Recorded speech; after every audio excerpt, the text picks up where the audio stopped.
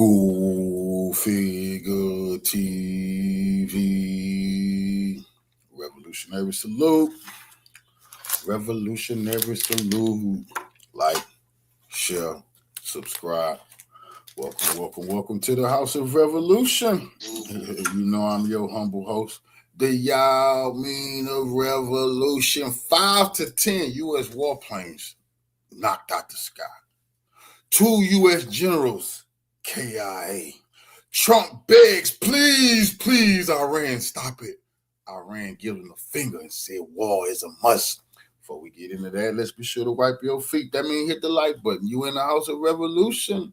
Like, share, subscribe, support the platform. Yeah, well, you know, if you were regular around the House of Revolution, you already knew it was bad news for the imperialists. But let's just calm down and let's just start with these U.S. F-15s being knocked out the sky in Kuwait.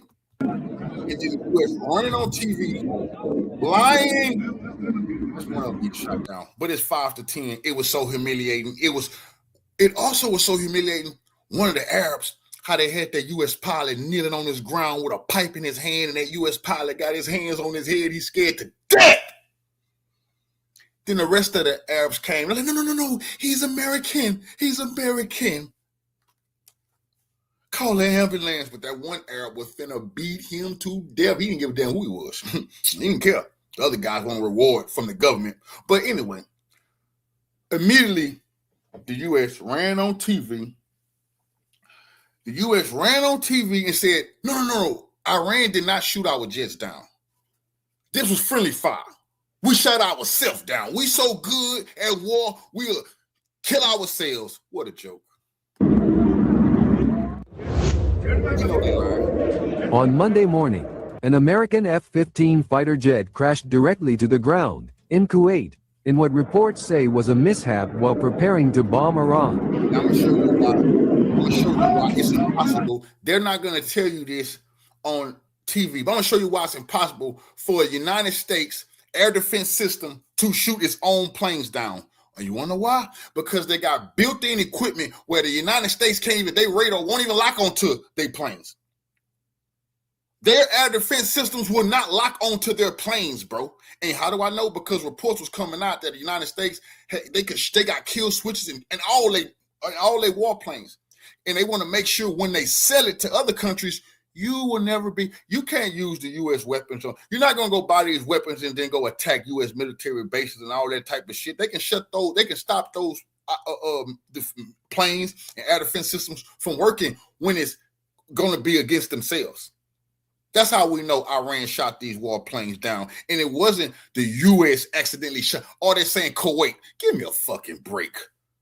You telling me the Kuwait military shot 5 U.S. F-15s out the sky?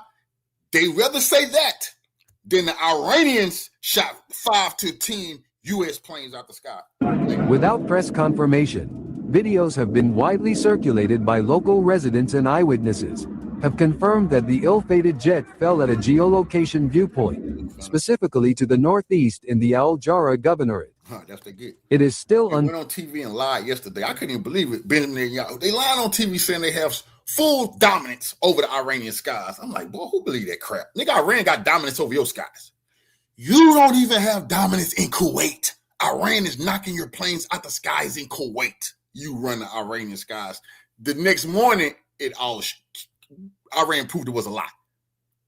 And that's why Iran tanned Kuwait ass off the bone. Why? Because you letting the U.S. fly planes. See, what they've been trying to do is they've been trying to use their standoff weapons. They've been firing at Iran from Kuwait, from Jordan, from Saudi Arabia. And guess what? They blew up bases in Turkey today. So Turkey got a piece of the action today. Unclear whether the jet was shot down, possibly by friendly fire, which has led to speculation. However, additional close-up footage shows white smoke visible in the sky. Damn right. Then the hardware. I'm going to tell you this. I'm going to tell you exactly what happened. They got them Chinese air-to-air missiles. Anybody paid attention to the Pakistan-India war that just took place? Pakistan put it on India's ass. They were shooting down French Rafale advanced jets. How did they do it? With the advanced Chinese missiles, the best in the world. China already warned the world that they sent Iran them air missiles. So the Iranians can sit back in their skies and knock these planes down from Iran. That's a fact. They got the missile to do that, and they proved it today. Hardware exploded in the air, eventually falling freely to the ground in slow motion. However, 2 American Army pilots managed to save themselves after ejecting themselves by parachuting from their crashed F-15 jet. America experienced an embarrassing situation after its advanced aircraft crashed, but see, they ain't gonna show and the pilot was handed over to Kuwaiti security forces by local. So you can go online and see the other picture. Or I might have a video showing it. You see this when that they had already let one of the people. The first picture came out. The American pilot was on his knees, and one of the Arabs had a pole in his hand, finna beat him to death. And then the other Arabs had to come say, no, he's American, because they knew they can get some money. But the first Arab was like, nigga, the hell with that. We got us an American. We finna beat him. That's a fact. That's what had happened. Residents. Him right there. Following the jet's crash, Him too, right footage there. emerged showing an injured American Army pilot wearing an oxygen mask in the back of the trunk. Humiliating. And they talking about they're going to go to Iran, man. Please, boy, let your plane get knocked out the skies of Iran. That would have been Iranians capturing his goddamn ass. They're not going nowhere. Just being too close to Iran, this will happen to you. Of a Kuwaiti citizen's car. The Kuwaitis said, "Call an ambulance, he's American, leave him alone." So far, further information about the cause of the incident, the pilot's condition and the extent of damage, has not been officially released by authorities or the U.S. military.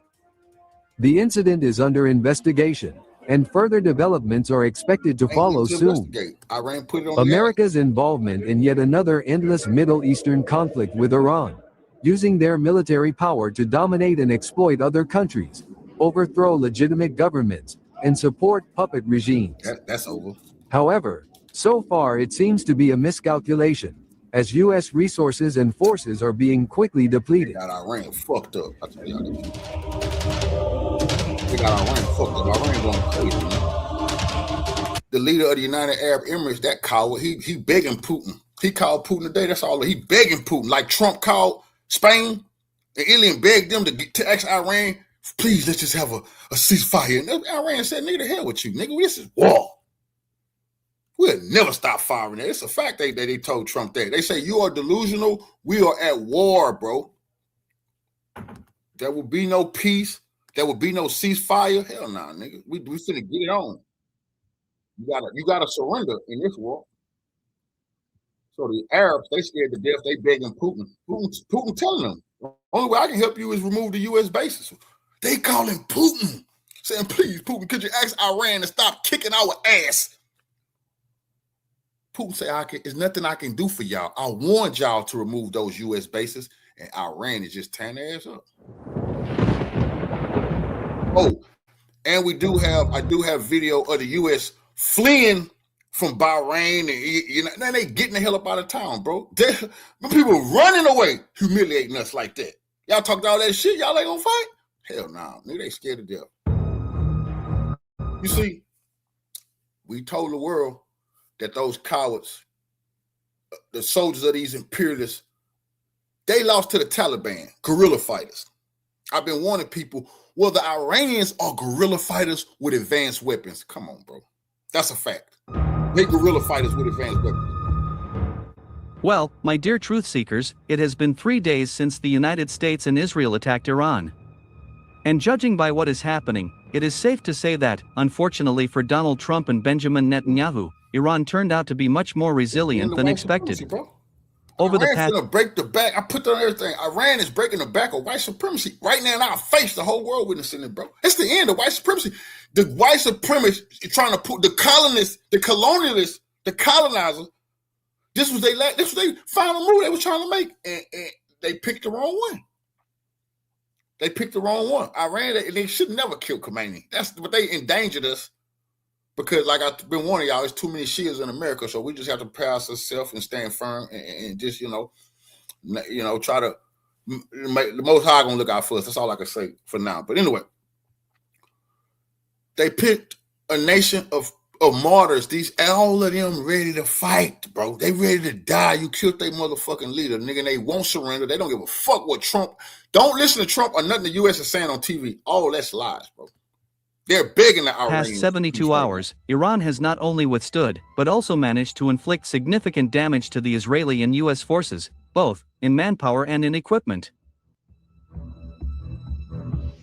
Israel finished. Israel finished. Benjamin Netanyahu, he hiding. They hit his office. At first, they said he was dead. You know, that's real talk. Revolutionary salute to my brother, low limit player for the donation to the war chest. Revolution is a way of life. Absolutely appreciate the love, soldier. He said when the red flag went up on their Mars, that was a sign it would never be over. That's a fact. When they put the red flag of revenge up, that's when Trump heard, hey, can we talk? Talk about what? These missiles doing the talking. Revolution is a way of life. I appreciate the love, soldier. Salute. But we got so much we're going to be watching today. But the U.S. going to run out. They run out. Even though the United States and Israel carried out about they absolutely thought they were going to defeat Iran and it was going to be over in 4 days. That's crazy that they thought that. They didn't listen to. Configure told you that was a lie. Even I knew that was a myth. These people should be drugged from office and arrested. That's a fact, bro. They should be arrested immediately, fam. They wasting our money. That's our money, nigga. Every time a plane go down, our money down the drain because the U.S. military finna take more of our money to replace those planes. The people, the contractors, they don't give a fuck.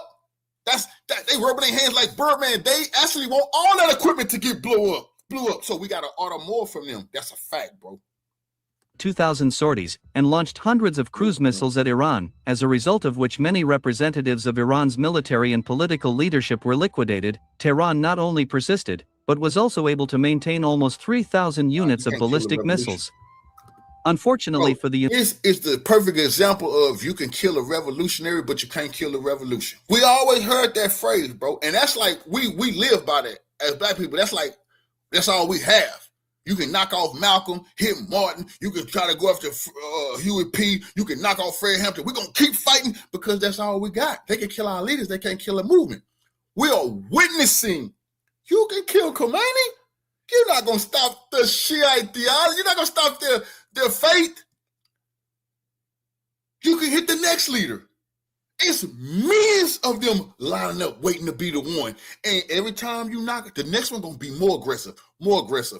And that's where we get to, God damn, we don't deserve to die for these people. The Iranians going to have a nuclear weapon in about 3 to 4 months. The United States and Israel.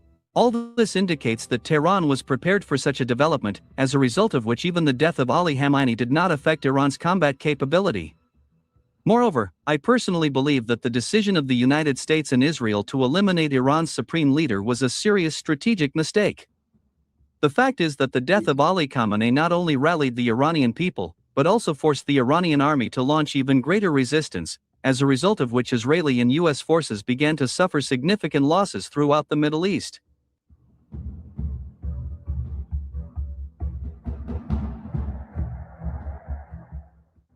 By the way, a few hours ago, Iran officially announced that as of March 3, 2026, the total losses of the United States amounted to 560 soldiers and officers. Come on, bro. It is noteworthy that... Don't let these people lie to us, bro. Iran ain't just... You think they're going to humiliate themselves? They come up with different numbers, man. They got to... China telling them what was hit at those bases. To China, them people is dead and wounded, man. The people is dead and wounded. Hundreds.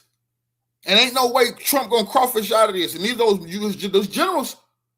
They're going to have to stand up sooner or later, bro, because there's 2 of them got whacked today. That's a fact. 2 generals killed in Riyadh. They can't hide that, bro. We lost 2 generals today. That numerous Middle Eastern sources voice similar figures. According to them, the flow of zinc coffins with American servicemen continues to arrive at airports not only in Kuwait, but also in other Middle Eastern states. Furthermore, the first reports of the death of the U.S. troops in the Middle East turned out to be so resonant that Donald Trump was forced to admit the losses of the U.S. Army in the confrontation with Iran. In particular, the current owner of the White House has officially stated that there are casualties among American servicemen and that, unfortunately, the death toll will only increase. According to Trump, these American soldiers are for their country, and they are true American patriots. He said that today. The number is unfortunately the number will be going up. Did you know the number is in the hundreds right now? You just trying to wait. He a real dictator. He won't let them people say one word. One word. Trump gonna make these people say no. Them people died in training. When U.S. military get killed in Ukraine, we done proved that. Then they tell us they died in training exercises. I have proven that. Everybody know that. U.S. fighters, generals, captains then died in Ukraine. Then they tell us they died training, hiking, in a plane crash in the U.S. That's a lie. Yes, died in Ukraine. I don't know what they finna pull with this one, but they gonna have to come on with those numbers real goddamn soon because the war gonna keep going on and they're gonna keep piling up.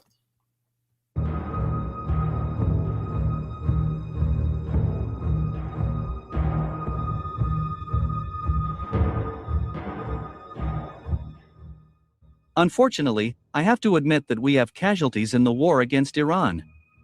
Yes, it's a difficult path.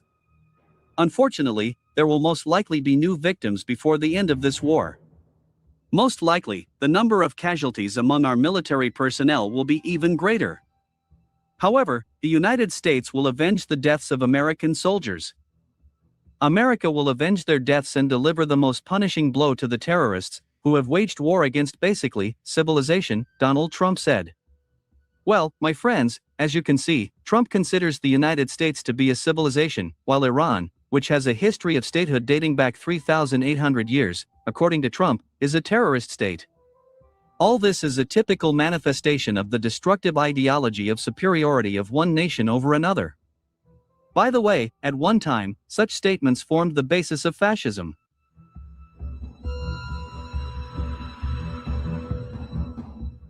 It is worth noting that right after Trump acknowledged the death of American soldiers, his rating dropped significantly. Even the statement by Western propaganda that the United States allegedly lost only 3 soldiers in 3 days of fighting did not save the situation. Trump's rating continues to fall in all states across the country. Wait till they find out the truth.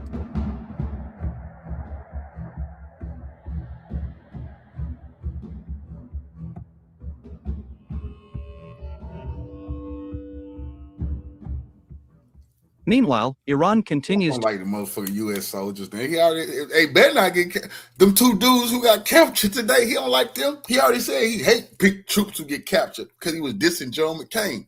You know, Trump don't give a damn about them people, bro. He don't. But this is serious business. What Trump need to understand is it's just not the troops' life on the line. They absolutely were gonna try to whack that man. Jared Kushner, Barrett, they don't man. What Iran kill?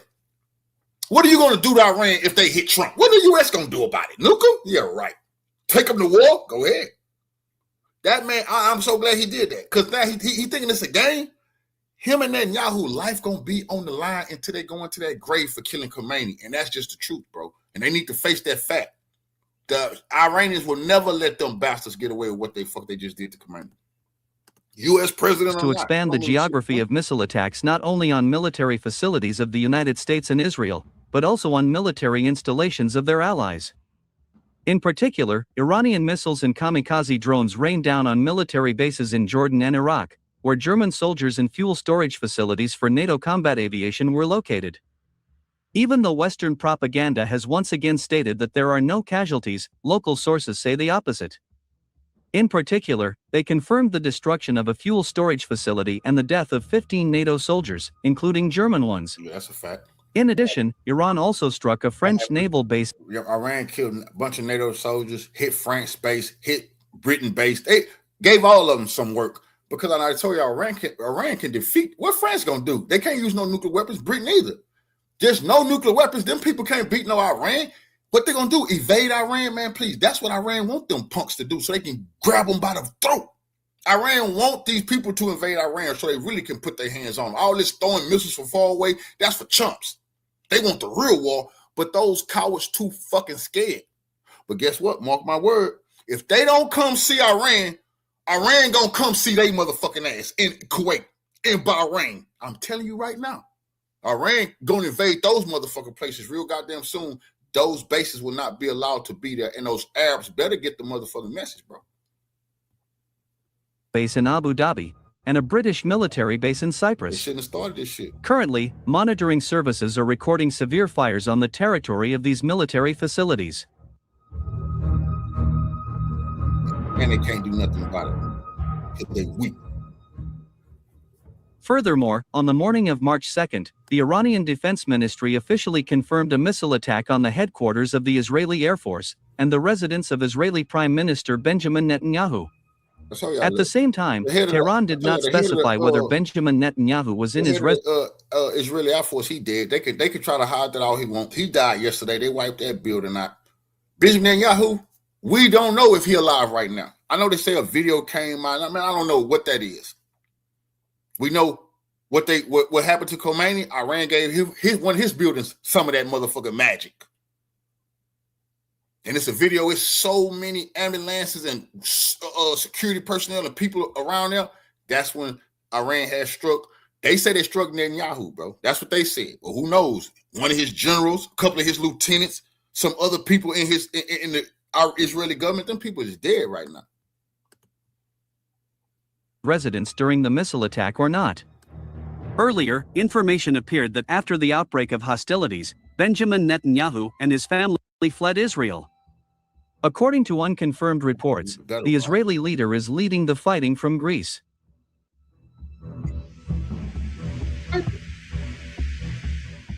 It is also worth noting the statements of numerous Middle Eastern sources about the destruction of the secret CIA office in Dubai.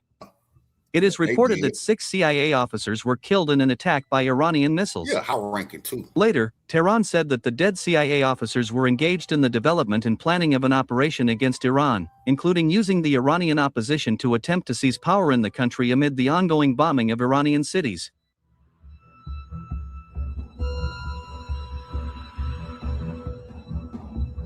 Boy, this is humiliating for the white supremacy. Pathetically weak. I told y'all, bro, they ain't finna defeat no Iran, not in a million years. Meanwhile, Kuwait officially announced that on March 2nd, the United States lost several of its fighter jets. In particular, we are talking about 2 F-15E Strike Eagle fighter jets. Later, footage of one of the downed American fighter jets, and 3 pilots who ejected, appeared on the network.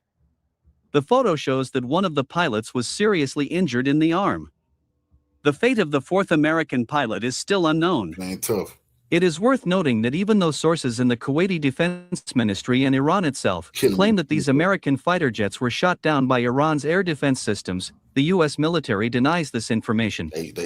Furthermore, the U.S. command still acknowledges the loss of only 1 fighter jet, claiming that it was shot down during friendly fire. In addition, sources within the Kuwaiti Defense Ministry confirmed the destruction of the carrier-based fighter bomber FA-18 Hornet.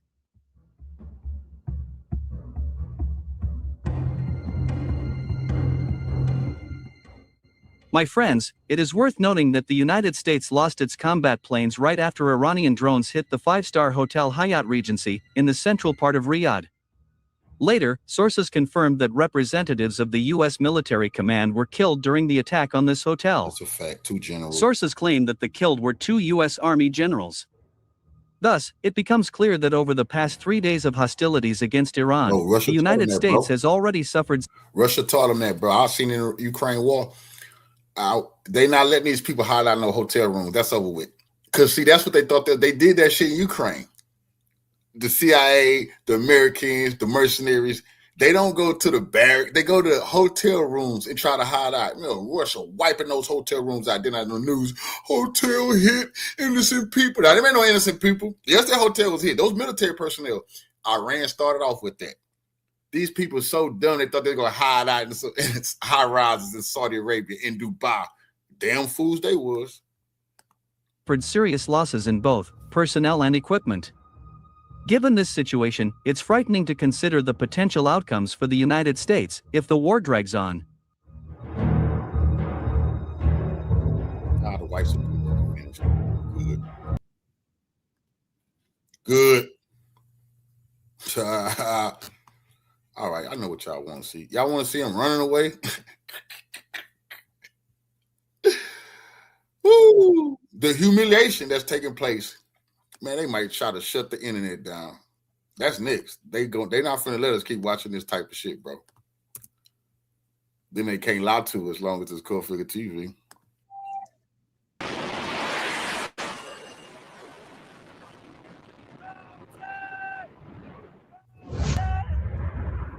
The U.S. has reportedly begun taking steps to evacuate from United Arab Emirates as the Iranian armed forces continue to target U.S. military bases with precision missile attacks across the... This is some coward-ass shit right here if I ever seen it, bro.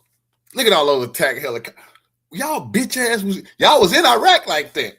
And no disrespect to all my brothers and sisters who was in the military. I ain't talking about y'all. I'm talking about the imperialists. Talking about the imperialists. So I don't think your brother disrespecting you. I would never do that. Y'all motherfucking ass was flying them helicopters all through Iraq, terrorizing people. Now y'all running away from Iran. Nigga, this supposed to be them in Iran. The goal, right? With another wave of missiles hitting American targets near Burj Khalifa on Monday. This is weird, bro. And I ain't seen no news station show this shit, bro. The news steady talking about Khomeini's dead, but that was 2 days ago, man. We on to the what's happening today? Do you know Khomeini died? Yeah, that's why your ass getting fried right now. U.S. runs away because Iran is devastating those Middle Eastern puppets. Damn, y'all went in Venezuela? Why y'all won't go into Iran? Go into Iran. Fly, go ahead. Take 300-400 helicopters into Iran. See what happens. Come on, man.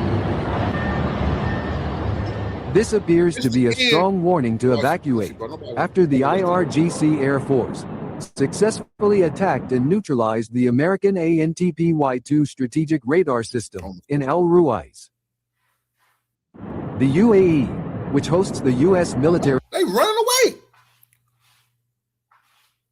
Y'all supposed to be... Iran is the other way. Why y'all running away?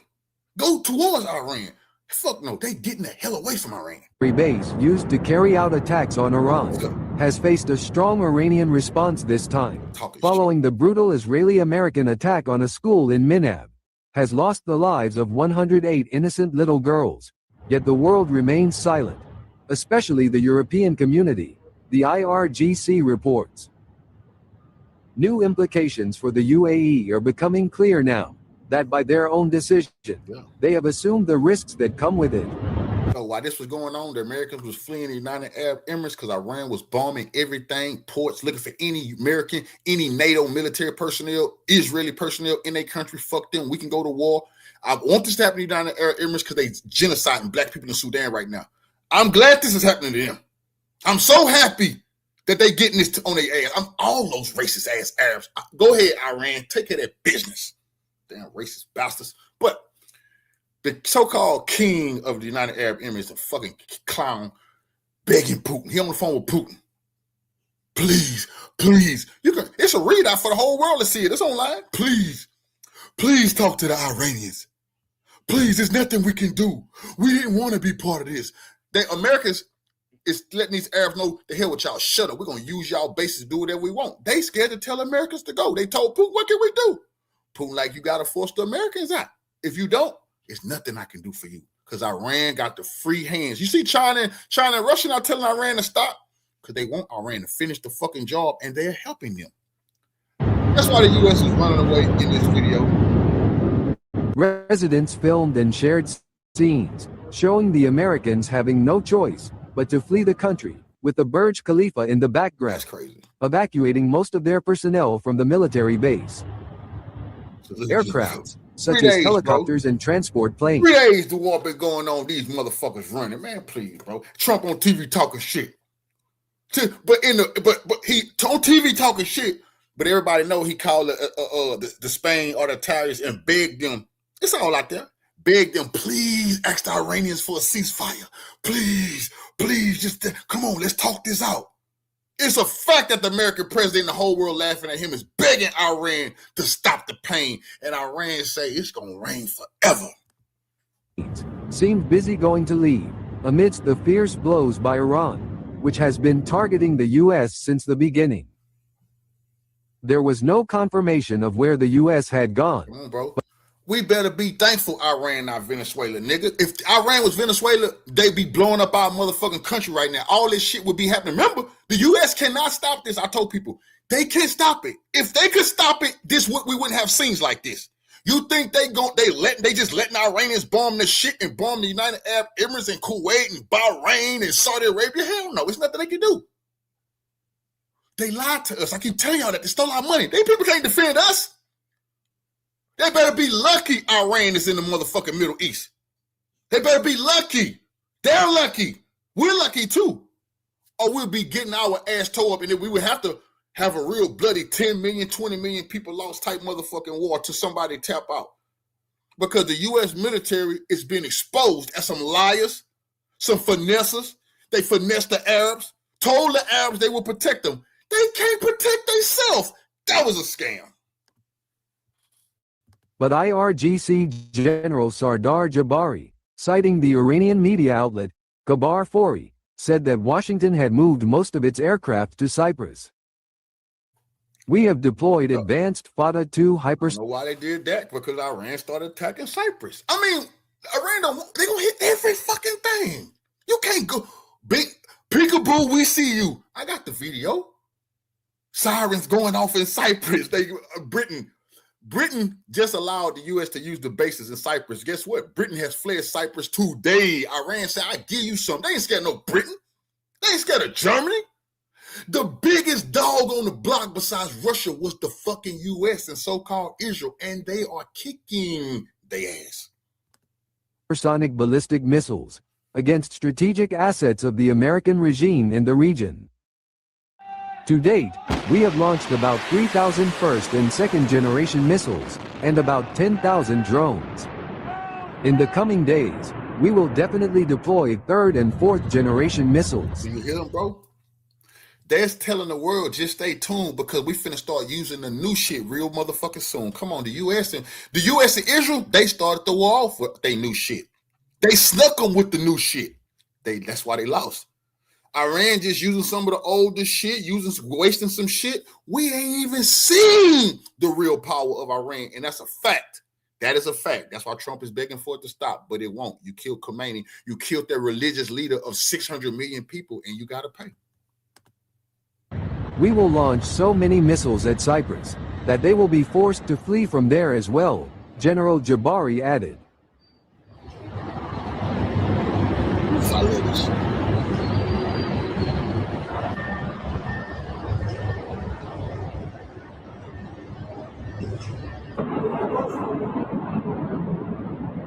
All those, we're gonna run away. We're gonna run away, bro. Trump's told Iran, you better not fight back, or I will release devastation like the world has never seen. That's crazy, bro. And they still, when is they gonna see the devastation like the world has never seen? The U.S. even think about a nuclear weapon. We get nuked. That's a fact. That's the day we're gonna get nuked. If we try to nuke Iran, it's no, just take those ass looking like a man. They're running away, so you know. Woo! Bastards. Running away. That's why that nigga, the king of the United Arab Emirates, called Putin. Nigga, yeah, bitch, because the U.S. is running and I ran on your ass. You know you fucked up, nigga. Fuck you. You do. Nah, nigga, you shouldn't. Yeah, you was in on killing Gaddafi, too. Fuck you, UAE.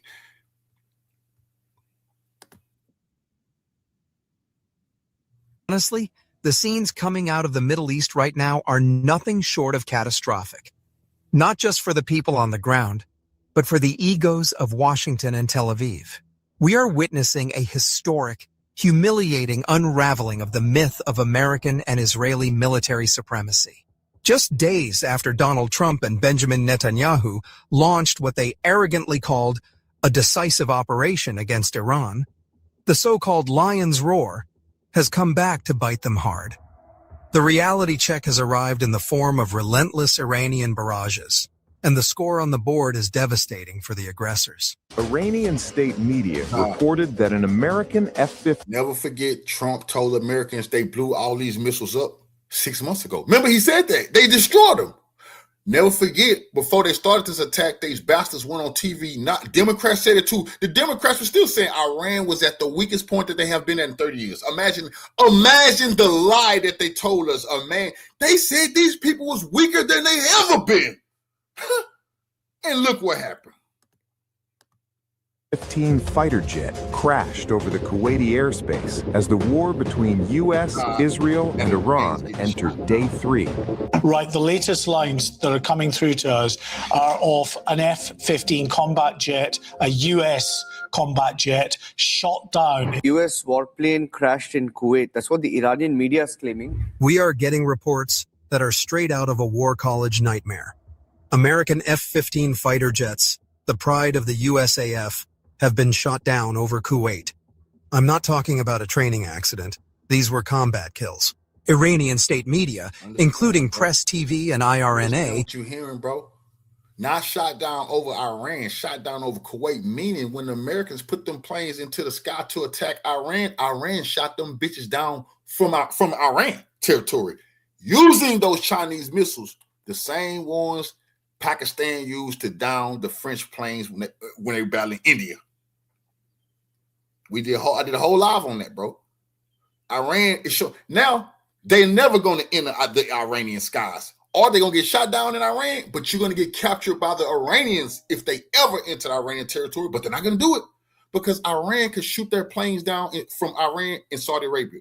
They can hit them in Jordan. That's what the world is witnessing. They shot those planes down as soon as they entered the skies in Kuwait. Have released footage and images showing several American F-15 going down in flames over Kuwaiti territory, with reports even surfacing of the pilot being captured. This isn't just a loss of hardware. It's a psychological blow. The Pentagon has spent decades and trillions of dollars cultivating an image of invincibility. And in the span of 48 hours, Iran's air defense networks have exposed that as a complete fiction. While America was busy trying to assassinate leaders, Iran was busy dismantling the myth of the American war machine. We are also getting confirmation from sources on the ground that the skies over Iran have become a no-fly zone for the much-hyped Western drones. The Islamic Revolutionary Guard Corps, IRGC, has released statements via the SNN network confirming the destruction of at least 20 Israeli Hermes UAVs in the northwest, near Tabriz and Khorramabad, and to add insult to injury, they plucked an American MQ-9 Reaper out of the sky over Isfahan province. That's the same type of drone the U.S. brags about for persistent surveillance. Turns out, persistence doesn't help much when an Iranian missile turns you into scrap metal. Before we dive deeper into the specifics of how the axis of resistance is systematically dismantling the U.S. and Israeli forward positions across the Gulf, I need to ask you for a moment of your time. We are one of the few outlets left that refuses to parrot the Pentagon press releases or the talking points from occupied Jerusalem. We rely on you to keep this honest journalism alive. If you believe in telling the truth about who is really winning this conflict, hit that like button, share this video far and wide, and if you haven't already, subscribe to the channel. Your support is the only thing standing between us and the propaganda machine. Now, let's get into the meat of this. What we are seeing here is a textbook example of a defensive power using asymmetric capability and sheer strategic depth to bleed a supposed superpower dry. The Americans and Israelis thought they could pull off a repeat of their usual playground tactics, shock and awe, decapitation strikes, and then claiming victory. But Iran isn't Iraq, and it certainly isn't Gaza. The retaliation dubbed Operation True Promise 4 has been methodical and devastating. While the Western media is trying to focus on specific strikes inside Iran, they are completely glossing over the fact that Iran has opened a multi-front war that has set the entire Gulf on fire. Before I continue with more shocking details of the air war, watch how an honest American journalist humiliated an IPAC-funded lawmaker, Anna Paulina Luna. Can you just tell me really quickly, where have they killed thousands of Americans in America? I didn't say they killed thousands of Americans in America. I said that they have been responsible for thousands of Americans being killed. And I think that that's easily something that you can verify. I don't know, state-sponsored terrorism for starters. Why don't you Are you serious right now about that whole thing? I'm not going to list out exact no, I mean, just give me, are you talking about, are you talking about the Iraq war where the U.S. invaded? You can start out by the three that they just killed. Okay, the whole point of your network, if you want to actually talk about the facts here, I'm giving you the facts. But I'm not going to sit here and argue with you about something that's commonly accepted and known. Congresswoman, you don't have a good understanding of the conflict. Well, I'm the one that's getting the briefings, not you. You're a pundit offering your opinion because you want clickbait, no, not at all. I'm interested in the substance. No, not at all. We can talk about the fact that Obama sent millions upon millions of dollars to the Iranian regime, or do you not want to address that because it's not supported by your opinion and your network? Luna wasn't expecting the news of 3 fighter jets downed, so let her know what's happening. Let's talk about the air power Iran has degraded. The F-15 Eagle, particularly the models in service over Kuwait, is a beast of an aircraft. It's designed for air superiority, with powerful radar and the ability to carry a massive payload. But here is the thing about the F-15 that the Pentagon hoped no one would notice. For all its thrust and speed, it relies heavily on electronic warfare suites and support that were completely neutralized. Iran didn't just get lucky with a manpad. The footage suggests the engagement involved a sophisticated, likely medium-range surface-to-air missile system that tracked the fighter despite its countermeasures. The F-15 has a top speed exceeding Mach 2.5 and can fly at the edge of space. Now I'm going to show you why the U.S. really put themselves in a trick bag, not by just, because they fucked up all the way around the board.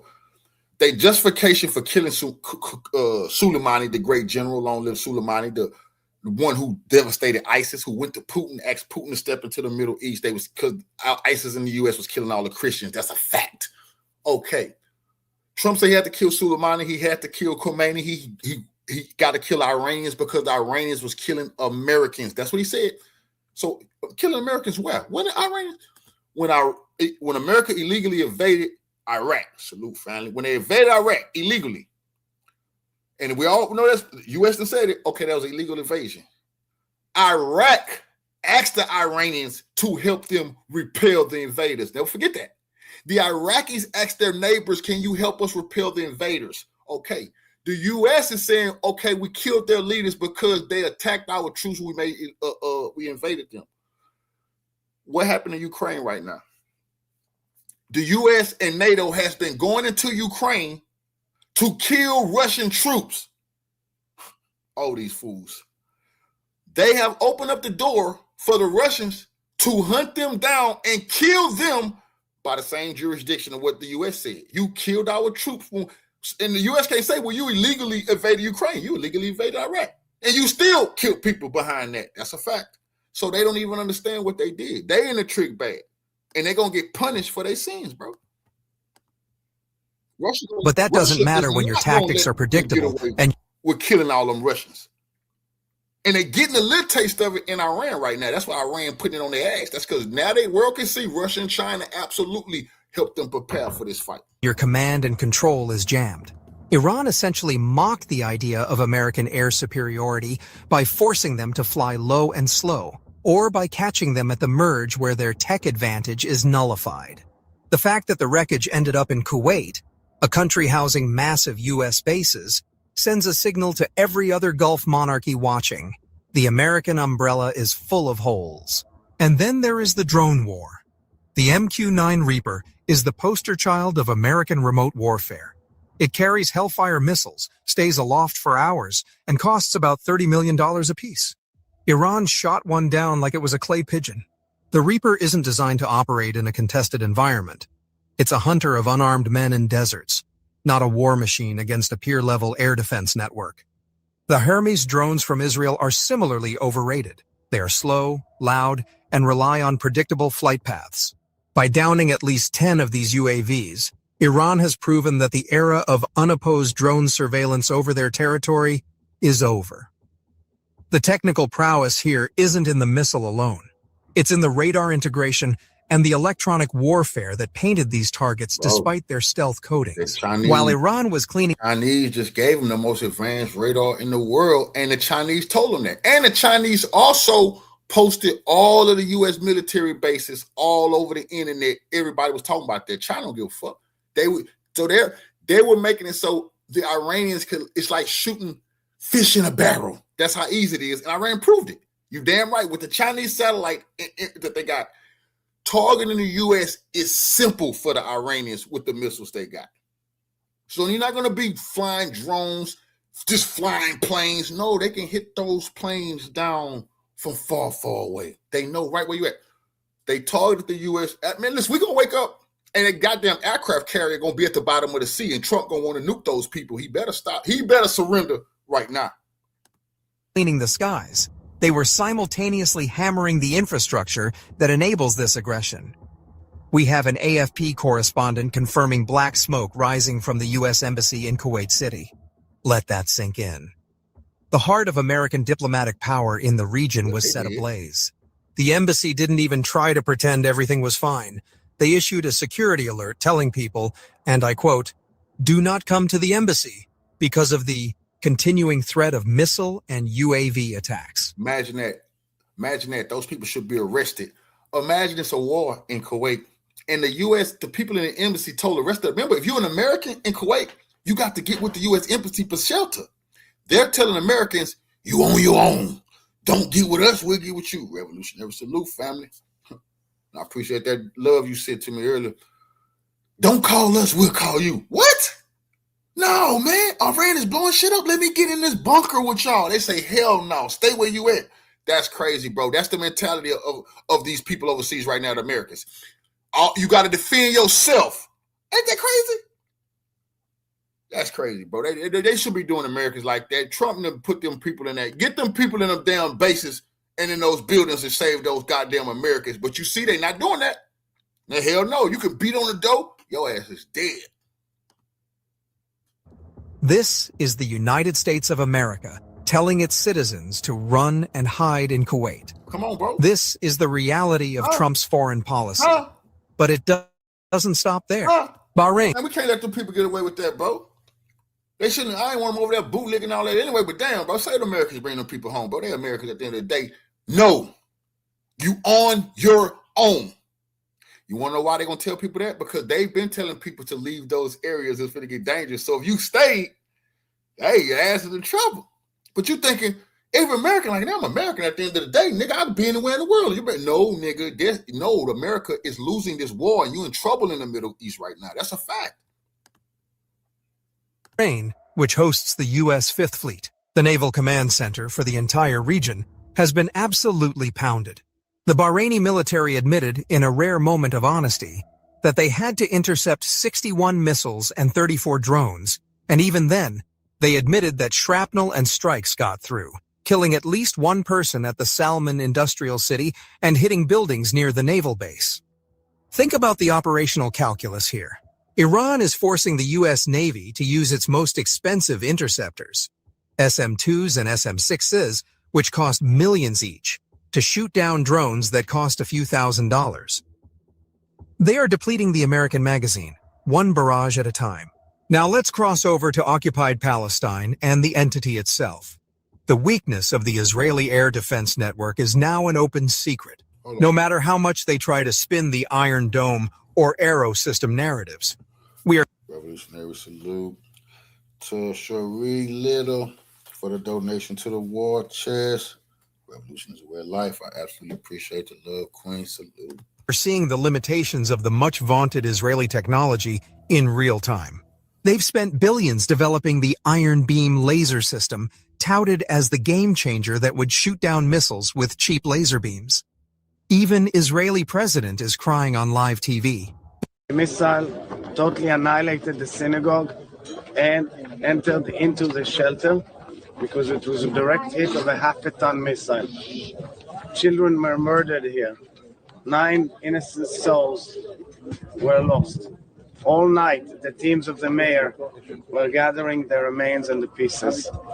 We pray with the victims and we pray with their families, and we hope that they shall find comfort. But here is the reality check that the propaganda machine doesn't want you to know. Iron Beam is a line-of-sight system that works best in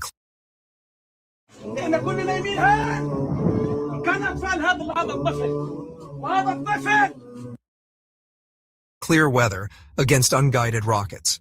It has a range of only a few kilometers and requires sustained contact with the target to burn through it. Against the salvos Iran is firing, specifically the thermobaric missiles hitting Haifa, the iron beam is useless. Thermobaric weapons create a massive blast wave and vacuum seal. They don't need to score a direct hit on a specific point to destroy a bunker. They destroy by concussive force. So even if the laser could theoretically zap one missile, it can't stop the overpressure from the ones that land nearby. The damage in Haifa is effective because Iran is targeting the infrastructure, not just the people. They are collapsing buildings and bunkers that the Israeli cabinet thought were safe. And speaking of the cabinet, the reports emerging from the underground command centers are horrific. They had to tell that truth live on TV. The Israelis in every building is a bunker, a safe place where you're supposed to go into. Iran is collapsing that shit, nigga. On them people. Them people like, what? We're supposed to be safe. No, you're not. Not anymore. You're not safe. And now they really hot. Ain't nowhere to hide. Horrific. While the mainstream media is running cover, searching the posts on X and the feeds from Iran International, we are getting whispers of a strike that actually targeted an emergency Israeli cabinet meeting. We are hearing that a hypersonic bunker buster, something the Iranians have been perfecting despite sanctions, managed to penetrate deep into a facility that was supposed to be impregnable. The casualty figures are being kept under a tight lid, but the silence from Tel Aviv is deafening. When Benjamin Netanyahu isn't on camera screaming about existential threats, you know something is wrong. He gambled everything on the idea that he could attack Iran and the Iranians would just take it. He never anticipated the dangers of turning the entire region into a blast furnace. He thought his intelligence was perfect, his air force was invincible, and his American backers would keep the skies clear. Now, the entire region is on fire, and he is sitting in a bunker, if he is still alive, watching his new Middle East go up in smoke. Let's not forget the Gulf states who hitched their wagon to the American star. Saudi Arabia, the UAE, and Qatar are now reaping the whirlwind. They issued statements condemning Iran's aggression.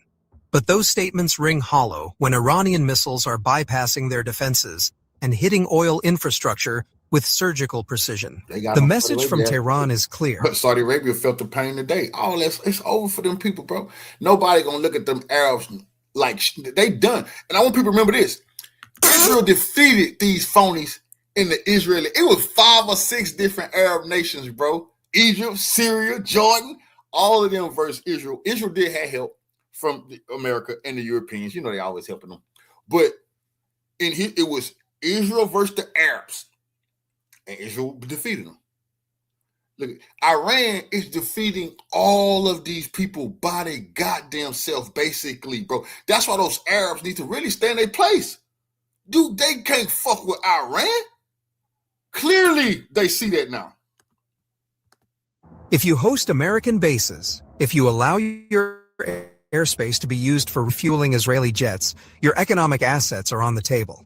The fact that Ali Larijani, the Secretary of Iran's Supreme National Security Council, has firmly and publicly rejected any negotiations with the U.S. while these strikes are ongoing tells you everything you need to know about the morale in Tehran versus Washington. They are not bending the knee. They are not asking for a ceasefire. They are dictating the tempo of the war. The international community is splitting apart. But frankly, the UN and the European hand-wringing doesn't matter on the battlefield. What matters is that the United States, under Trump, walked into a trap. They thought they were going to have a quick victory to boost election polls. Instead, they are facing a multi-day, multinational retaliation that has exposed the fragility of their entire Middle East posture. The U.S. Embassy is burning in Kuwait. The Fifth Fleet is hiding in Bahrain. And the Israeli cabinet is scrambling to find a safe place to meet. This is the reality check. This is what happens when you underestimate a nation with a strategic depth and a population that doesn't fear death. Trump wanted to project strength. Instead, he has presided over the most embarrassing 48 hours for the American military since the Desert One debacle. As we get more updates on the casualty figures from that bunker in Tel Aviv, and as more wreckage of American jets is paraded on state TV, one thing is becoming crystal clear. The equation in the Middle East has changed forever, and it did not change in favor of the United States. Thank you for watching. Stay tuned, subscribe, and turn your notifications. See, Iran is the Middle East superpower. The whole world can see that now. You know, not Israel. Israel can't do shit with Iran without the U.S. Nothing. They could never, ever think about fighting Iran without the U.S. So we see that now.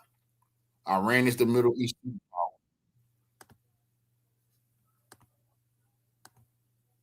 And it's gonna be a new Middle East after this ass whooping's all the way over. That's a fact. The people gonna stop talking Iran like they tough. They stop playing with Iran like Iran ain't a big dog. That's a fact. They gonna stop. This is over. It's over for them.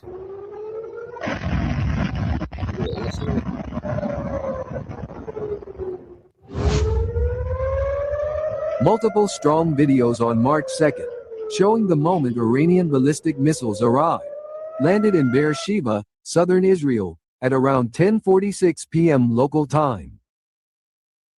Sirens wailed throughout the course of the missiles. Until they hit the target, the explosion sounded very strong.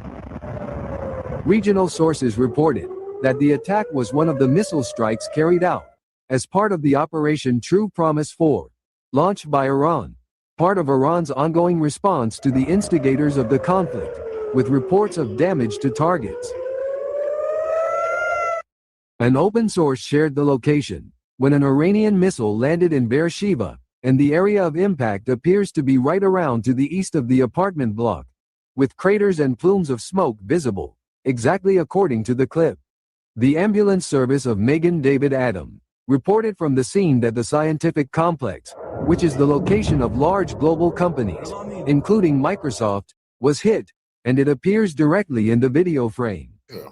Iran blowing all that. But it is worth noting that Microsoft, which Iran says was part of the spying, was linked to high-tech military personnel during the attack. They did. It is too early to draw any conclusions, and it seems that is what Iran is aiming for, while the Israel-US are aiming for leaders and schools of Iran, amid the ongoing regional escalation. That's how dumb they is. Videos of the damage have emerged. People trying to assassinate people. Iran is systematically taking their ass apart piece by piece by piece. Their militaries will never be the same. These people getting put back, especially the U.S. in the Middle East, nigga, they putting our ass back 50 years. It's going to take decades to regroup after this. Israel never going to recover. They too small. Becoming a direct target due to a new wave of destructive Iranian advanced missiles.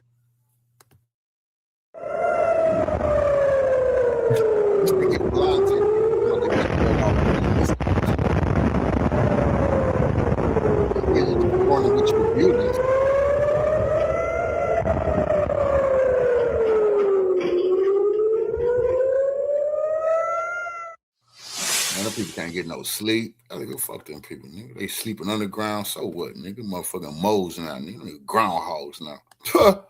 People living like groundhogs now, man. That's a fact, Jack. You know. Let's hear from the Iranian spokesman. Great. We're gonna tell you. He seems like a nice, honorable gentleman right here. I got some stuff he want to tell y'all. They don't want y'all to hear this. The USS Abraham Lincoln aircraft carrier of the US military was attacked with 4 cruise missiles. US bases in the region were attacked repeatedly. Now, Iran is on TV saying, we attacked your aircraft carrier, bro. And just because ain't no video of it, don't quit lying to these people. We attacked your goddamn aircraft carrier. You're running from us right now. The U.S. saying that's a lie. Iran is making all this shit up. Who believes Iran it has to make anything up? If they say they attacked that aircraft carrier, they damn sure attacked that aircraft carrier, bro. Resulting in the deaths and injuries of 560 U.S. soldiers so far. The U.S. naval base at Al Salem in Kuwait gave the U.S. a specific number on deaths and injuries, 560 something. The U.S. is saying this is psychological warfare. The Iranians are lying.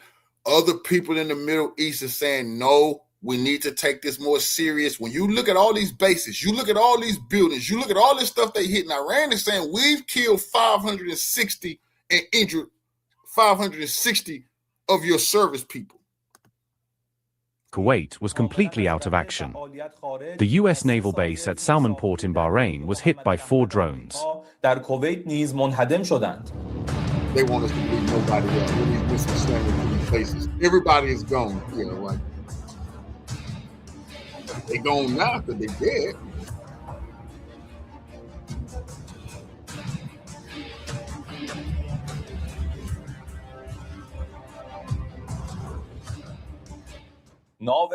The USS Abraham Lincoln aircraft carrier of the US military was attacked with 4 cruise missiles. After the attack, the US aircraft carrier fled its mission location to the Southeast Indian Ocean. The US naval base at Al Salem in Kuwait was completely out of action following the recent. Say it fled. People trackers of the ship say the ship went.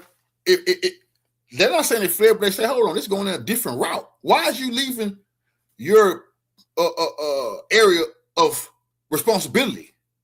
Well, they had to get the hell up out of there. Iran was attacking their ass. So if you're no longer where you're supposed to be, you fled, you ran away. That's what Iran is saying. Man, we chased them away and we killed some people. That's what Iran is saying. Recent attacks, and 3 US naval infrastructure facilities at Mohammed Al Ahmad in Kuwait were also destroyed. The US naval base at Salman Port in Bahrain was hit by 4 drones, causing severe damage to its command and support centers. In the continuation of the attacks on hostile naval targets, 3 US and British oil tankers in the Persian Gulf and Strait of Hormuz were hit by missiles and are burning. The US military base in Bahrain was attacked with 2 ballistic missiles, and other US bases in the region were attacked repeatedly, resulting in the deaths and injuries of 560 US soldiers so far. The proud pilots of the Islamic Republic of Iran's Air Force also successfully bombed US bases in the Persian Gulf countries and the Iraqi Kurdistan region in several stages of operations.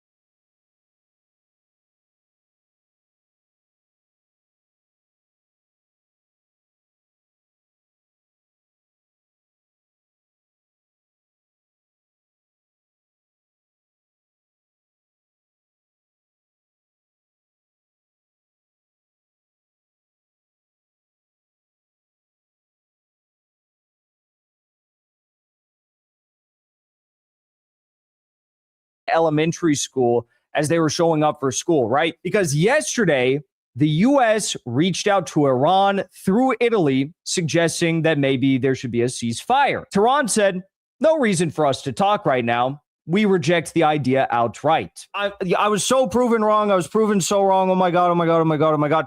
The Iran war is going so well for Trump, you guys. Trump's actually taken the biggest...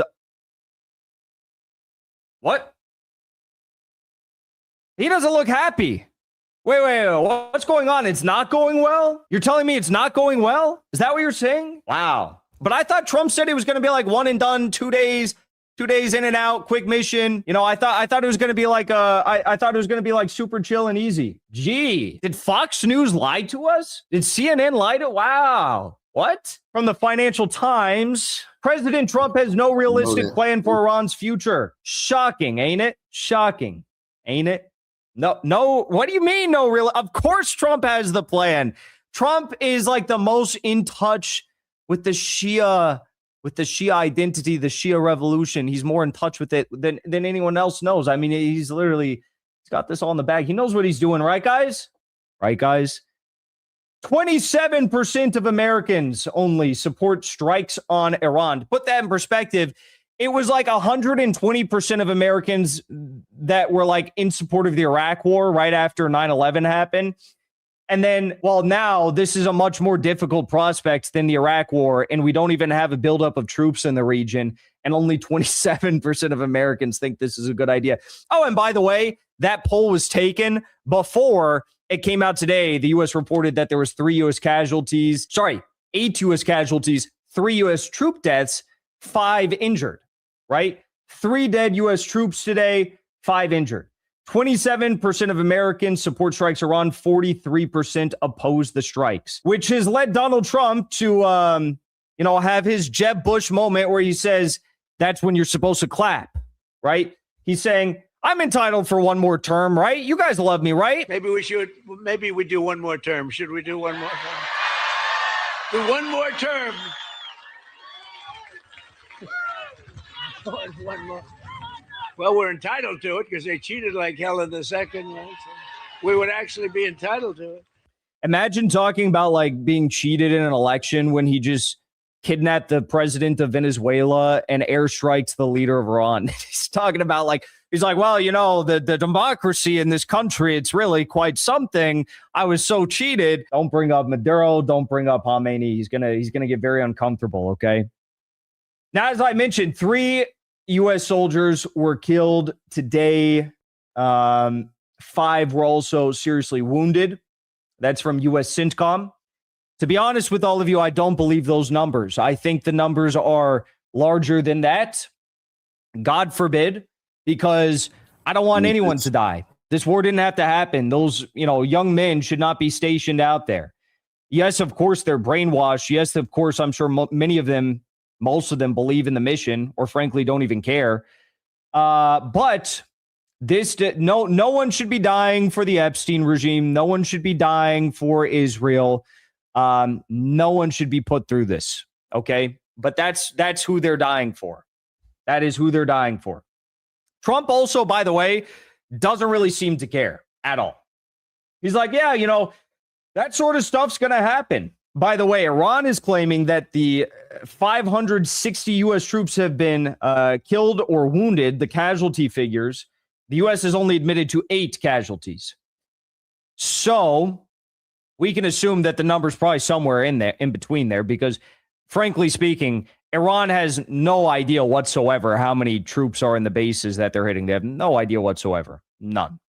Also, some CIA assets were reportedly struck in a targeted precision strike in Dubai. We'll talk more about that later.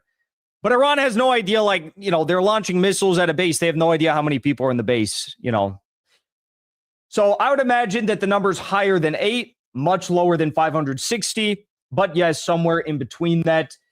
And Trump admits again, because he admitted this the day he started the war, and now he's admitting it again, we expect casualties in Iran attacks, but argues it will be a great deal despite the losses. A great deal. So a great deal, but the deal is going to be worse than the Iran deal that you pulled out of. How does that make sense? So the deal is going to be worse than the Iran deal that you pulled out of at the behest of Mike Pompeo and John Bolton in your first Trump administration. But now U.S. troops are having to die to get into an even worse deal for the United States. Make it make sense. This is not a good sign either. Israel has called up 100,000 reserve soldiers. Of course, they're not going to risk the lives of these reserve soldiers. They're just going to be manning, air defense systems, man pads, things like that. But the problem for Israel is it doesn't really matter how many men you have manning the air defense systems, the Patriot systems, and the man pads. The problem is the amount of missiles you actually have at your disposal. That's why there was a U.S. cargo ship, U.S. cargo aircraft, which landed in Israel today, probably dropping off more defense munitions for the Zionist entity. We saw a video of Iran shooting down a $35 million American MQ-9 Reaper drone. By the way, you do not have free healthcare because of shit like this. Israel does, as you know. Iran has shot down 20 Hermes drones. Those are the Israeli ones, right? 20 Hermes drones and 2 MQ-9 Reaper drones, $35 million a pop. They downed both of those today, and 20 Hermes drones yesterday. Now, this is where things get very interesting because, again, Trump told us in and out, 2 days in and out, everything's fine. They're going to overthrow the government. Now the situation is beginning to set in that, oh no, they don't want to be a vassal of the U.S. They don't want to be governed by the Epstein regime. They don't want to have OnlyFans Tehran. They don't want Four Seasons Tehran. They don't want to be governed by the entity that just murdered 160 plus 7 to 10-year-old girls at an elementary school as they were showing up for school, right? Because yesterday, the U.S. reached out to Iran through Italy, suggesting that maybe there should be a ceasefire. Tehran said, no reason for us to talk right now. We reject the idea outright. That's from Yedioth Aronoth, which is an Israeli publication. And in addition to that, I had Christopher Halali on my show today. Who is the great American journalist. He's also the international secretary of the American Communist Party. And he also got confirmation of this very fact, speaking to Iranian officials yesterday. So he actually had this confirmed before Yedioth Aronoth, whatever the hell that means, came out with this. Senior U.S. officials under Trump reportedly saying that the war is expected to last multiple weeks, not days, after this became known, after it became quite clear that Iran didn't want to negotiate. Trump has since revealed a potential timeline for the war with Iran. It's always been a 4-week process, despite the fact that he reached out to Italy last night to try and get a ceasefire. We figured it'll be 4 weeks or so, despite the fact that before this began, or as this began, he said it's going to be like 3 days in and out and the regime is going to collapse. It's always been about a 4-week process. So as strong as it is, it's a big country. It'll take 4 weeks or less. This man opened a Pandora's box. Now he's trying to close it. But the McDonald's that he ate for breakfast and lunch did not give him the strength to close the Pandora's box that he himself opened. Because on the one hand, he's going to Italy and saying, please, please, please, let's talk about a ceasefire with the Iranians. No deal. Then he comes out and he says, oh yeah, no big deal. It's going to take 4 weeks, right? It's going to take 4 weeks, probably around that, maybe less. Then he's coming out and saying, we'll be talking to Iran. We should talk. Iran wants to talk. Does that sound like the guy? Does that sound like a guy who's like actually talking to the Iranians? Does that sound like a guy who's like, Iran is at his knees, at his toes, at his feet, begging for a ceasefire? It's like your girlfriend breaks up with you and she's way hotter than you or something. And then your best friend comes over to hang out and he's like, oh, where's your girlfriend?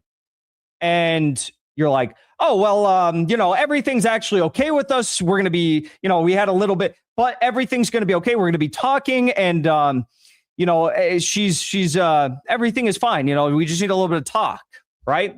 I think she wants to talk. So we're going to be talking.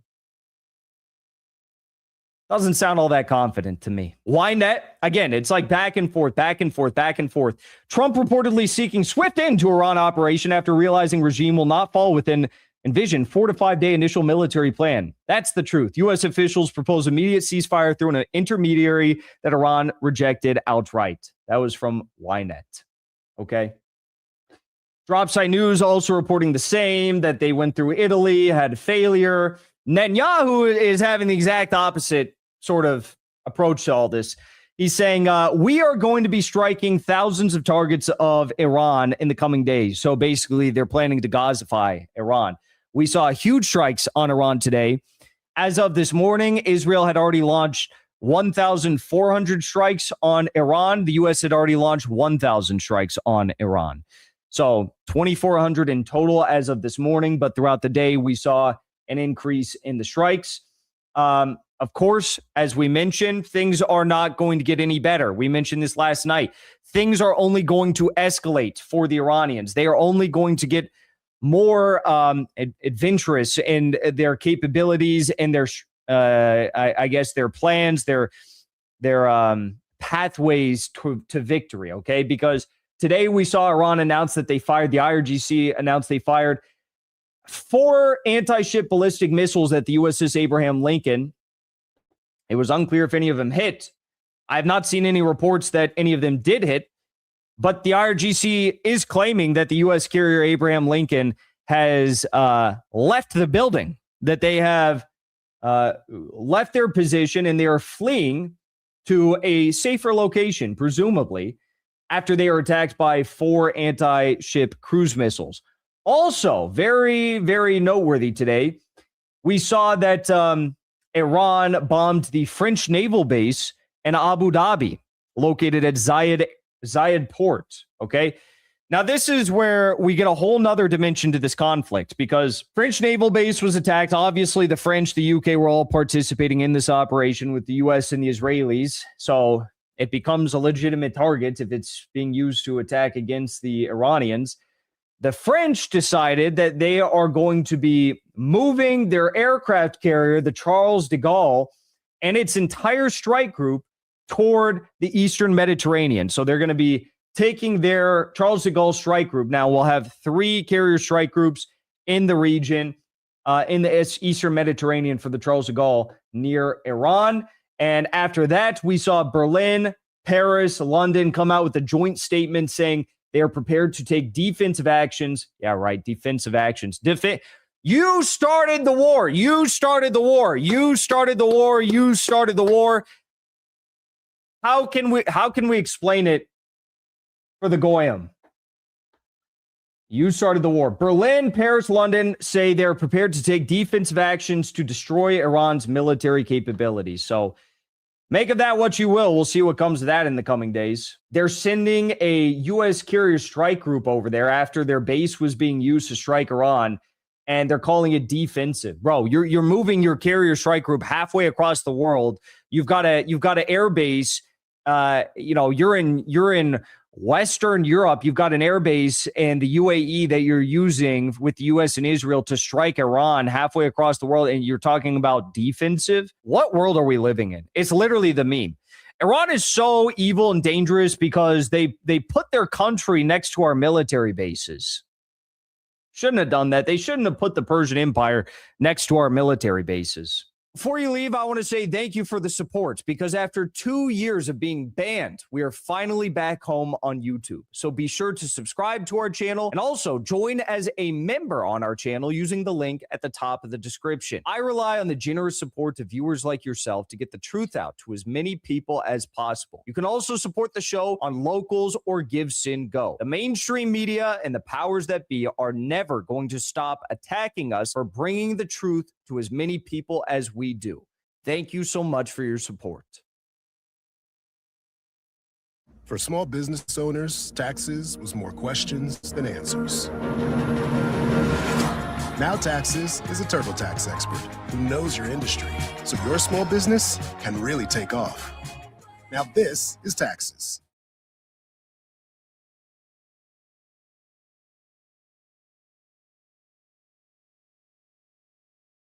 What if I could build an app that works my way with Base 44? My work moves fast.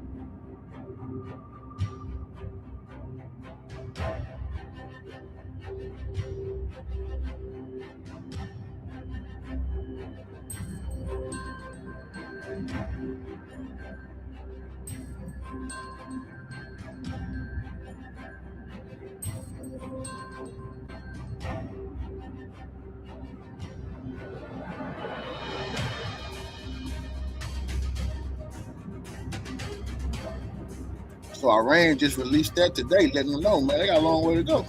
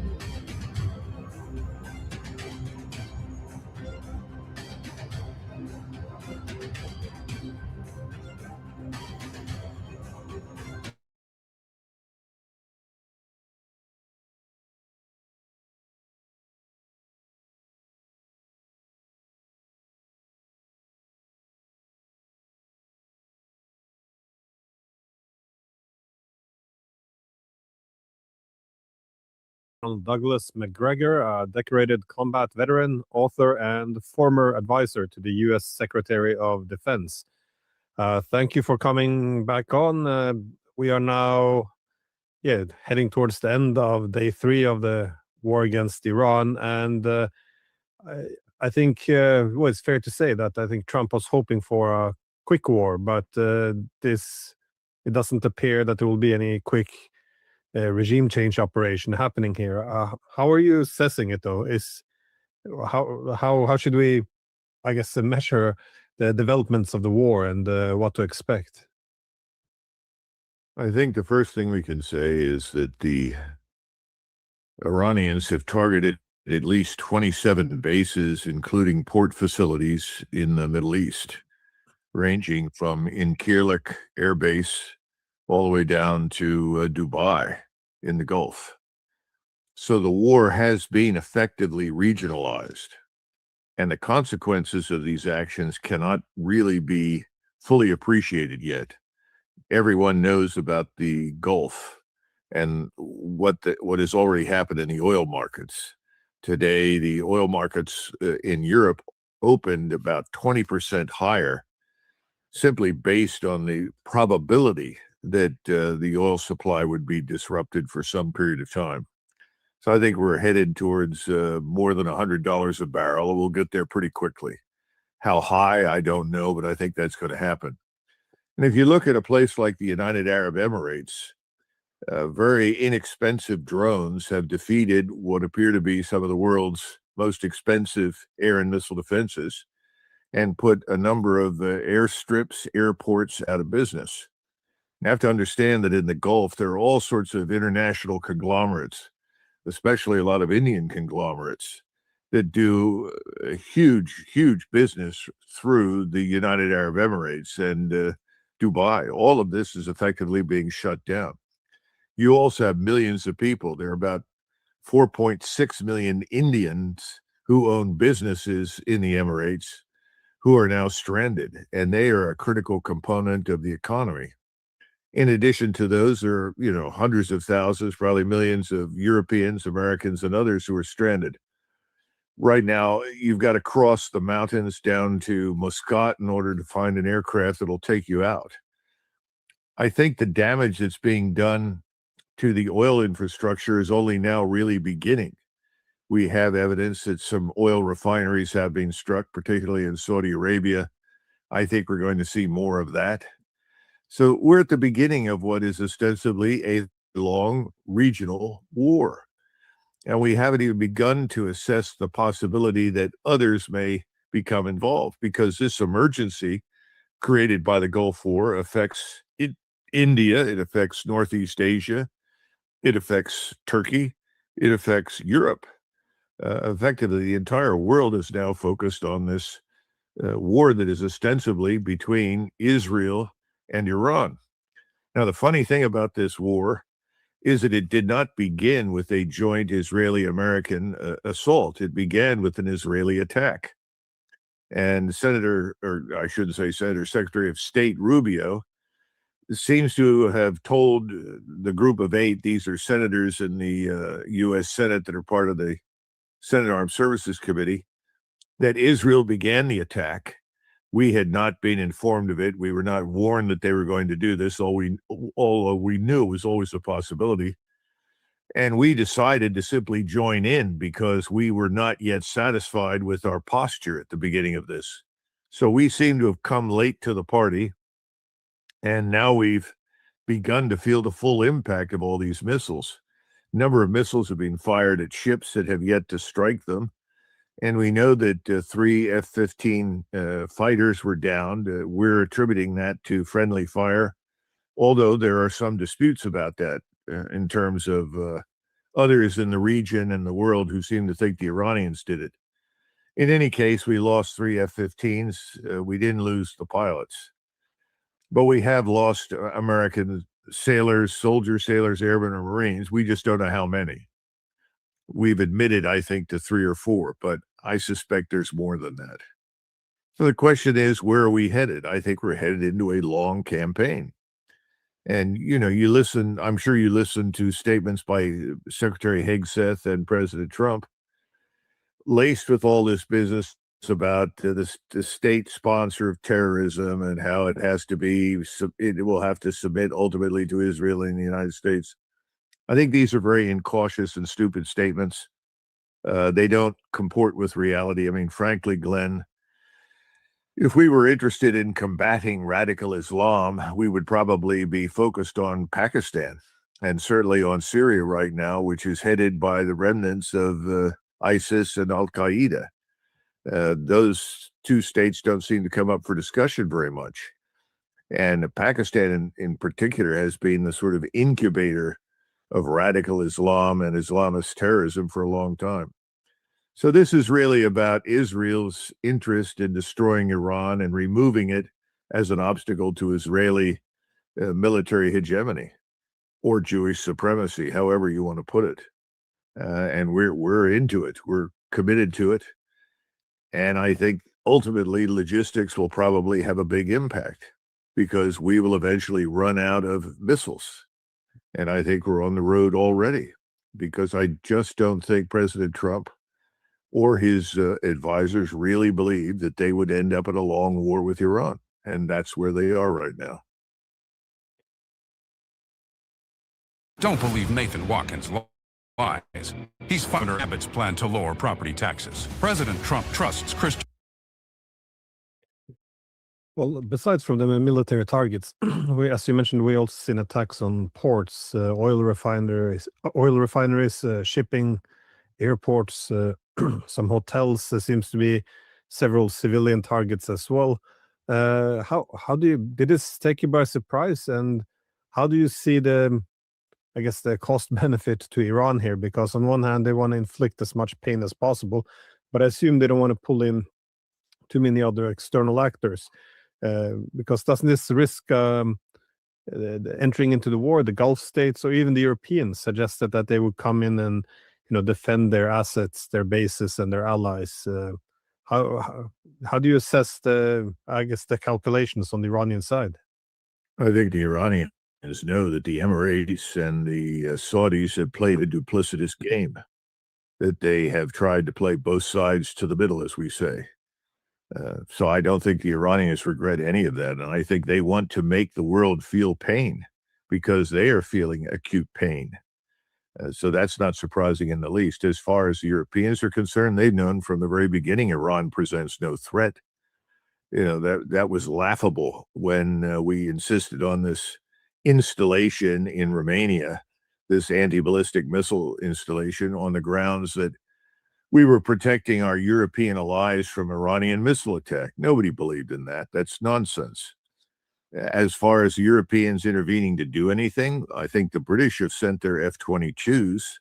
Whether or not they've done anything, I don't know. Now, I know that their bases on Cyprus have been struck, and I assume probably put out of action. So I don't know what to make of European intervention. I think that's more hot air, but we'll see. They could certainly send some ships, but then again, they would be in harm's way. And it all depends on whether or not the European peoples are going to sign on for this. Again, you've got to distinguish Iran and the Shia from the vast majority of Muslims who are Sunni and Arabs and Turks. And I think the Europeans are a little more sophisticated than the Americans. They do not mix them up. They understand Iran is different, and Iran's interests are different. And Iran, as a civilizational state, Persia, is an entirely different animal from the rest of these post-World War I artificial constructs. So, we'll see, but I don't expect much out of the Europeans. I'm more concerned about the Chinese and the Russians. And when I say concerned, I mean, I wonder how long they sit on the sidelines and allow this to go on, because this is not in their interests, obviously. They want Iran to survive. Iran is a critical component of BRICS. It's part of the Belt and Road Initiative. The Turks want Iran to survive. I haven't heard any complaints out of the Turks about destroying our airbase at Incirlik because they know that that's our airbase, and they have always been reticent to allow us to operate from that base against anyone we wanted in the region. So I think we're seeing the world sort of move in an entirely new direction. I would argue this is the end of Sykes-Picot. I think the maps are going to change. I'll be very surprised if all these family dictatorships in the Persian Gulf survive in their current form. I think the damage that's being done economically is going to stay with us for some period of time. The Indians have already turned to purchase oil again from the Russians, and that makes perfect sense for them. I'm surprised they ever went along with us to begin with. The dollar is losing airspeed and altitude. I mean, economically, this is a catastrophe. Financially, for us, I think it's a disaster. It's going to take more time, but over time, it's going to get worse for us. Remember, we are the ones that have been boasting to the world about how powerful we are and how the entire world needs to shake in fear of the American military power. Well, then people are going to expect us to perform. Iran, on the other hand, hasn't got to do anything other than survive. As long as Iran survives and the longer the war lasts, the weaker we look, the weaker Israel looks, and the stronger Iran looks. And I think Iran is going to survive. I don't see any evidence that it's going to suddenly pick up the phone, call Washington, and beg for mercy. Don't see that happening. So we're in a real trick. I think at the end of the day, we're going to be swept out of the region. Look at what's happening in Iraq right now. The Shia are rising. You never touch the door at Sewell. Someone is always opening the door for you, not only the door that you enter. And the Iraqi government wants us out of the country. It's wanted us out for years. I think we're going to have to get out. I don't think anybody living in the Gulf is going to want us in proximity to any of their harbors or airports or anything else. So I think this is a developing disaster for us. And Israel's Iron Dome isn't working very well. And although we are definitely trying to fire missiles in support of Israel at air and missile defense, the Iranians seem to have moved technologically much further than we anticipated. They are now able to deliver missiles that have decoys that, produce multiple warheads, and then the real dangerous missile that you're trying to penetrate with flies through while we are preoccupied with decoys. So this is not working terribly well for us. But the interesting part is in the West, the media, as always, is showing us a wonderful picture of American and Israeli military success. Yeah, those are lies. It's quite astonishing. I don't think that's the picture the rest of the world is beginning to get. Yeah, I recently checked the media, and one gets the impression they're already planning for the new government to take over, and how relations will be shifted. And it's quite strange how the narratives deviate so much from reality. But this is then looking to be a long war. So how do you expect the United States and Israel, for that sake, to be exhausted? Because you said you assume they will be exhausted first, and then I guess it's over. But will they run out of interceptive missiles? Have they limited ability to hit Iran? Or what is it that you expect to first give in? Or is it simply that the Gulf states will demand that the United States put an end to it? Well, all of the ports that we habitually use to replenish our naval forces and to reload our naval forces with missiles and rockets and so forth, all of those have been destroyed. In other words, we're forced to fall back all the way to India, which is quite a distance from the region. Now, we can fall back to Italy at this point. I think Crete may be just out of reach. I hope so. But the point is that everything that we were accustomed to doing now has to change. War has become a much more arduous task for us. Remember, they've not only shut down the Straits of Hormuz, they've also shut down the Suez Canal for all intents and purposes, because they've shut down the Red Sea. So the commercial picture is grim. The military picture is problematic. And I don't think that we can manufacture missiles at a sufficiently fast rate to keep up with their expenditure. And we have been supplying all the time vast numbers of missiles to Ukraine. And now we're beginning to feel the pain because so much of that is gone. It won't be long, perhaps a few more days, before we begin to more economically expend our missiles. And that means that you can't shoot down most of what's being shot at you. Remember, you're talking about shooting at least 2 or 3 missiles at every incoming missile.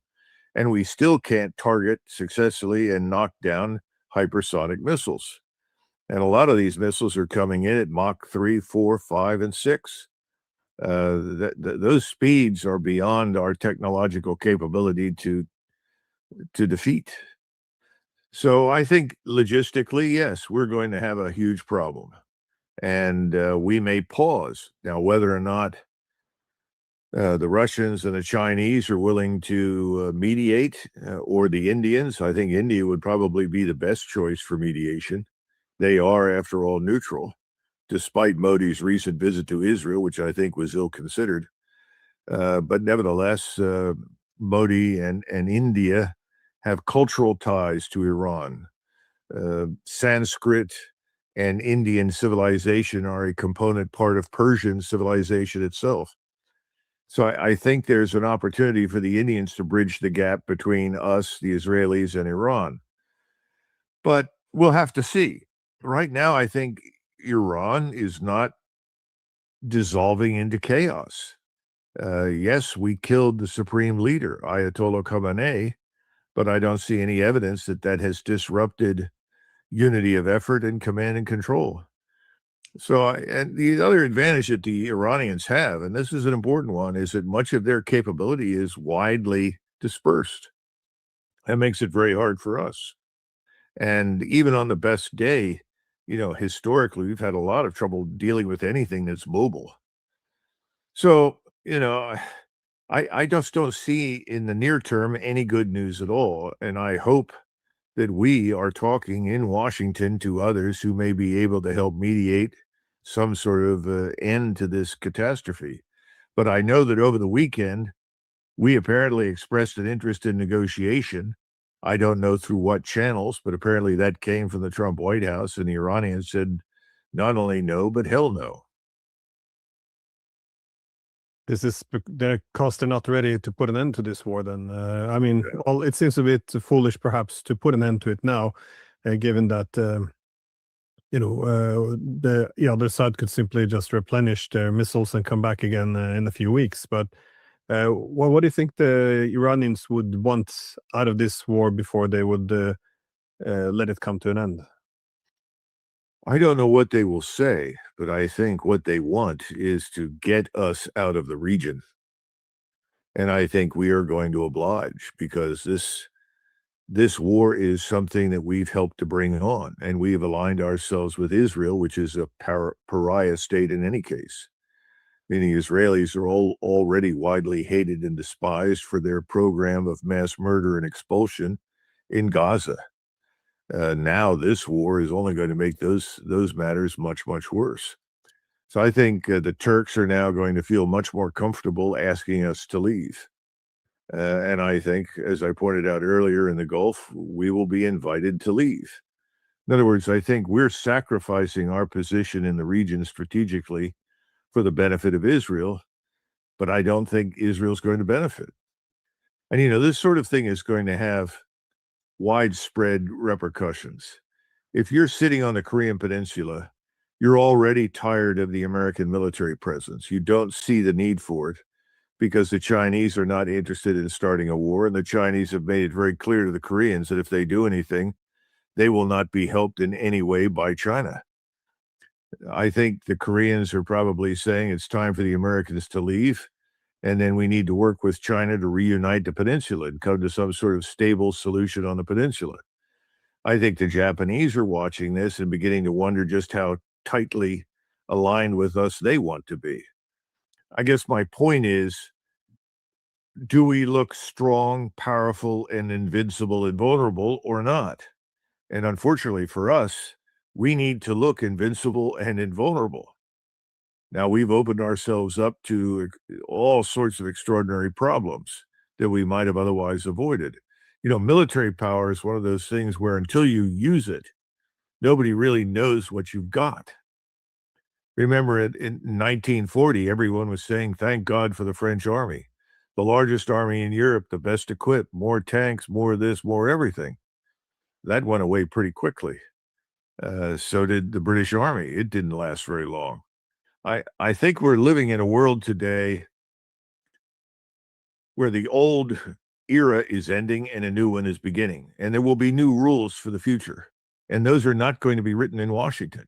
They're going to be written, I think, largely in Asia and to some extent in Europe and the Middle East. But it's going to be written by indigenous peoples, not us. That's the long-term forecast.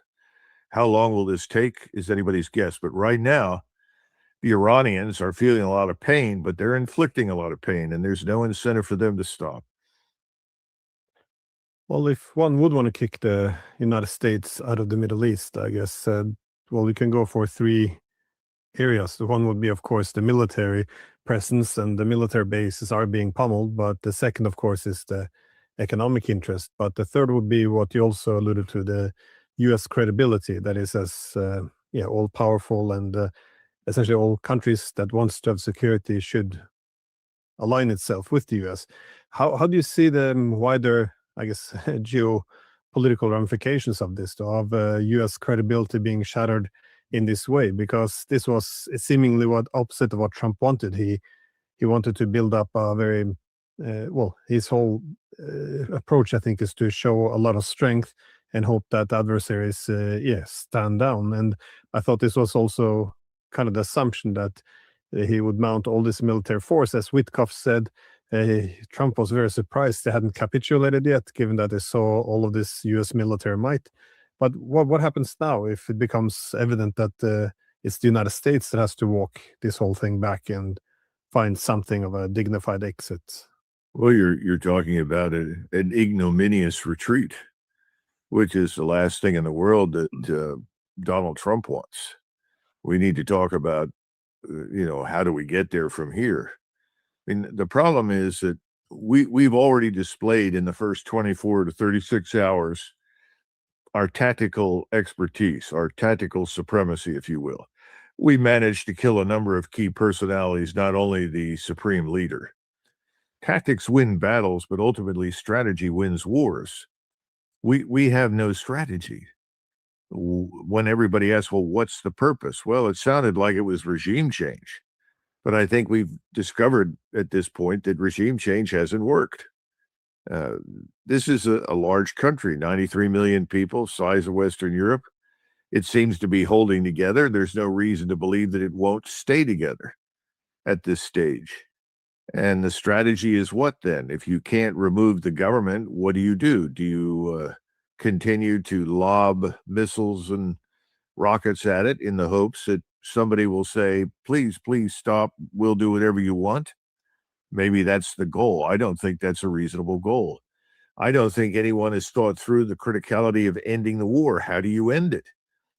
And the thing that's funny is that I listened to the Secretary of War say this morning, we didn't start this war, but we're going to end it. Well, I think we did start this war.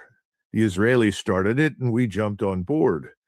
All of the things that we continue to cite about the reasons for going to war are specious, but the most depressingly stupid reasons are ones that go back 47 years ago or 40 years ago. The numbers of people that have actually whose death you can trace back to Iran is in the low hundreds. It's not a large number, and the Iranians did not behave during the Iraq war any differently than we would have behaved if there were a similar war in Mexico. In other words, you do what you can to deter the force that's on the ground in the neighboring country from entering yours. The other thing is that we have, I think, 4,000 missiles left in our inventory, something in that regard. Maybe those are different kinds, cruise and ballistic, I don't know. Iran has about 450,000, so that's quite a gap. The other thing is you can kill a leader, but you can't bomb a civilization into submission, and we've never understood what we were dealing with in Iran. Everybody talks about Iran as some sort of radical Islamic state. Nothing could be further from the truth. Iran is ultimately Persia, and that civilization is much older.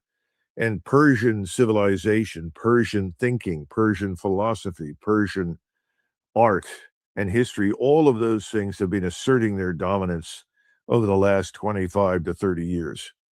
And the people of Iran have largely walked away from this more ideologically rigid form of Islam. It's not, they didn't hate Khomeini, and they didn't dance in the streets when he was killed. On the contrary, people saw him as a very, I think, humble and decent human being. He sacrificed his life. He stayed where he knew he would be killed. Killing him has made him a martyr that even people that don't like Islam can honor. So I think we've galvanized the place against us. We've mobilized the people against us. I don't see anything good coming out of this. And this is the problem with us. We project our values, our thinking, our experience onto others. Well, our experience may hold up in connection with European experience, but it doesn't match the experience of people in the Middle East and Asia, or Africa for that matter, or even Latin America. So that's why I think, we're in a different world right now, and we don't even understand it. The world is changing, and the old world is ending, and we're fighting the emergence of the new world. I think we could say that, the future of the world is not being written by us anymore. And what is victory in this war? Well, I think truthfully, victory is stability. And we've done everything we possibly could to destroy stability. Stability in markets, stability in trade, stability in commerce, stability in interstate confidence. We've once again demonstrated conclusively that we're completely unreliable. I've been saying for months that the decision to attack Iraq is made. And it was. It was only a question of when, never if. Yet we continued with the fiction that there were negotiations underway. This has hurt us with Russia. It's hurt us with China. It's destroyed us in the Middle East. We are rapidly following Israel into this corner reserved for pariah states. For instance, the Indians depend on 2.6 million barrels of oil from the Persian Gulf to flow into their ports every day. When that closes, every Indian family is going to effectively be made to pay a war tax that they never voted for. A $10 rise in crude means $15 billion in terms of the burden on the Indian economy. Whoa. What's that? I just built a budgeting app in Base 44. Guys, Nina just built an app. Impossible. Nina can't code. Interesting. Can it generate reports? It can now. Nice. So you're saying we can all build apps now? Yeah. I'm on lunch. I gotta make a call. I'll be in my office. Just built an inventory tracker. Protein calculator. Book share an app. A workflow manager that tracks who still owes for the group lunch. Trash duty schedule. Since no one seems to care. I just created a goal tracking system. We built the same thing, didn't we? Yep. Can this thing manage content? Is the SOC 2 compliant? I want to animate this graph. Create a party planner. Profesor de Español. An inter-office dating app. For dogs. For office dogs. You know what I mean?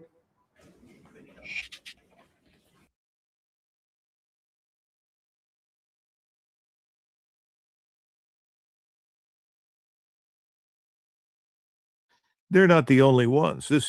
But we don't think in those terms. We don't think of what the impact is on others. There's no sense of this sort of thing. And I think we're going to pay a terrible price, Glenn. And it's only just beginning. When Trump came to power a year ago, he seemed to have some of the right ideas. Again, one of my concerns about the United States seems that the strategy of the past 30 years doesn't work anymore. That is, the United States exhausts itself and then incentivizes the other great powers to collectively balance it. So from my perspective, it made sense for the US to pull a bit back, then it can strengthen its position, and the Eurasian powers will, to a greater degree, balance each other.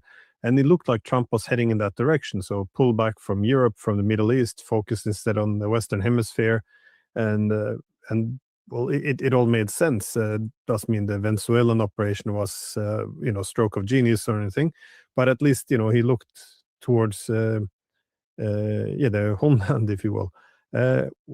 What happened here? After a year, he's still in Ukraine. Again, that's one of the problems now. I think they gave away a lot of the air defenses and other weapons which could have been used, but also now cementing the U.S. position in the Middle East, perhaps not cementing it, but spending a lot of resources. How do you explain what seemed to be a strategy, doesn't seem to be followed? Well, first of all, there is no strategy. This is the problem. This new document that was published was supposed to represent new national military strategy. There's no real evidence we followed any of it. Focusing on the Western Hemisphere does not and should not mean invading other people's countries in the Western Hemisphere. This is just ridiculous. And, again, it's sort of similar to what I said before. You're talking about radical Islam and Islamist terrorism, and you attack Iran. It doesn't fit. If you turned around and said, we're going to focus on the danger in Pakistan, the danger in Syria, that would be plausible, but not in Iran. At the same time, you say, we've got a huge drug problem. We have a problem with human and drug trafficking. The locus for that, the main locus for it, is Mexico. That is what is most dangerous to us. But we attack Venezuela. Hi, I'm Jennifer Fitzgerald, our Policy Genius. We make it easy to compare and buy insurance. We are a digital platform that allows you to...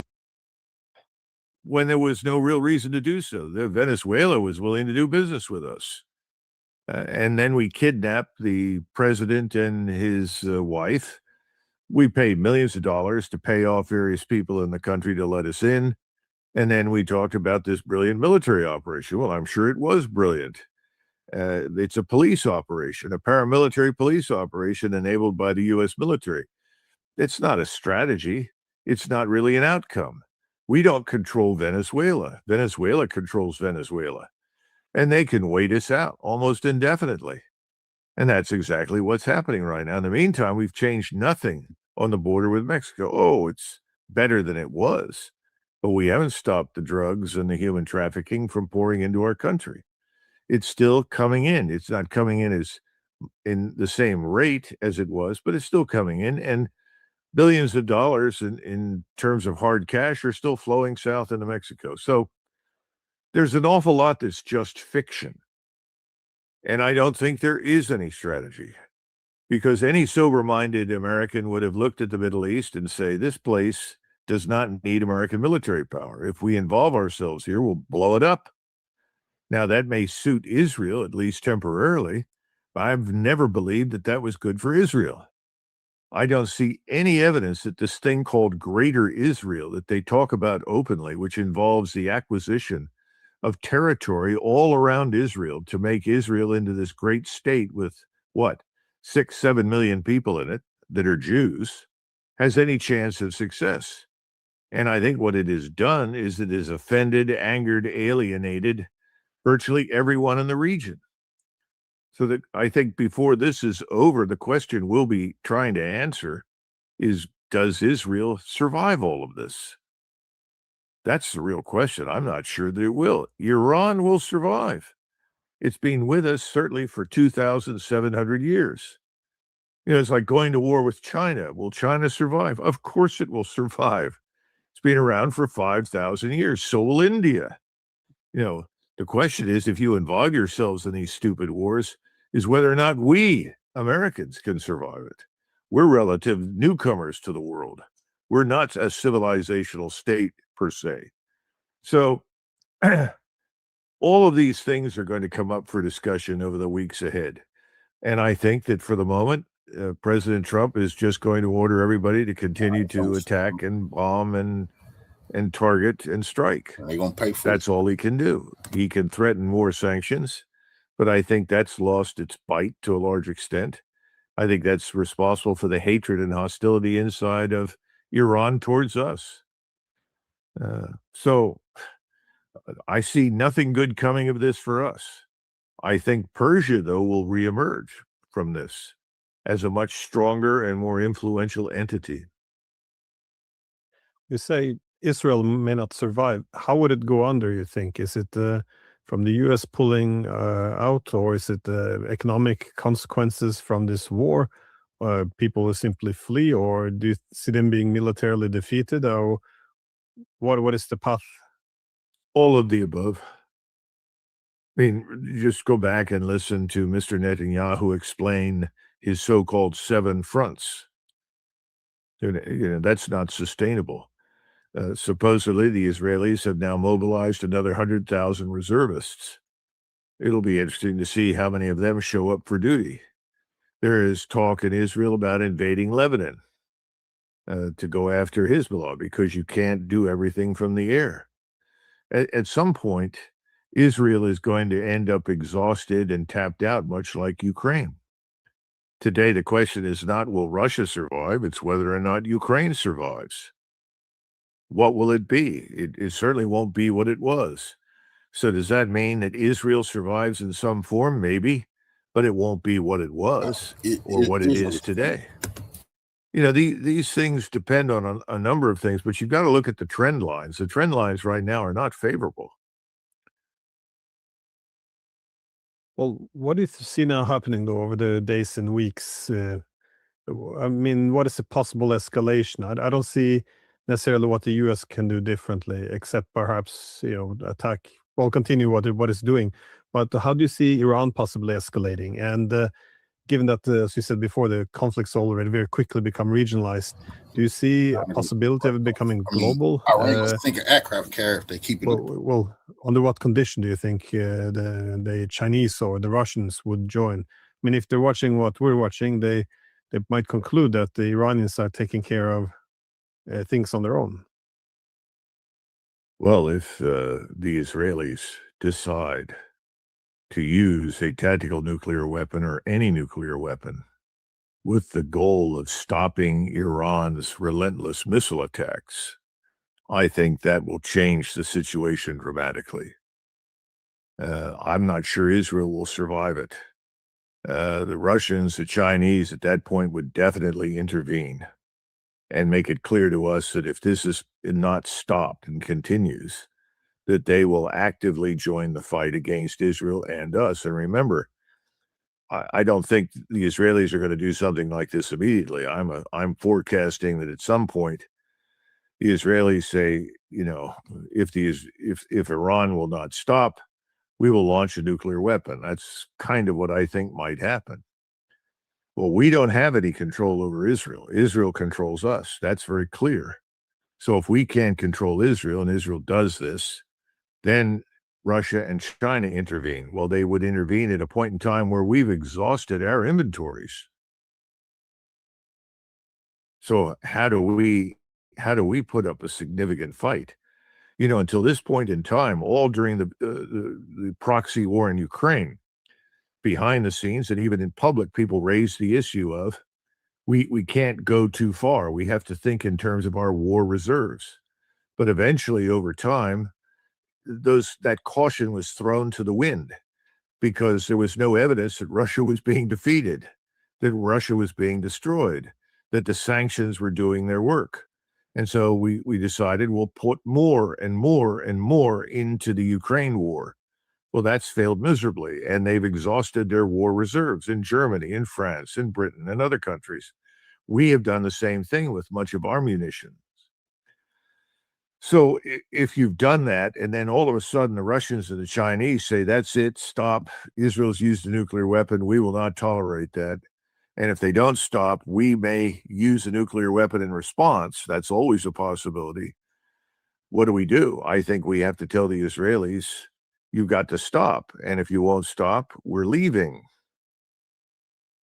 I think we'll get to that point. And that's not an end state that we've planned for. We've planned for the other end state, Iran and its evil leaders who are responsible for terrorism and threatening the whole world will have to submit. No, they don't. And they won't. Yeah, it's difficult to predict how this will develop. I mean, if you look towards the Ukraine war, how cautious the rhetoric was in the beginning, how cautious the West was in terms of sending weapons, and where we are today when you have a German chancellor bragging about how they or we have caused untold casualties in Russia. I mean, this is, you didn't see this in the beginning of 2022. So given how fast this war with Iran is escalating, it's definitely possible. Just the last question. Do you see any possibilities or any pathways for Trump to put an end to this war, or is it simply impossible because the Iranians need to, I guess, evict the Americans from the region?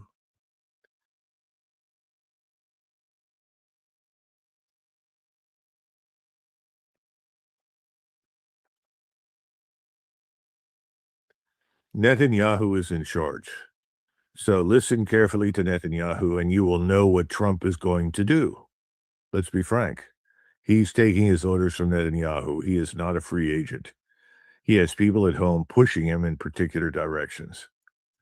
As a result, I don't see anything changing near term in Washington at all. Everyone will simply say, well, we'll continue to bomb. We'll continue to launch missile strikes, and eventually we'll be successful. We did that for 78 days over Kosovo, and ultimately it was not the air and missile war that persuaded the Serbs to get out of Kosovo. It was Russia's decision to pull the plug on the Serbs and say, no, we can't provide you with fuel and food and medicine over the winter. That happened because Strobe Talbot, the Deputy Secretary of State, went to Moscow and negotiated a deal, as President Trump likes to say. And the deal involved some numbers of promises we made to persuade the Russians to do that. The Russians now, in retrospect, regard that as a moment of deep shame in their history. And indeed, I think they're right. But I don't think they had much choice at that point. Well, they have a choice now. The Chinese have a choice. The rest of the world is no longer as weak as it once was. This is part of the groundswell of new changes in our civilization and world that the American government doesn't want to accept. We are in a fight at this point when it comes to missiles and rockets and conventional capabilities with almost a near peer, as they say.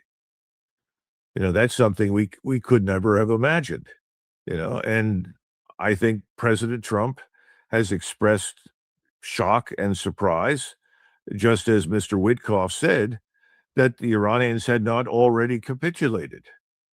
Because from their standpoint, based on their experience in the New York real estate business, this kind of damage is so terrible that you cry uncle and walk. You walk away, you submit, you sign the deal. Well, this is not real estate. This is not New York City. This is a civilizational state that absolutely will not surrender to the demands of the Jewish state in the Middle East that are then backed by American military power. So I don't think we're going to get very far with President Trump at this time. Maybe down the line, something will break. The one area that we haven't talked about that everybody needs to watch carefully is our bond market, especially the 10-year bond, and the yield will rise. Look at de-dollarization. Look at our financial weakness. Those things are important. I think we could end up in a very serious financial crisis, certainly worse than what we faced back in 2007 and 2008. That is probably the other factor in this multivariate equation that could fundamentally drive us out. But whatever ultimately happens, we're seeing the end of the old Middle East. We're seeing the end of American military hegemony and political dominance. That's what we're watching. Come on, man. At the end of white supremacy, you don't forget that, young man. You won't say that. The end of white supremacy, the racist bastards will not be pushing anybody around on this globe any motherfucking more. That's a goddamn fact. They can preserve a little bit of power if they just surrender now. If not, zero power for these goddamn imperialists. And we've been in a good position with them in the whole weekend. Way ahead of the West. Anyway, so it's 9 p.m. here in Southeast Asia. Great. Anyway, the first reaction was, how could they react in half an hour? And in fact, it was between 25 minutes to 45 minutes. Essentially, in half an hour, the response was already online and in the air. Because, among other things, and this is something I confirmed with our friends in Tehran, Ayatollah Khamenei himself had already in detail organized the replacement of key commanders and even himself in 4 different layers. So this reveals a degree of minutia and extreme sophistication. And of course, because everybody expected this war to happen. Iran was ready not since the past few days. Iran has been ready since the 12-day war. They learned from their mistakes in the 12-day war. And the first lesson, objective lesson, is they had everything in place to start the counterpunch half an hour after the first attack, which happened to be, obviously, we are dealing with those apocalyptic genocidal fanatics in Tel Aviv. The only thing they know how to do properly is decapitation strikes. It's an obsession for them. And obviously, Neo Caligula, the megalomaniac psycho with a gigantic Narcissus complex, he went along. And obviously, even if he sold the fiction to global public opinion that the United States did not start this war, and this was repeated today by that clownish king of the push-ups, the secretary of the eternal forever wars, Peter whatever, he just said, we didn't start it. Of course, motherfucker, you did, alongside Netanyahu. So this was a joint operation that was discussed for weeks, and especially these past 2 weeks where there was a negotiation going on, and the negotiation was successful according to the Omani foreign minister. So we had a deal on the table. Everybody knows that. Even American mainstream media now, now, the past few days, they are reporting that the deal was on the table. And this meeting on Saturday morning in Tehran around 9:30, with Ayatollah Khamenei and several of the top military leadership and Security Council, was to finalize the details and then send it back to essentially Arakshi in Oman for the next probably final meeting indirect with the Americans, and the deal was practically sealed. But obviously, when we are dealing with a bunch of fanatical cowards, and that's what they are, they use that, okay, the same syndrome like the killing of Sheikh Nasrallah and the top leadership of Hezbollah. We got all of them in the same room. Let's kill them. Well, we can say that this may be a serious mistake on the part of the Iranian leadership to do this, and especially in the open and inside Ayatollah Khamenei's office. That's another story. Let's deal with the facts. They instantly created a martyr with a global appeal. Ayatollah Khamenei now is joining a lineage of martyrs, starting with Soleimani at the beginning of the decade, continuing with Nasrallah, and now with himself, Khamenei. This triad of martyrs, they are not only martyrs for the whole Shiite world all over the globe. The Trump 2.0 administration now is at war with the whole of Shiism. Even strands of Shiism which are not, I would say, they don't adhere completely with the Velayat Faqih system in Iran, the Khomeinist system in Iran. Example, Grand Ayatollah Sistani in Iraq, the top Shiite authority in Iraq. I followed Grand Ayatollah Sistani since the early 2000s, even before the attack on Iraq. I went to his office. Of course, for us foreigners, it's very difficult to talk to him, but I talked to his office in a side alley in Najaf with some of his top advisors immediately after the attack, the shock and awe in Iraq in 2003. And he is revered in the whole Shiite world as well, as much as Khamenei. Grand Ayatollah Sistani, if I'm not mistaken, yesterday he declared a fatwa in terms of honoring the memory of Grand Ayatollah Khamenei. And the fact that Qom in Iran and Najaf in Iraq, they have different interpretations, political interpretations of Islam, it doesn't mean that they were at odds. That's another story that I also followed for years. I even wrote columns comparing Najaf with Qom. Probably 10 people in the West would understand what I was talking about. Of course, you know what I'm talking about. Iranians know what I'm talking about. Iraqis know what I'm talking about. So now the whole Shiite world is in jihad mode. I would say that of nearly 2 billion Muslims all over the world, they are beyond angry with what happened, and there will be vengeance in several levels against let's call them for what they are, the Epstein syndicate. This United States Trump 2.0 fanatics in Tel Aviv combo is in fact, the short definition of this thing is Epstein syndicate. Everybody's compromised, and the elites on both sides are part of it. And obviously, Epstein being one of those special assets of Israeli intelligence, he was the glue for this whole thing, which was not only American, was Atlanticist. There are several instances of Epstein syndicate activities across Europe. So this is it.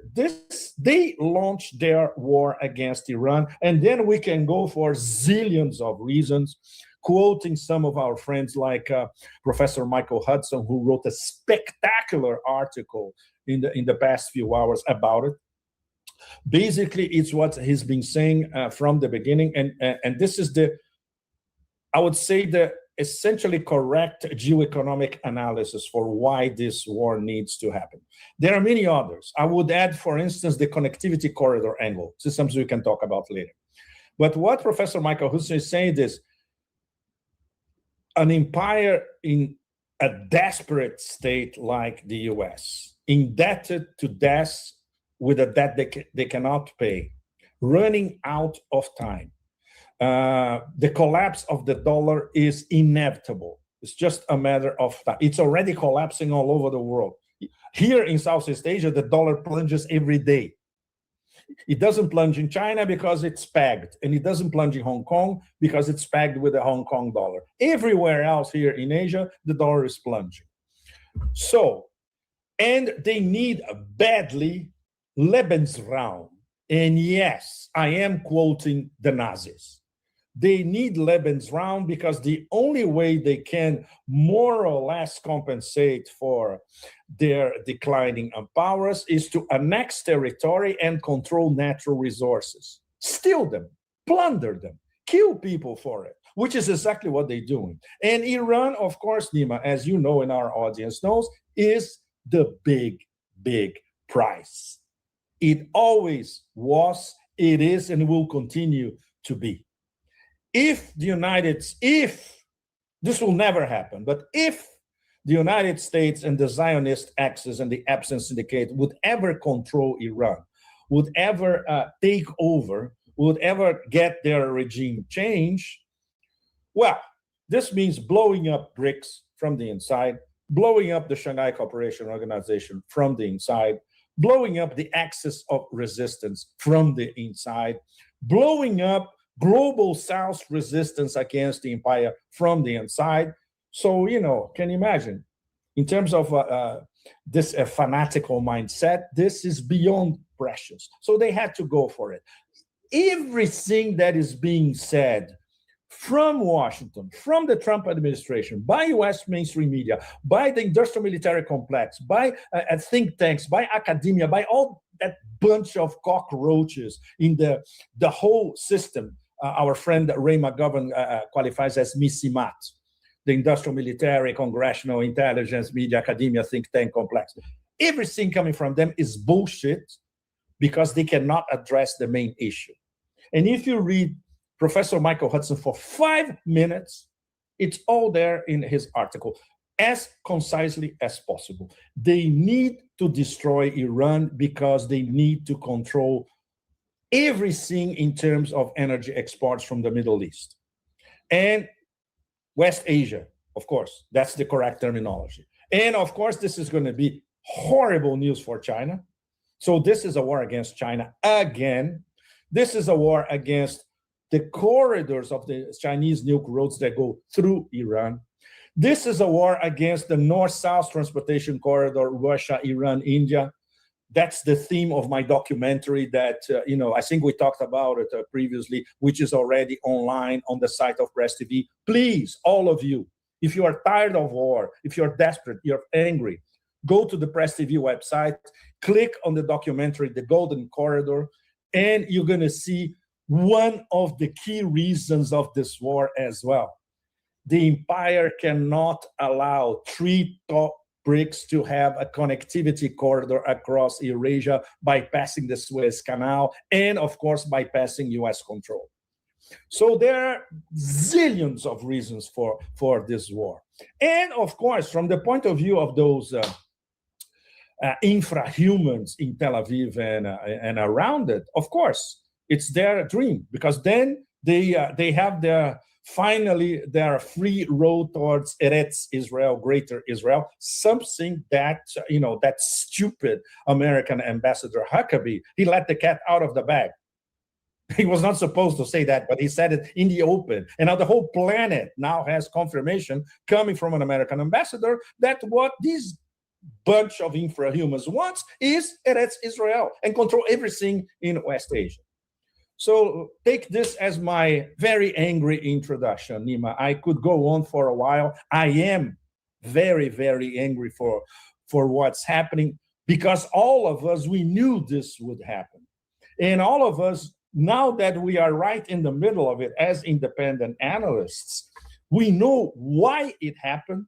We know what we don't know, which is the auspicious aspect, is how it's going to develop and all the surprises along the way that will derail completely this absolutely ghastly and demented project of destabilizing West Asia as a whole.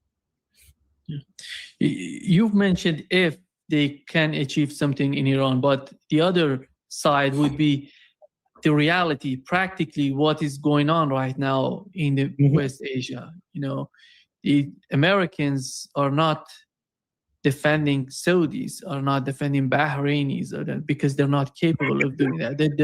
They're just, and their air defense system is not working anymore. They don't have it anymore.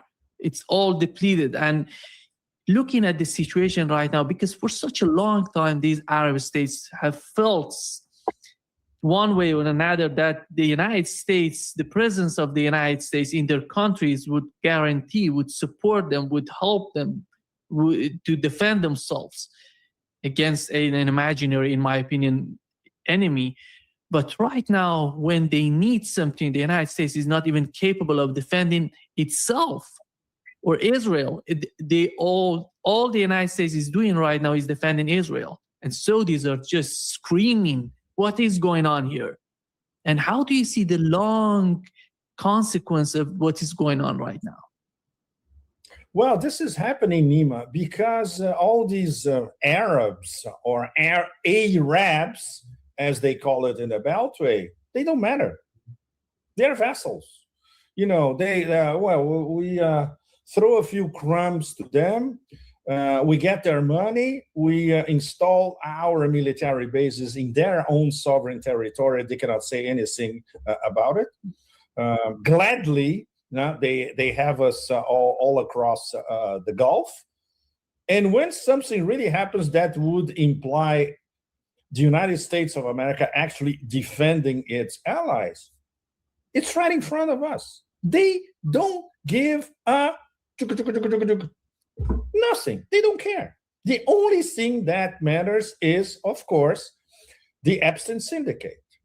And these Arabs, come on, now you're on your own, suckers. Are you going to learn the lesson? No, they won't. The populations know the lesson. If you ask a Bahraini in Manama, if you ask a lot of people in the Emirates, even in bling bling Dubai, they know exactly what's going on. But obviously, when we talk about this beyond corrupt bunch of gangsters posing as the leadership of those petromonarchies, starting with MBZ in the Emirates. Well, Putin was on the phone with MBZ today. I'm dying. We are all dying to know what they really discussed. What came from the Russian Minister of Foreign Relations was a blah, blah, blah that doesn't mean anything. Diplomatic blah, blah, blah. They had to talk about serious stuff.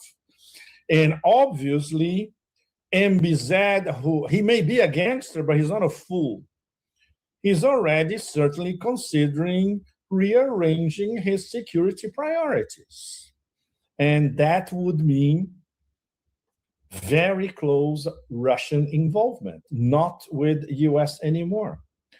MBS in Saudi Arabia is much worse, Nima, because MBS was plotting for weeks with the genocidal duo for an attack on Iran. This is already out in the open. It already leaked in the first hours, in fact, of after the decapitation. And obviously, you cannot trust MBS. First of all, because he's a coward. Second, another megalomaniac. That's why he gets along with Trump. Third, if he's left on his own, he's dead meat, because the CIA can, I would say, in a matter of 20 minutes, they can provoke a coup in Riyadh and install their man. The CIA man in Saudi Arabia is there, Prince Nayef. Everybody knows that. So, and he's just, waiting for the right moment where the CIA is going to put him in power. So there's not much MBS he can do. And on top of it, all his money is in London and in New York. So obviously he has his hands tied. And that explains, for instance, why he's trying to hedge. And theoretically, they are a BRICS member, but they're not. They're sitting on the fence. They cannot be considered a full BRICS member, not even a BRICS partner. They're not going to the BRICS meetings. So, so only in theory, they are a BRICS member. And now they can see that they are left absolutely alone to, okay, fry yourself as an egg on the desert, idiot. This is how important you are for U.S. national security. So many of these petromonarchies will take a few lessons out of it.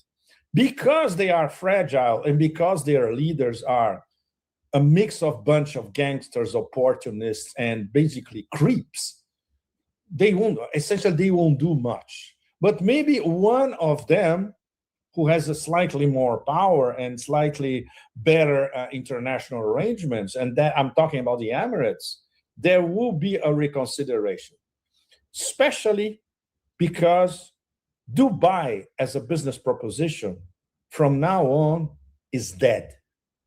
The Dubai business model expired this weekend. Dubai was based on two things. We are the number one glitzy money laundering machine in the world. Okay, this might continue.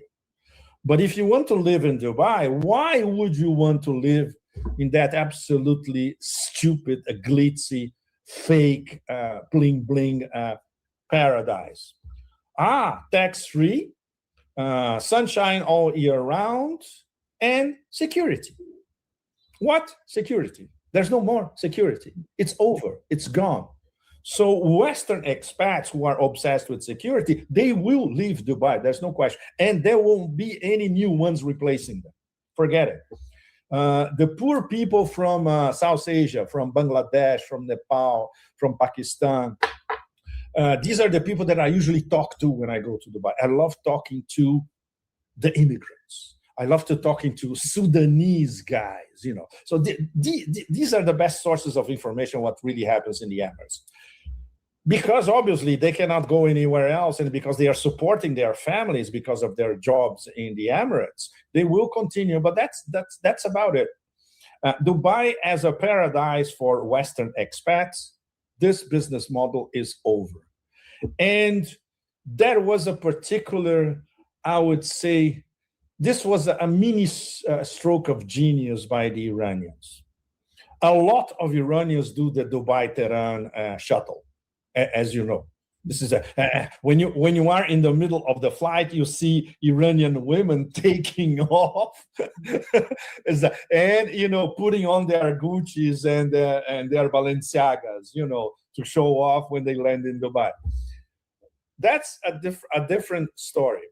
Dubai is a key node of the Trump family dodgy operations.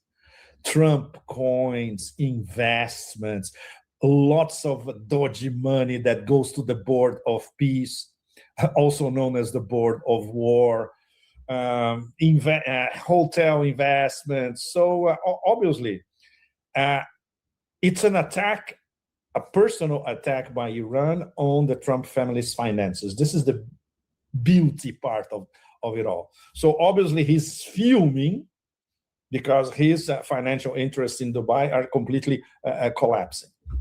But very, very important. Why the attack on so-called civilian installations in Dubai? Because they are not civilian anymore. Some of these places were housing American military personnel who were evacuated from the bases and were sent to hotels. So the hotels have to be bombed. And in the case of the Palm Jumeirah, which is a disgusting bling-bling so-called 7-star or whatever, it's a piece of shit. I know luxury hotels well. It's disgusting. It poses as a luxury hotel.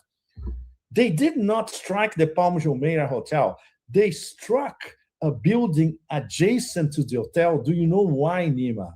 Because it was a Mossad-run and installed call center, employing a lot of Indian workers, specialized in scams against Europeans in America. So this is a completely crazy story, but this is the real explanation of why not the hotel, but the building adjacent to the hotel was hit. So the Iranians had all this information. Of course, if you are in Tehran and you do the Tehran-Dubai shuttle, you know everything that happens in Dubai. And the leadership in Iran, the military leadership in Tehran, and the ruling classes in Tehran, they know everything that happens in Dubai, and many of them have money in Dubai. There's a lot of Iranian money in Dubai that can be used one way or another. The last figure we had, Nima, and this was a few years ago, $600 billion of Iranian money invested in Dubai in everything you can imagine, shell companies, underground, you name it. So, you know, this can be used, and can be used by, of course, people who in power in Tehran as well. So, but the velocity of how all these things is happening is, today I could not even keep up, and I'm sure the same with you, with what was going on minute after minute. So now we're entering an acute phase already. So let's say if this is day 3, Saturday, Sunday, Monday, okay, we are on day 3 of the war, and we are already entering the acute phase. From now on, all bets are off, because we have 2 timelines in competition, and only one of these timelines can survive. The American timeline is already blown up because they were counting on a very short war. It's over. Forget it. Because the initiative and the control and the people who are dictating the timeline, they are not in Washington. They are in Tehran. This is, I would say, the #1 mega lesson of the war so far. And that's what stunned everybody in the global, all over the global south, but also in the global north. So they are dictating the timeline, and obviously, because they have this genius idea of the decentralized mosaic, which is a fascinating concept, meaning all of you commanders, regional, provincial, you have the initiative. It's up to you to decide. And you can decide at the spur of the moment. You don't have to pick up a phone and call Tehran for anything. And it's working like clockwork. Perfect, you know. So, of course, how this is going to evolve, and do they have the necessary hardware to keep this absolutely insane volley of ballistic missiles and drones day after day? Only on the first day, there were 1,200 ballistic missiles and drones. So in this day 2 and day 3, maybe even if it's around 700, 800, it's already massive. How long can they keep that up? We still don't know. So that's one timeline. And of course, we are starting to see little by little the hypersonics having skin in the game. We had just, I would say, a starter. During this week, we're going to have many more instances. In parallel, we have, of course, I would say, the Interceptor drama. They are, Americans and Israelis, they are running out of interceptors in record time, and there are no extra interceptors coming from the US to replace them. So, okay, let's imagine if this happens throughout this week. And next week, there are no more interceptors. Then we're going to have what? Iranian timeline 2.0 being applied with hypersonic missiles at the choice targets in Israel. And once again, in what was not destroyed already in all those military bases, CIA installations, CIA underground cells, you name it. And of course, the US Navy, which of course, like the cowards that they were, they retreated. They retreated 1,000 kilometers from where they were. They are scared shitless. So now they are way there in the Indian Ocean. They were in the Arabian Sea, not too far from the Sea of Oman. Now they are in the southern Indian Ocean. That's very, very far away. So I would say that this week, things will come to a crunch. Which timeline is going to prevail? Or if the Americans start to get, they lost their balance completely. Can you imagine, Nima, when the Pentagon looks at a war theater and they see that they are not running the narrative and the timeline, which is exactly what's happening now, not to mention their bases are being decimated all over. There are a lot of people in the Pentagon who are pissed to death with the whole thing because they did not gain that. And of course, the Iranians, because they gained everything before, via Ayatollah Khamenei, via the leadership of the IRGC, and that translates into Secretary of the Security Council, Ali Larijani, saying and repeating it, there is nothing to negotiate. Of course not. They were negotiating until Saturday morning. They were on the table. They had the deal. And then they were attacked. And then they killed the supreme leader. What the hell are you going to negotiate after that? So that's it. We are entering it's crunch time. It's the chalk of timelines. And this is going to be solved this week because next week, depending on how the Interceptor drama goes, and Israel is nearly depleted, then the IRGC plan to transform a great deal of Israel into a giant parking lot will be in effect. At Raising Cane's, we focus on making the most craveable chicken finger meals, getting them right. Pepe, you mentioned that MBZ called Putin, and I would assume that he was begging for, because he has lost, his faith in the United States. That's why he's calling Vladimir Putin and somehow begging to do something, to ask Iran not to attack us. But it's not the same case in Bahrain, for example. The state somehow collapsed. You see the people are coming out. The people are happy.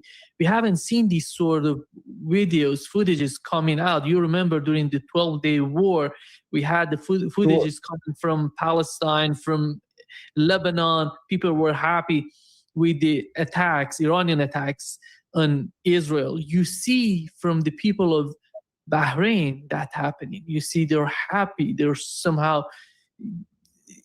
They're trying to do their best to show their happiness. They're attacking. Yes.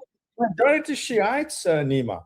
I think it's so much heavily oppressed, and that's one of the, I would say, the charms is a little bit too much. That's one of the, let's say, poles of attraction of crossing the bridge from Saudi Arabia and going to Bahrain, and you go to Manama. It's relaxed. You can have fun. You can have drinks and all that. Saudis go to Bahrain all the time via the bridge because it's more relaxed and all that. Of course, it's ultra repressive. The Shiites are kept like this. But obviously, now that they see what Iran is doing, of course, and they have zero sympathy for the petromonarchists in Bahrain, in Manama. So this is great to see in Persian Gulf petromonarchy, but many other instances are outstanding. When I saw the crowds in Kashmir, and it's not majority Shiite, I would say there's in many parts of Kashmir is a mix of Shiites and Sunnis. They were in the streets. There were gigantic crowds in the streets, almost Yemen style. paying their respects to Ayatollah Khamenei, and of course, protesting the whole thing. Well, not to mention in Karachi. Karachi has an enormous Shiite population as well, downtrodden, kept, beat up all the time and all that. So you see this in many parts of the Muslim world, and not necessarily only in Shiite parts of the Muslim world.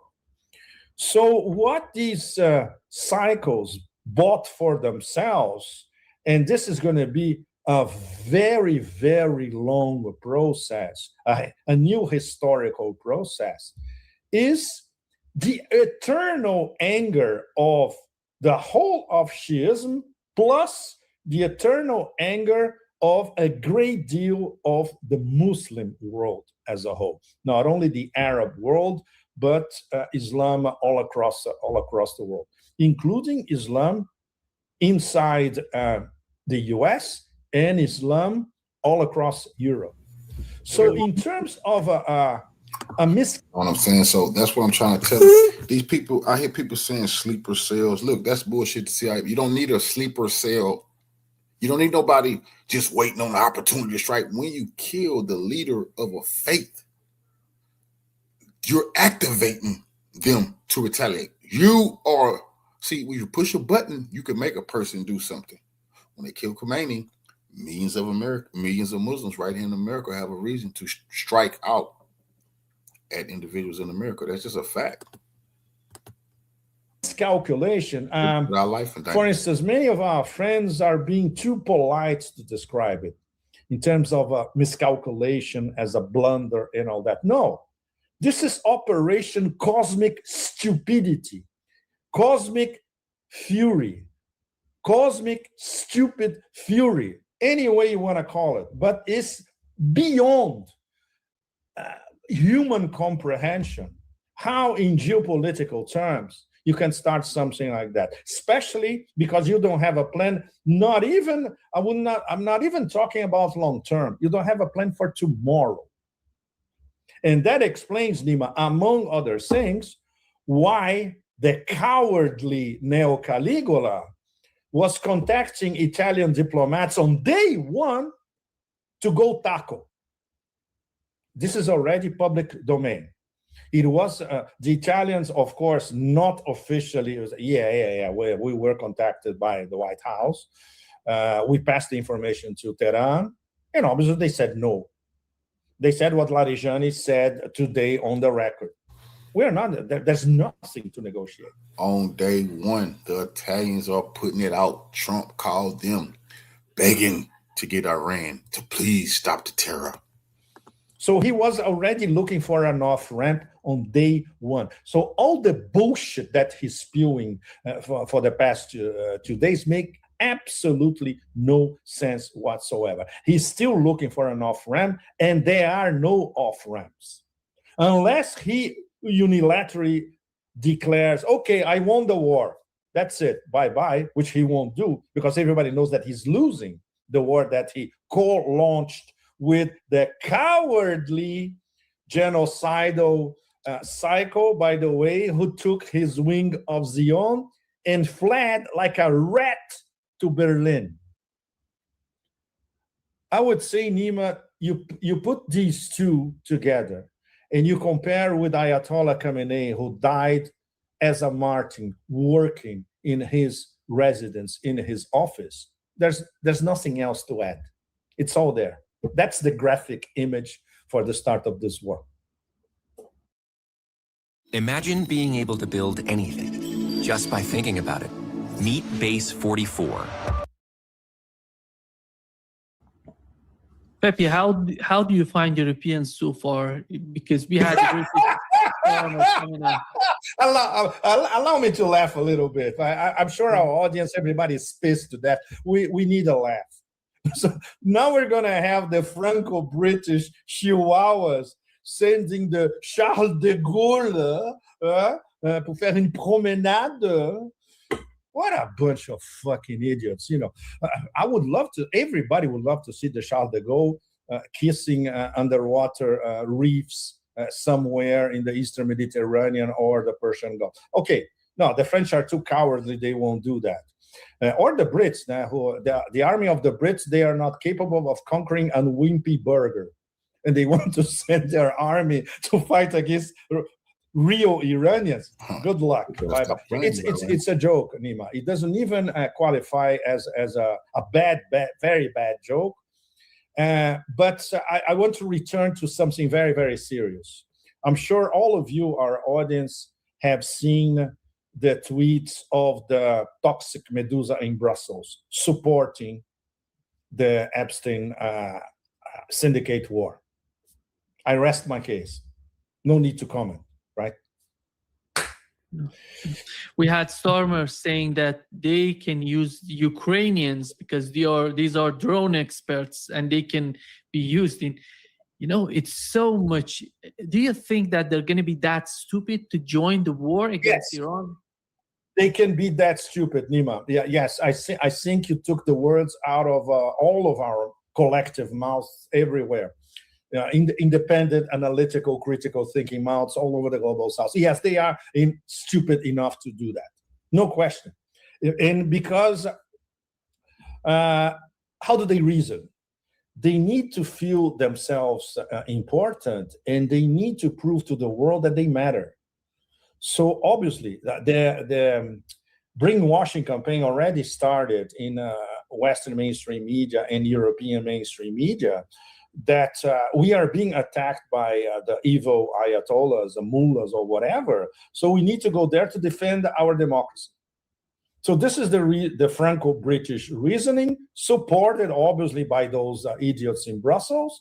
If you read what they are publishing on Twitter, X, all of them, that's it. They are preparing European public opinion for, let's say, we're going to help our Washington, Tel Aviv friends. And yes, of course, they are stupid enough to do it because this fits into their cosmic stupidity. We never lost money betting on their cosmic stupidity and blunder after blunder. After all, they are destroying life in Europe by themselves. So this would be just I would say, the coda. Pepe, we mentioned that Iran, in the mind of the Iranian strategists right now, is a long war. How do you see Israel sustaining that? How do you see the reaction? Because it comes to a moment that they don't have anything to fire back. Exactly. And this is something that can happen next week already, Nima. Yes. And the United States doesn't have that much to help them. No. And how they're going to manage, they are, whoever is thinking, I don't know what is the mindset on the part of, those people who are fighting in Ukraine and right now fighting against Iran. But these are the same people that are fighting Russia and Iran. And they want to have some sort of balance, but it seems that they would bring all of their assets to Israel to defend Israel. That would be hugely influence the battlefield in Ukraine as well. How do you see the combination of the two? Well, in fact, I'm glad that you mentioned the same people, because historically they are the same people.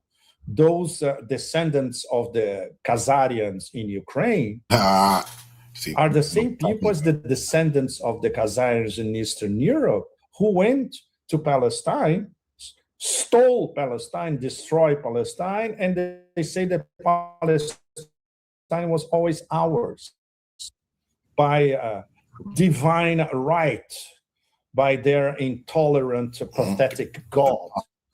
So yes, they are the same people. And yes, we can see certainly within the next few days, assuming the war lasts extra few days or even weeks, we can see a Ukrainian Khazarian contingent arriving in Tel Aviv, and of course, drone technology imported from Ukraine. There's no question. It was already offered directly by the criminal organization in Kiev. So it would also make historical sense, because after all, it's the same thing. If Ukraine foolish enough to step directly into the war with Iran, that's when Russia gonna step directly into that's how you get your World War III. That's when Russia gonna step directly into the motherfucking war with Iran. That's a fact. If Ukraine dumb enough to do it. And the Eretz Israel, Greater Israel, completely demented dream, which is now the crazy part about it. Out of the United States, Israel, NATO, and all them phonies, Ukraine is the strongest military. Ukraine got it's battle hardened and tested fighting the Russians right now. Ukraine is the only person that can go in there and help them a little bit. None of the rest of them, they can't handle no drone warfare. The real drone warfare. Out in the open, even for people who never thought about it, people who don't follow geopolitics historically. And the great Khazarian dream, which is to restore the Khazars in Eastern Europe, near the Dnieper, east of the Caspian, northeast of the Black Sea, etc., like it was in the 10th century. They are the same people, of course. It's no wonder that Zelensky is at home in Tel Aviv. It's obvious.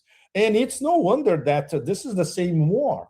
These are two declinations of the same war, and which puts, by the way, Russia in a terrible position.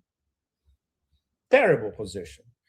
Because there are any number of 1.2 million to 1.5 million to even 2 million Russians living in Israel with double passports. Putin Spanish traitors ass. So, from the point of view of defending the citizens of the motherland, this for Russia is an absolute disaster.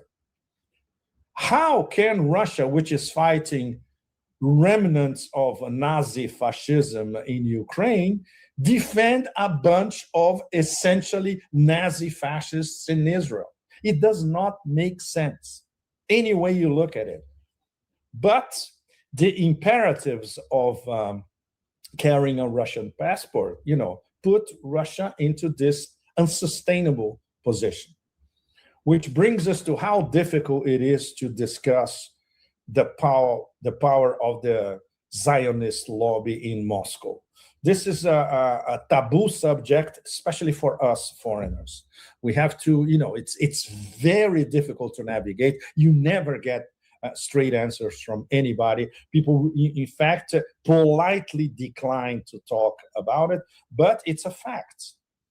And we wonder how Putin and the Security Council in Moscow are going to deal with that, considering that their strategic partner now is being directly attacked by the Epstein syndicate. So Russia has a moral, not only diplomatic and military, but a moral imperative to defend Iran.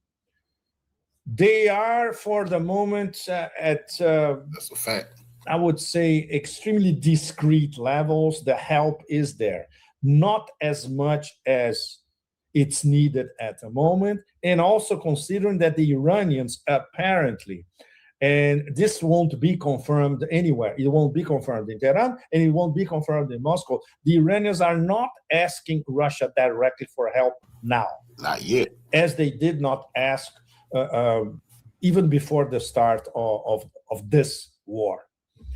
But of course, because there is a strategic partnership, they discuss at the highest level. So we can be sure that the MOD in Moscow and there's a new Minister of Defense in Iran, Nima, was appointed today.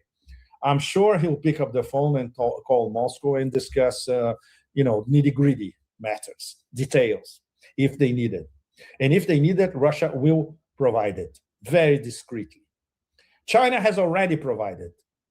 So in terms of intel, in terms of satellite intelligence, in terms of using the Baidu system, bypassing GPS, you name it.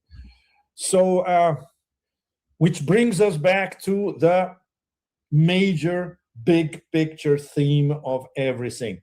Russia and China together simply cannot allow Iran to be defeated, period. How they're going to do it, it's another box of worms. It's another Pandora's box. But they know, the leadership in Moscow and Beijing know they cannot allow that to happen. So obviously they are little by little coordinating on the go how the support to Iran is going to go on, depending on what evolves in the battlefield. And there's an extra component, Anima, very, very important, which is not only the United States, as Foreign Minister Lavrov has been saying for the past 4 years, for that matter, non-agreement capable. They are non-diplomacy negotiating capable. And now this is clear not only to Iran, but also to Russia, which means that this kabuki going on a peace deal of Ukraine, for all practical purposes, is also dead. It is a kabuki, and it's seen by the leadership in Moscow as a kabuki. So now we are in the brutal reality. To quote Hobbes, nasty, brutish, but not short, long. I'm paraphrasing Hobbes now. It's very, very clear for Tehran and for Moscow. The problem for Tehran is that they have to deal it on a hot basis 24/7 as we speak. And Russia still have their leeway because they know that the Americans, because they are under Trump 2.0 on a roll, I'm quoting, in their own minds, because they think that they can basically attack anybody, basically kill anybody, basically destroy. Well, they already destroyed the system of international relations, and they already destroyed any remnant of international law. So now it's total chaos, total anarchy, and it's the law of the mega jungle. And no wonder they are on a roll, because these people are extremely insecure. They are giants with clay feet, and especially they are led by an extremely insecure megalomaniac psycho with the mind of a 2, 3, or 4-year-old maximum. So this is quite clear for Moscow, because I was in Moscow last week doing a series of interviews, which, please, all of you, our audience, you can find these interviews everywhere on YouTube. Amazing interviews you did. Yes, we did a series of interviews, absolutely extraordinary. Thanks to this new discussion club in Moscow. We talked to the former Prime Minister of Ukraine from 2010 to 2014, Mr. Azarov. And it was George Galloway and myself. At the end, we were both looking at each other, and we said, wow, this is, you could feel your skin moving. It was harrowing. It was very personal. And this is from a top player for 4 years at the top level of the Ukrainian government before Maidan. So this kind of stuff, please, all of you, take a look, reflect on what these extraordinary people were telling us only a few days ago in Moscow. And when you hear some other SBU, a former SBU top-level official, or the number 2 of the Duma, which has become a great fan, Mr. Babakov, you can see that the Russians now, they have a pretty clear idea of who they are dealing with. And they know that it's going to be very hard to manage an empire totally out of control. And obviously, they are learning their lesson from the Iranians, because the Iranians are trying to manage an empire out of control in the middle of a war. And for the moment, they are succeeding.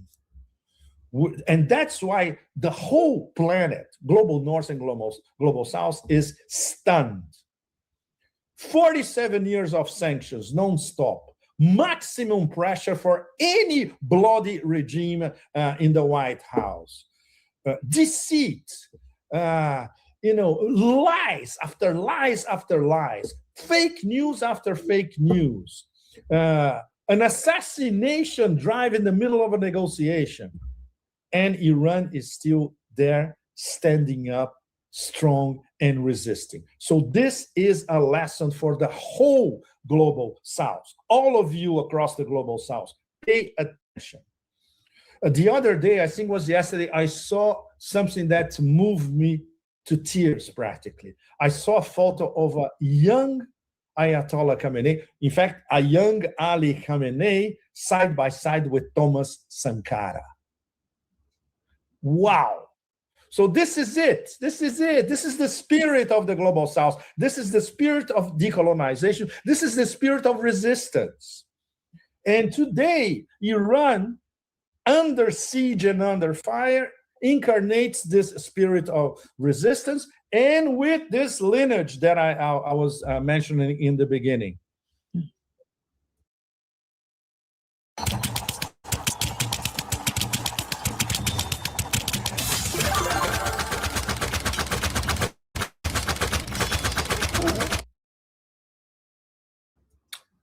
General Soleimani, Sheikh Nasrallah, Ayatollah Khamenei. So this triad, future historians in the 21st century, not from the global north, not from the Anglo-American oligarchy, future independent historians in the next century, when they look to our young 20th century, they will identify these three as, yes, these guys, they were fighting for the liberation of the global South. Yeah. Pepe, thank you so much for being with us today. Our brother Larry is here. You may want to don't let him go. Hey, brother, what a pleasure to see. I wish we were all together, but yes, we are the fragmented bunch, right? I'm exactly. I'm looking forward to hearing. I guess I'm about to go back and watch. I was with the judge up until about 20 minutes ago, so it was. But I encourage people. I encourage people go watch your documentary. I've loaded it up at sonar21.com. Thank you, Larry. Thank you, Larry. Thank you, Nima. And yes, all of you. Thank you. If you want to escape war, watch the documentary about what Russia, Iran, and India are trying to do, and it's one of the reasons for this war against Iran now. Yep. Thank you, everybody. Thank you, Larry. Thank you, Nima. Cheers. Bye-bye. Bye-bye. Yeah, I show. Oh, no shirt today, huh? Okay. God Almighty! I was so much overwhelmed with the news. I know. Yeah, I showed up and I saw online. You said, "Oh, 9 a.m." I said, "Well, mine says 10 a.m." So now I realize Pepe could only do 9 to 10. All right, I got it. Yeah.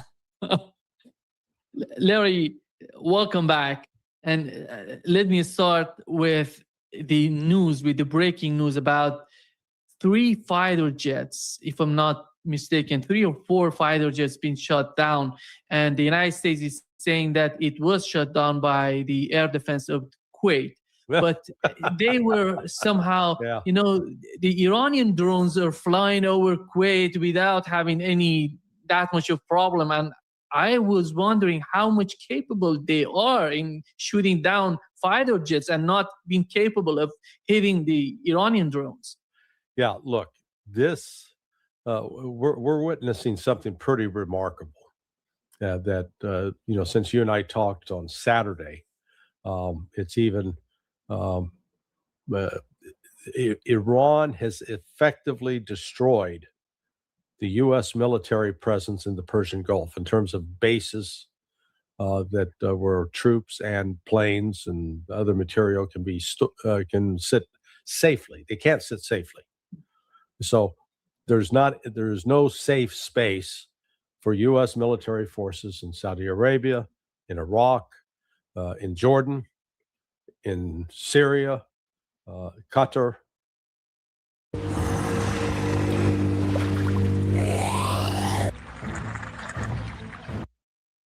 United Arab Emirates, Bahrain. Oh, and Bahrain in particular is a real problem for the United States. So the idea that the friendly fire brought down an F-15, it's just not credible. Unless you're saying that the entire friend and foe, they have they have systems on board the planes that identify them as friend or foe.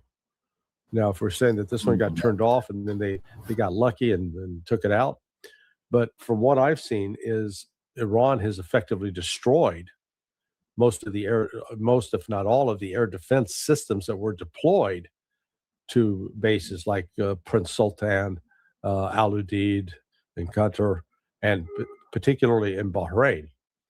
So, this is, I think this partly accounts for why Donald Trump reached out to, through the State Department to Italy.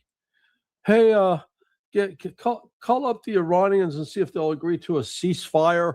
We'll get the negotiations back underway.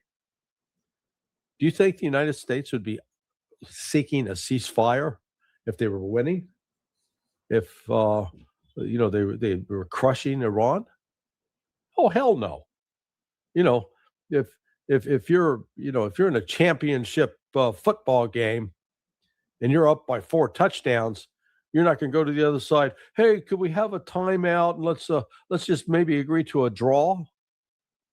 Come on, it's just ridiculous. So, what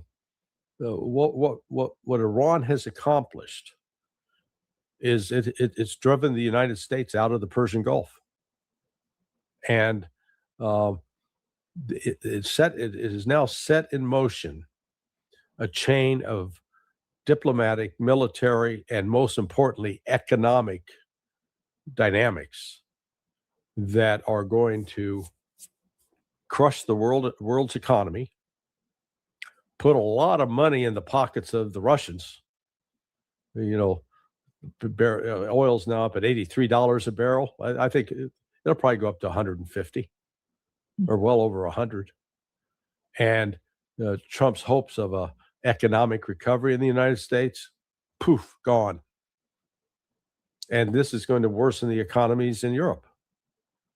So what a stupid thing that Trump did. They got forced into it by the Israelis. And the only, one of the silver linings here is Israel's going to take such a beating out of this that its very survival will be in question, I believe. Larry, how about Saudi Arabia?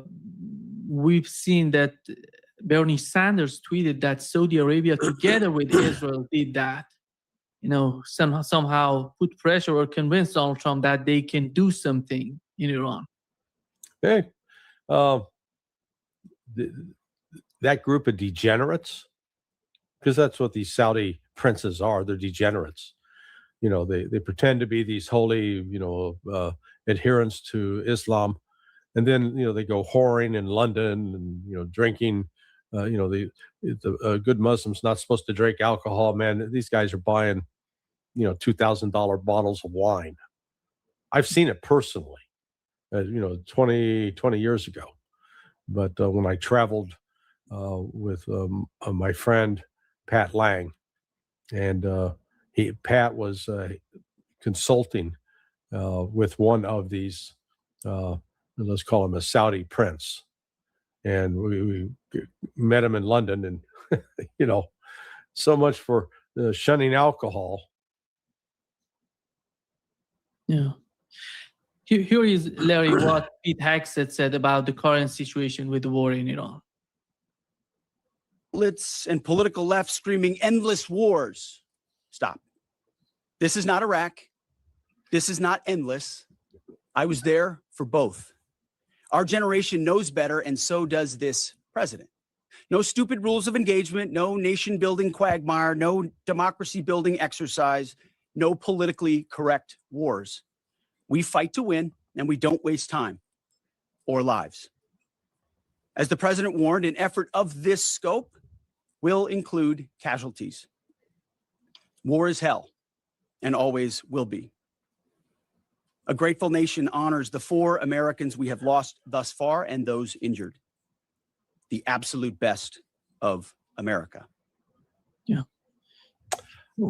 You're going to make me say some obscenities. Fuck that motherfucker. I mean, honest to God, he is he's such an ignorant little prick. And to say something stupid like that, they are now mired in a war. And Donald Trump lied to the American people in 2024. I mean, the words are quite clear. I got them right here. His signature phrase was, "I'm not going to start a war. I'm going to stop wars." Well, he just started a war. He said he insisted that he was going to bring stability to the world.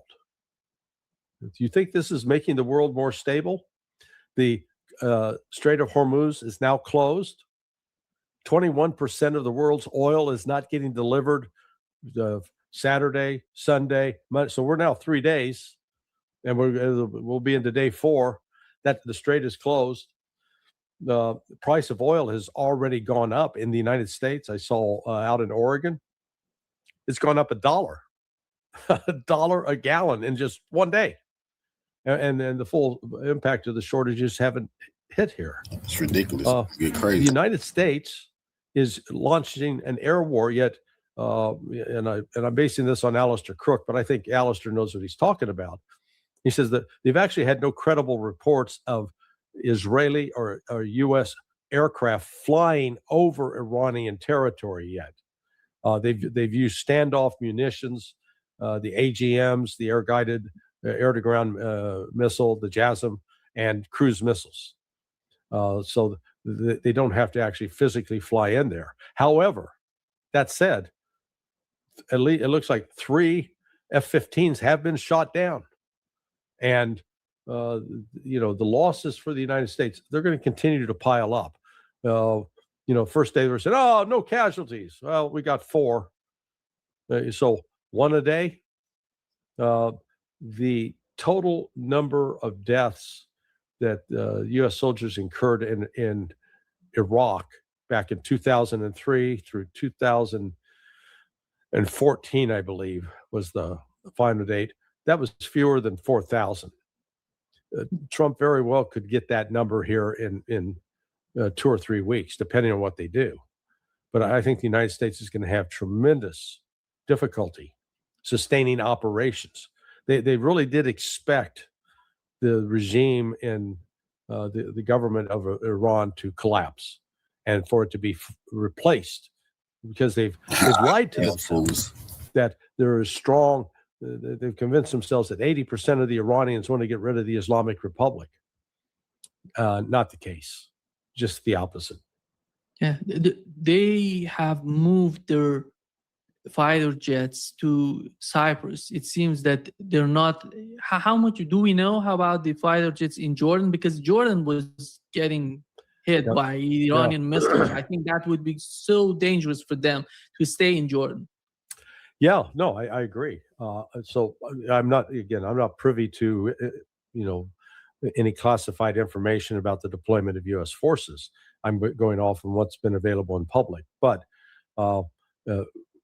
what's noteworty about what Iran has accomplished, this is now the start of day 3.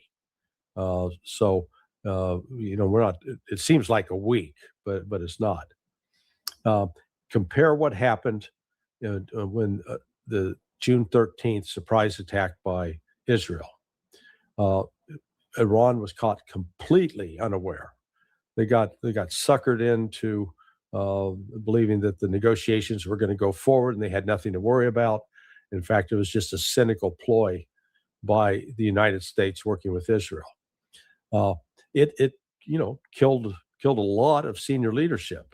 Didn't get Khamenei or Pezeshkian, and it took about 12 hours before Iran basically, like a boxing match, it got knocked to the canvas, not knocked out, but it was down.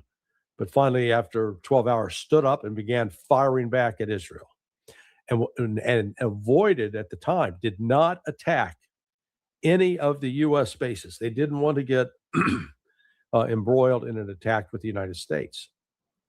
This time, this attack at 8:30 on Saturday morning, within an hour, Iran was firing back, both at Israel and at the U.S. military presence.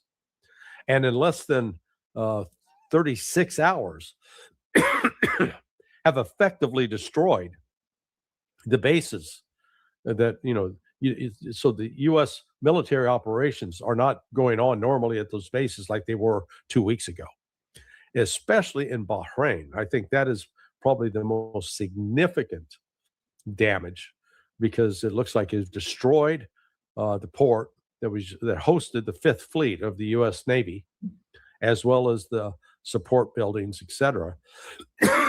Excuse me. And Bahrain, unlike Saudi Arabia, Qatar, United Arab Emirates, Kuwait, Bahrain is 80% Shia. So there is the anger and outrage that has erupted in Bahrain over the murder of the Ayatollah Khamenei is significant and substantial. So this is, could anybody have predicted that? They said that within 48 hours, Iran would have effectively defeated, forced the United States to retreat from bases that it has been using for more than 30 years throughout the Gulf. But that's what's happened. What's astonishing to me, Larry, that they feel, the Trump administration somehow feel that everything is in their hand. They can decide about that it's going to be a short war, a long war. The destiny is in their hands. These are so much delusional. Nobody seems to understand what they're talking about. Right.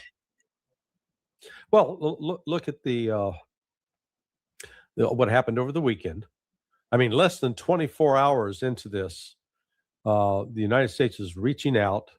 It may have been 36 hours, but somewhere between Saturday night, East Coast time, and Sunday morning, the United States reached out to Italy and said, hey, go talk, see if the Iranians, tell them we'd like to do a ceasefire and get negotiations back underway about the nuclear program. And the Iranians basically said, oh, yes, we have a message for Donald Trump. Tell him to fuck off. They said, no, we have nothing to talk to the United States about. So now here's the United States. They're looking at the Strait of Hormuz closed, the oil market in shambles. In fact, just before I checked the stock market before coming on air, the Dow Jones was down 500. Now it's only down 90. They're trying to save it, but it's at 48,000. Remember a couple of weeks ago when the Pam Bondi was testifying, stonewalling about the Epstein case. Oh, the stock market's at 50,000. Yeah, not for long. So this is going to jack up oil prices in the United States. It's going to increase inflation, which was already a problem. And it's going to create global economic problems, at least for some countries. Japan in particular is quite vulnerable on this. I could see the Iranians allowing oil and Chinese tankers to come out and go to China. I can see that. But you've now had attacks on the Iranian oil field. One pipeline has been hit and is on fire. And Iran, in turn, is hitting Aramco in Saudi Arabia. So it's not just a matter of oil available to transit out of the Persian Gulf. The actual oil fields are going to be hit and damaged. And so they won't be putting out the amount of oil that they were previously. So, yeah, the Trump administration, you got to step back and say, why were they seeking a ceasefire already? Because they actually understand how serious the damage is going to be inflicted on them by Iran, both economically as well as militarily, and what it augurs for Israel. Israel is, I would not be surprised to see that they'll be out of air defense missiles by next Monday, a week from today. I think the big question is that what would happen to Israel? And we see the Iranian attack on these Arab states. They have destroyed the bases, as you've mentioned, and the radars that the THAAD system, it seems that is connected to these radars to get signals and to defend Israel. it seems that they somehow destroyed all those radars that they cannot receive the signals. This is hugely influential for the air defense system of Israel. Yeah. That was they had the one system in Qatar at Al Udeid, and the other in Bahrain, and they were integrated, and it was those radar systems provided. At Al Udeid, there's another facility called the Combined Air Operations Center. The military acronym is CAOC, CAOC, and the CAOC monitored all flights in the region and was there primarily to try to deconflict, like when Russia and the United States were flying missions in Syria a year ago, 2 years ago. The CAOC, one of its jobs was to coordinate with the Russians to make sure we didn't fly into each other. Now, they may be effectively blind. So this is, this is really significant, and that shows Iran thought this through. They're not just punching blindly. They are attacking methodically.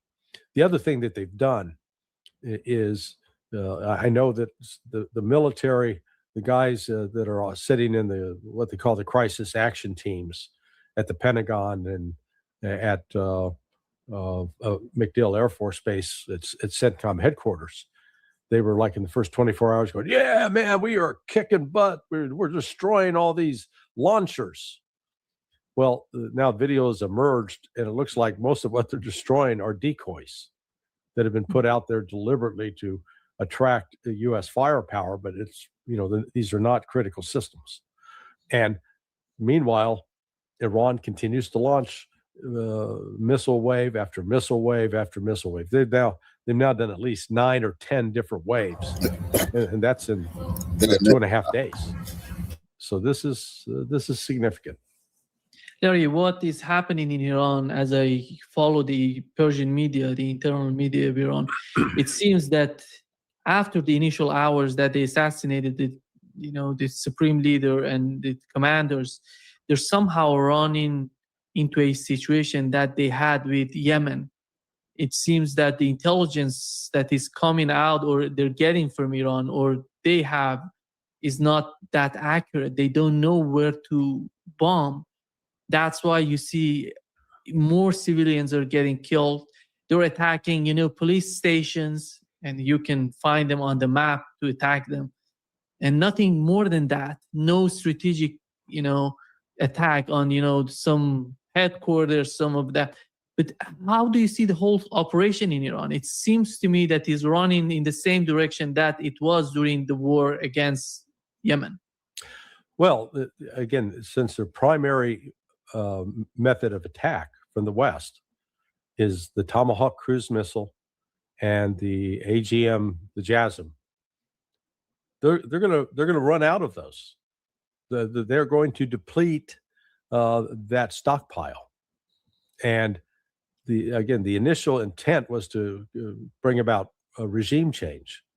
Instead, what they've done is they've fortified support for the regime, and instead of Iranians going into the street to say, let's get rid of the mullahs, it's just the opposite. It's inspired greater patriotism on the part of the Iranian people.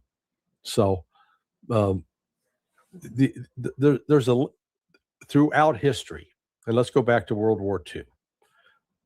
That was the belief in the 8th Air Force. It was the Army Air Corps back then. Air Force had not been created as a separate service. That didn't come until after World War II. But generals like Curtis LeMay and others, they genuinely believed that they could win the war. They could defeat Nazi Germany by just dropping bombs. Well, that turned out not to be true. Then the same in Korea, the same in Vietnam, which, we ended up getting a bunch of pilots as prisoners of war, including John McCain was one. But again, so air power can play an important role and supporting a ground offensive. But air power in and of itself is not going to bring about regime change, particularly in a place like Iran, because it's just Iran's too damn big. It's vast. And can it kill people and cause heartache and cause damage? Oh, absolutely. But it doesn't create something unrecoverable, short of using nukes. I mean, and the nuclear weapon again is you'd have to use a number of them to, let's say, alter the climate and cause a, but it's still a localized effect, and they're going to run into the reality of, is the more they continue to do this, it's wear and tear on these planes, and so then they're going to have to be down for maintenance. The F-35A, which is the basically land-based F-35, is notorious for being what they call a hangar queen. There's always got something wrong with it that you can't put the full complement. 24 planes in a squadron. Sometimes the squadron is not operating at 100%. It could be down as 60%, 50%. So, this. We're in the early stages of the euphoria. Oh, we're bombing the hell out of them. But by next Monday, it's going to be more frustrating, because what are we going to attack? And per Alistair Crook, and Alistair's got great sources and knows what he's talking about. They've not dared to breach, fly over Iranian territory yet, and that's because the Iranian air defense actually is still intact. It's just not effective against the Tomahawks. Yeah. By going to Cyprus, I think the operation for the Air Force of the United States would be much difficult, to come all along to Iran and get back, and they'll have to refuel. And how do you see that? Well, just offhand, do you know I don't know what the distance is. Let me look it up real quick. Yeah. What is the distance from Cyprus? It's South Cyprus. It's a South Cyprus. Yeah. But Cyprus to the western border,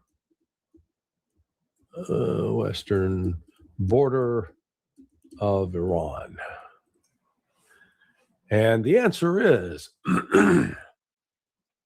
let's see. Okay, it's 1,000. Nathan Watkins doesn't believe in limits, especially limits on your property taxes. Watkins testified against Governor Abbott. 1,000 to 1,200 miles, or 1,600 to 1,900 kilometers. So just do the math.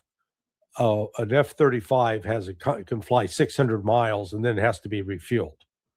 So it's going to have to be refueled twice before it could even get to the border of Iran. And that's just getting to the border.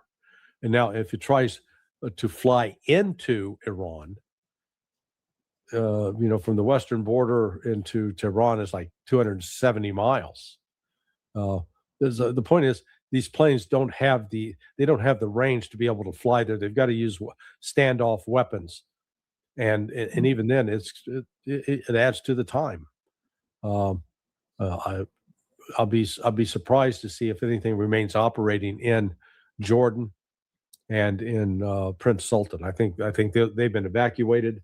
We've seen in Erbil, Iraq, those bases have come under attack. So, I think that is the biggest surprise for the U.S. military, that they didn't think that Iran would be able to hit them so fast and in such a comprehensive manner as has taken place. Do you see Iran escalating the attacks on Cyprus? Because we've seen. Yeah, they might. They might. They have missiles that can reach there. Yeah, that wouldn't surprise me at all. In fact, if these attacks continue, on Iran, they'll take them out. The same with what's going to, we'll see new targeting of the airfields in Israel. That's got to really, I think, be Iran's next objective. Take out the Air Force, and Iran do have the missile capability to do that. I think that'll probably be the next focus of their plan. So where would be the next station for the fighter jets? Because they have to move them from Cyprus. If Iran starts attacking Cyprus, they have to move these fighter jets to some other places. Yeah, to Italy. They could go to Italy. They could conceivably, I don't know if they'd want to try to do Egypt. Egypt's been a bit of a prostitute, a Western prostitute in all of this. And Egypt would still be in range of Iranian missiles. So Italy would probably be the next spot. They could use Turkey, except Turkey has said that, they've rejected it. They've criticized the West harshly for attacking Iran. I don't think Erdogan wants to get embroiled in this conflict. Yeah, I really believe that he may, yesterday Professor Morandi said that they let the United States to use their airspace to do some intelligence gathering, but they're not going to go that far to let the United States, put fighter jets in Turkey. Right, That's a huge escalation if they do that. And I don't see the government in Turkey going that far. Yeah, no, I agree. Yeah.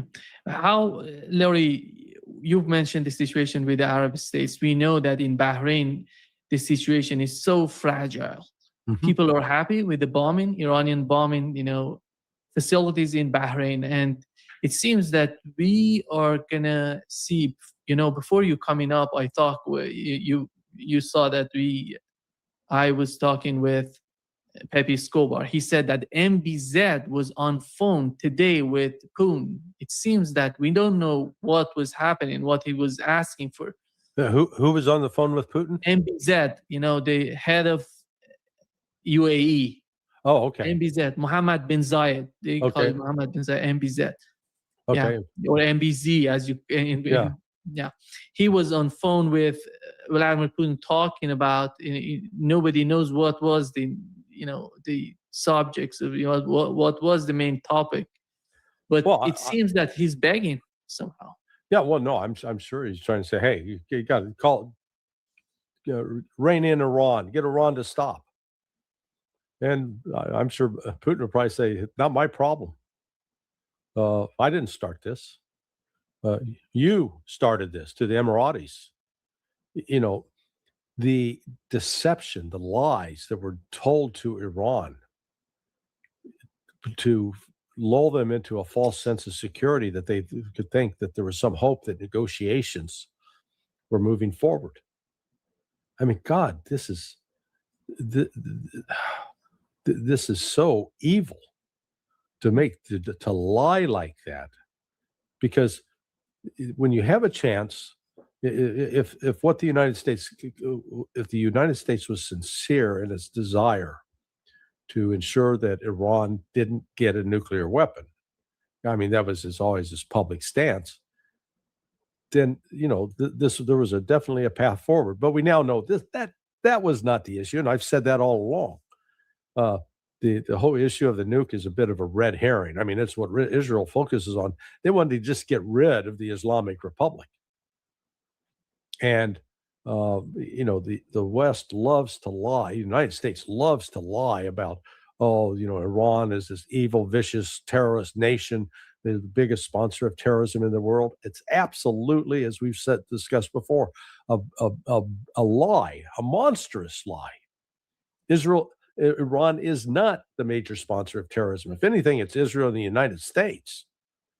And it is sort of convenient that although the most active terrorist groups in the world are these Sunni extremists, the ISIS, Al-Qaeda's, Hayat Tahrir al-Sham, al-Nusra, Taliban.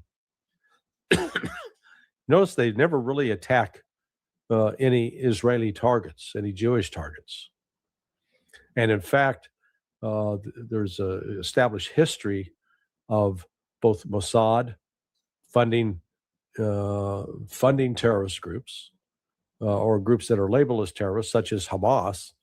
That's the real irony, because Hamas, in terms of actual attacks, is very, very, very low. It's not one of the most active groups in the world at all by any stretch. So the United States has facilitated this lie to maintain that Iran, under the mullahs, is intent upon destabilizing the region, when in fact it's been the United States. It wasn't Iran that attacked Iraq. It wasn't Iran that attacked Afghanistan. It wasn't Iran that attacked Syria. So instead of being a force for chaos, Iran has tried to be a stabilizing force, and it's been the United States and Israel that have been the destabilizers. So now all this is coming to a head because, a year ago it looked like Turkey and Israel were cooperating. Certainly cooperated more than a year ago in getting rid of Bashar al-Assad. Now you've got Israeli officials openly citing Turkey as the next target. Once we get rid of Iran, then Turkey's on the chopping block. And I think that the Turks aren't fools. I think they're listening to that. They're paying attention. So I conclude by saying, we have unleashed a monster. I think this war is going to escalate, not diminish. Larry, the martyrdom of the supreme leader of Iran has the opposite effect that the United States, they thought that they could bring down all, the leadership in Iran by killing the supreme leader of Iran, which was totally the opposite way, not only in Iran, but outside of Iran. Correct. Iran didn't ask, as far as I know, Iran didn't ask Yemenis to come in, didn't ask Iraqis to come in, people in Pakistan, These are, and Hezbollah has joined the conflict.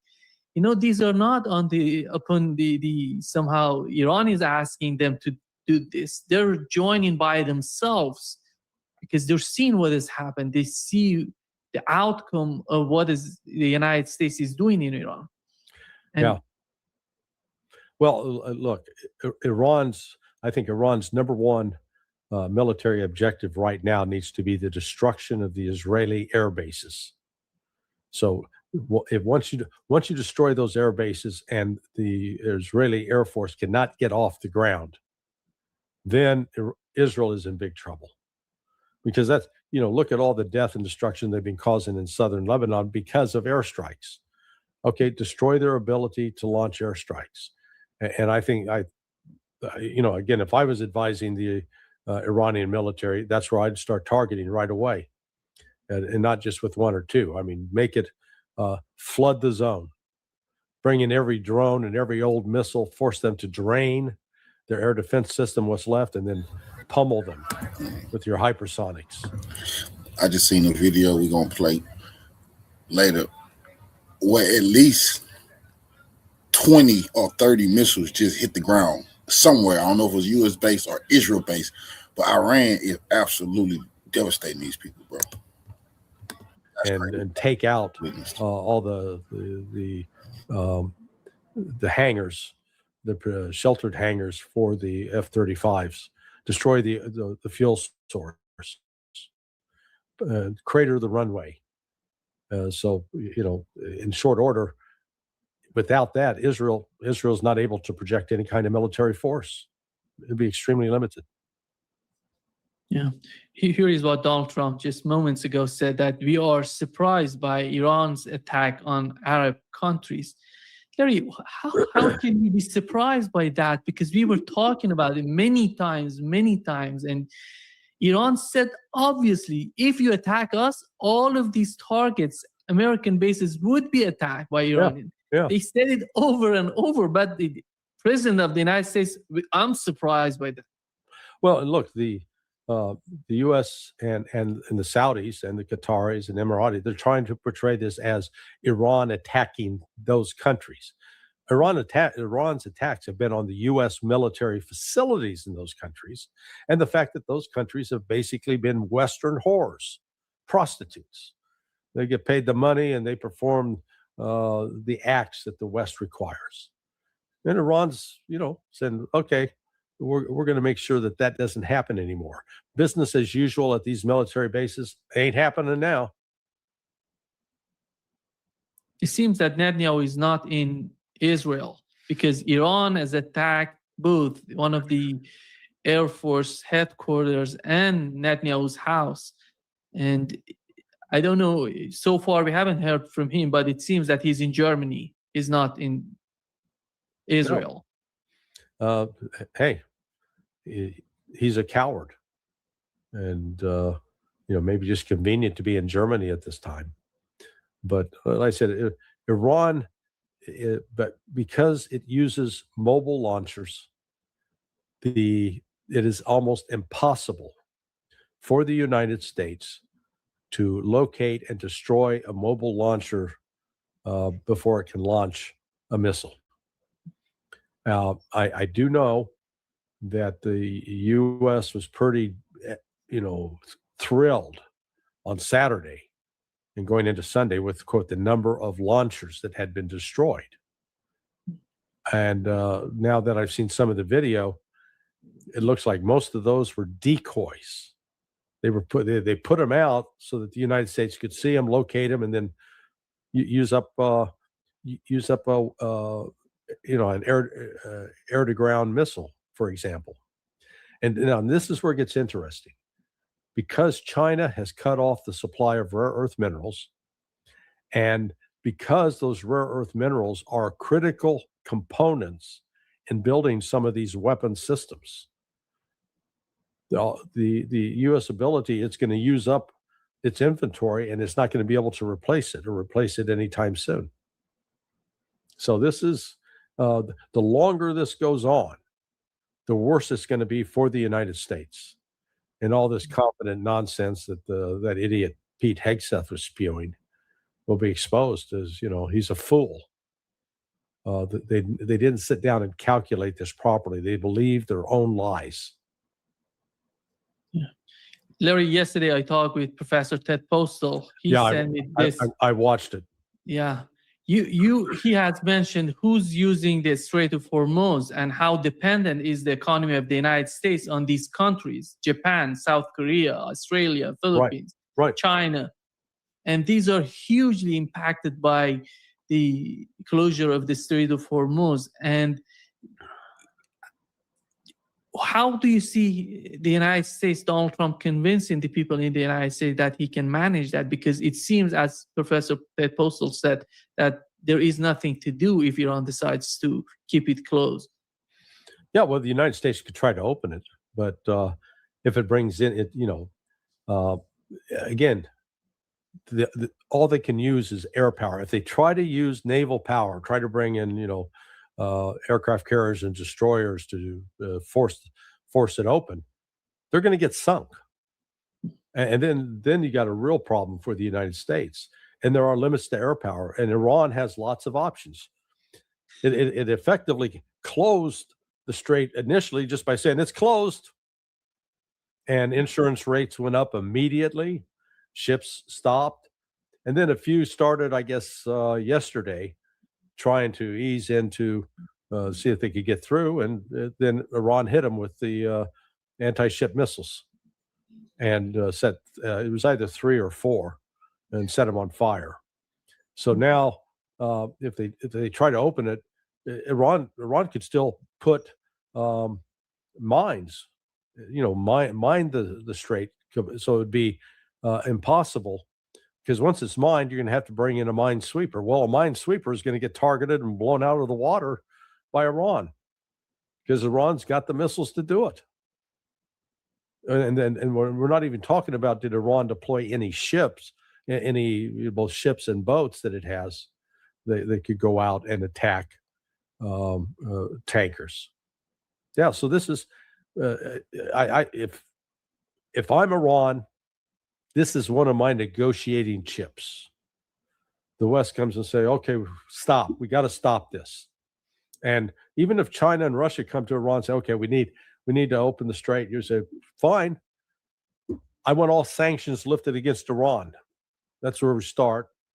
And I want the Israelis out of Gaza. They've got to withdraw.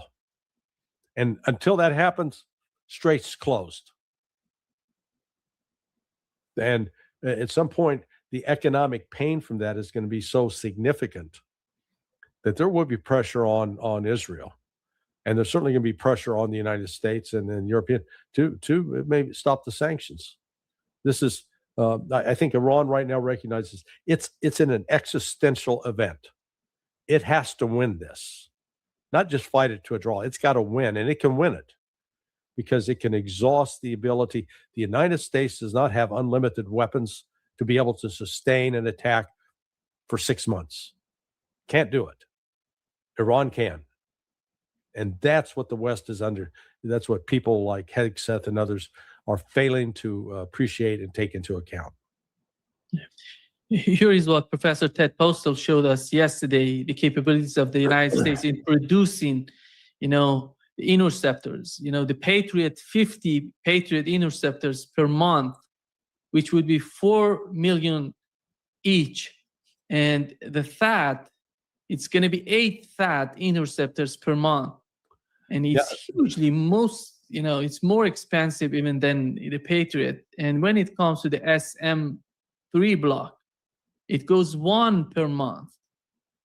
And this is, and I think Ted's being a little overly optimistic because the number I've seen in the past in terms of Patriot missiles, that Lockheed Martin was producing 700, now maybe 800. Well, that's far fewer than 50 a month. Or is that right? No, that's right. Okay. Yeah, that's 600, isn't it? Yeah. So, 600, 600 to 800. And this is where people need to understand with these missiles. And people that listen to me on other podcasts get tired of hearing me say this. But for every inbound missile from Iran, the Patriots got to fire at least 2, and sometimes 3 or 4. So I think in the first day, Iran fired like 114 missiles. Do the math. If you fire 2 Patriots for every one of those missiles, that's 228 Patriot missiles. That's almost 40% of the annual production in one day. And so multiply it. And we've seen this go on. One of the reasons the United States is running short is what has happened in Ukraine, because there are the Russians as well with drones, cruise missiles, and ballistic missiles have over the course of 4 years forced the United States, who's been supplying Ukraine, to use up an enormous amount of what was once in its inventory. So now they're not sitting upon thousands of Patriot missiles. They could actually be down into the hundreds now. They could literally, within the course of, say, 2 or 3 weeks, deplete the U.S. inventory. And then at that point, you're back to, trying to produce 50 a month. So if they run out of, interceptors, what would be the strategy? Just attack on Iran? Because that would hugely put Israel in a vulnerable situation, and they're going to get hit by any single Iranian missile in whatever location they want to hit Israel. Yeah, I mean, the United States has, reportedly flew a B-2 mission that was supposed to bomb, quote, ballistic, one of the underground cities. And again, I'm not sure that is true. That's the story they're telling. Iran certainly hasn't reacted to it. But even if they get to the place where they start flying more, they try to do one of those a week or one every 2 or 3 days. At some point, Iran, with the help of the Chinese and Russians, is going to be able to target it and bring them down. And so the attempt to suppress Iranian air defense systems, I think, it has not been a success. those air defense systems were not set up to deal with the Tomahawk, but is the fixed wing aircraft apparently so. So, but again, this is not going to end in 12 days. When last June 25th, when Iran agreed to stop hitting Israel with missiles and basically put an end to the fighting, I'm sure the Ayatollah Khamenei signed off on that. Said, yes, well, we'll do this.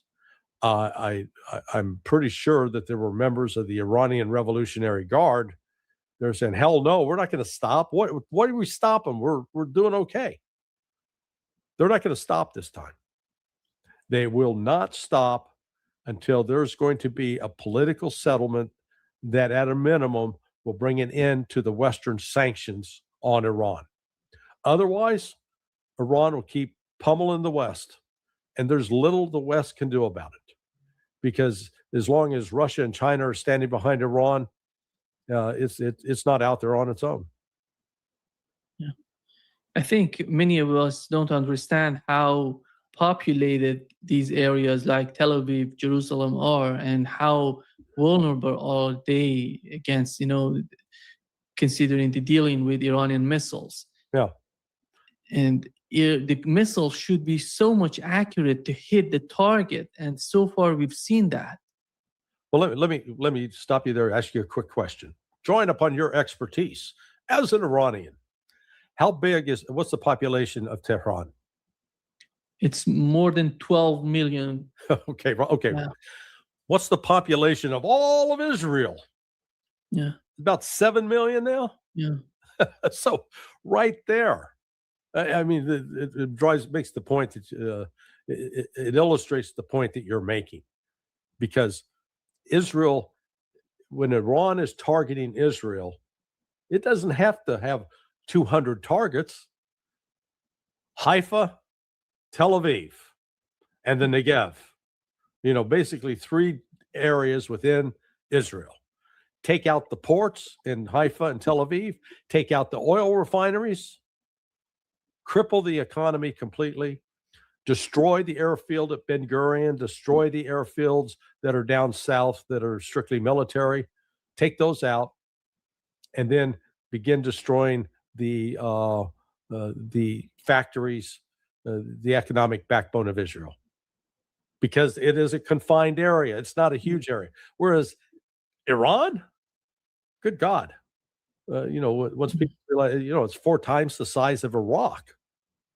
It's an enormous space, and the United States does not have the ability, nor Israel the ability, to go everywhere and bomb everywhere in Iran. And Iran, though, does have missiles that can, they can travel in excess of 2,000 miles, 2,500 miles. This, the United States is not going to be able to do anything to Iran that will force them to surrender. In fact, the continued attacks are going to enrage the Iranians to the point that they will not stop fighting until the West is forced to make concessions. That's where this is headed, I think. Yeah. And the other point, Larry, is the people who are living in Tehran, is 12 million. Somehow it gets to 15, 16 during the day. But they can spread out all over the country because their families, they are living in other provinces. Mm-hmm.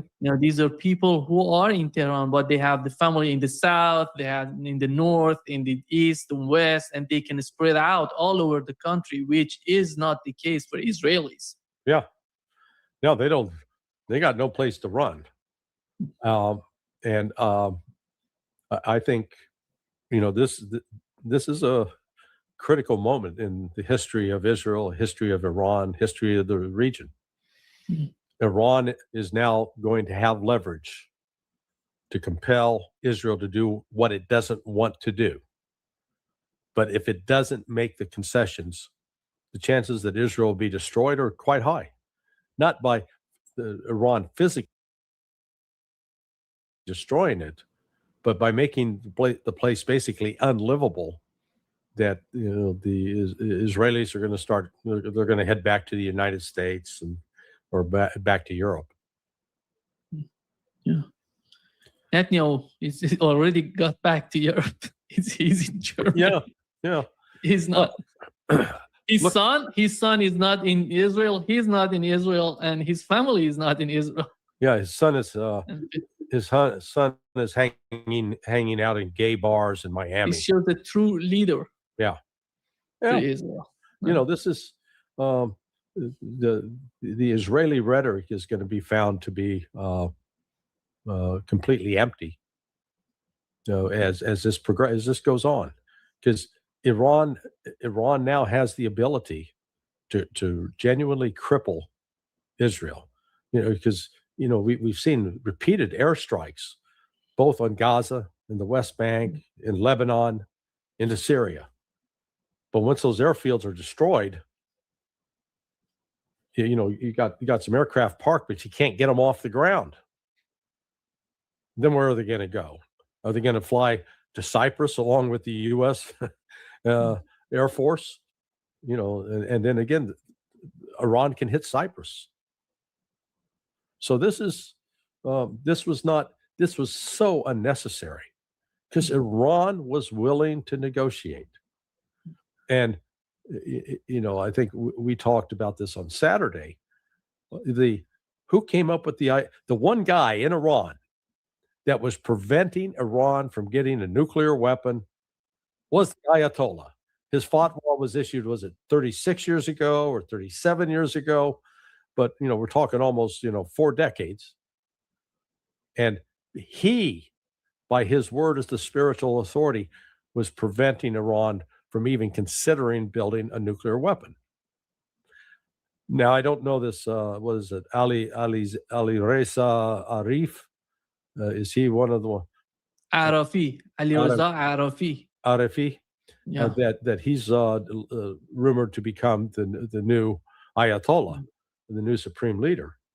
And I don't know what if he's, I could conceive of him saying, you know what, blessings be upon Ali Khamenei, but we now, in order to preserve the life of Iranians, we must have a nuclear weapon, because we know that with a nuclear weapon, we will no longer be attacked. I could see him go down that road. And again, there's always the risk Israel will be tempted to use a nuclear weapon, but boy, Israel has now pissed off the Kremlin. Putin and Lavrov, they are furious with Israel, because they had brokered a deal between Iran and Israel. Now, Israel betrayed that deal. And the global repercussions for this go beyond just that immediate area. But it's the chaos is developing. All the economic investment that was in Dubai and Doha. People are getting the hell out now and rethinking. Thinking about, I'll move to Doha, move to Qatar. We can live or to Dubai, live the big life. No, this war has changed that. Yeah. Thank you, Larry, for being with us today. Well, hopefully we'll have something.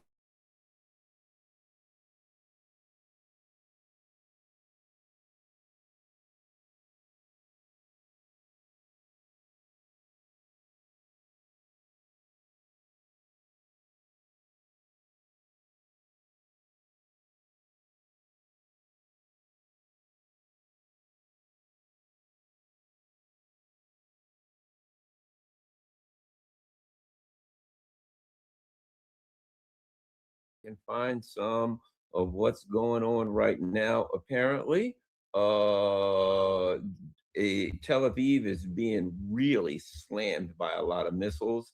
Let's see if we can find a couple of videos. Here's one.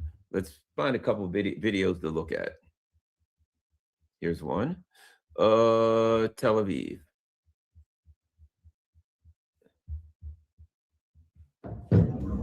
See what happens.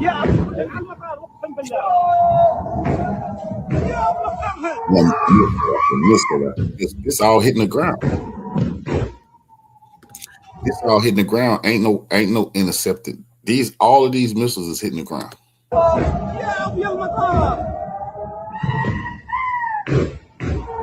So apparently, as you can see, apparently this went on. I don't think this was the worst of it. I've seen far worse videos where the sky was being exploded with missiles. I mean, Iran is not playing with them people. They is playing games. Iran mean business. That were coming down on Tel Aviv. Now, one of the things you'll notice here, if you look at a lot of these videos, one of the things that you notice is, the lack of air defense. You'll notice when you look at these videos that you don't see a lot of air defense. Let's see. Because Iran Here's another one. The first couple of days. Now the next few days. Okay, I don't know about that one. Let me find another one. But there's a lot of videos going on now where Tel Aviv is getting smoked pretty bad.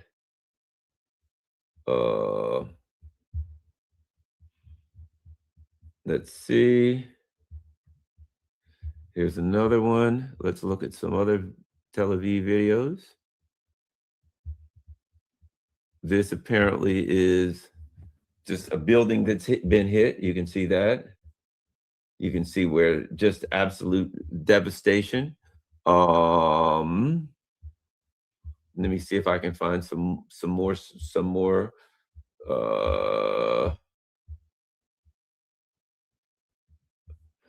No, there's fires. There's They used to say they was intercepting everything. Now they can't lie.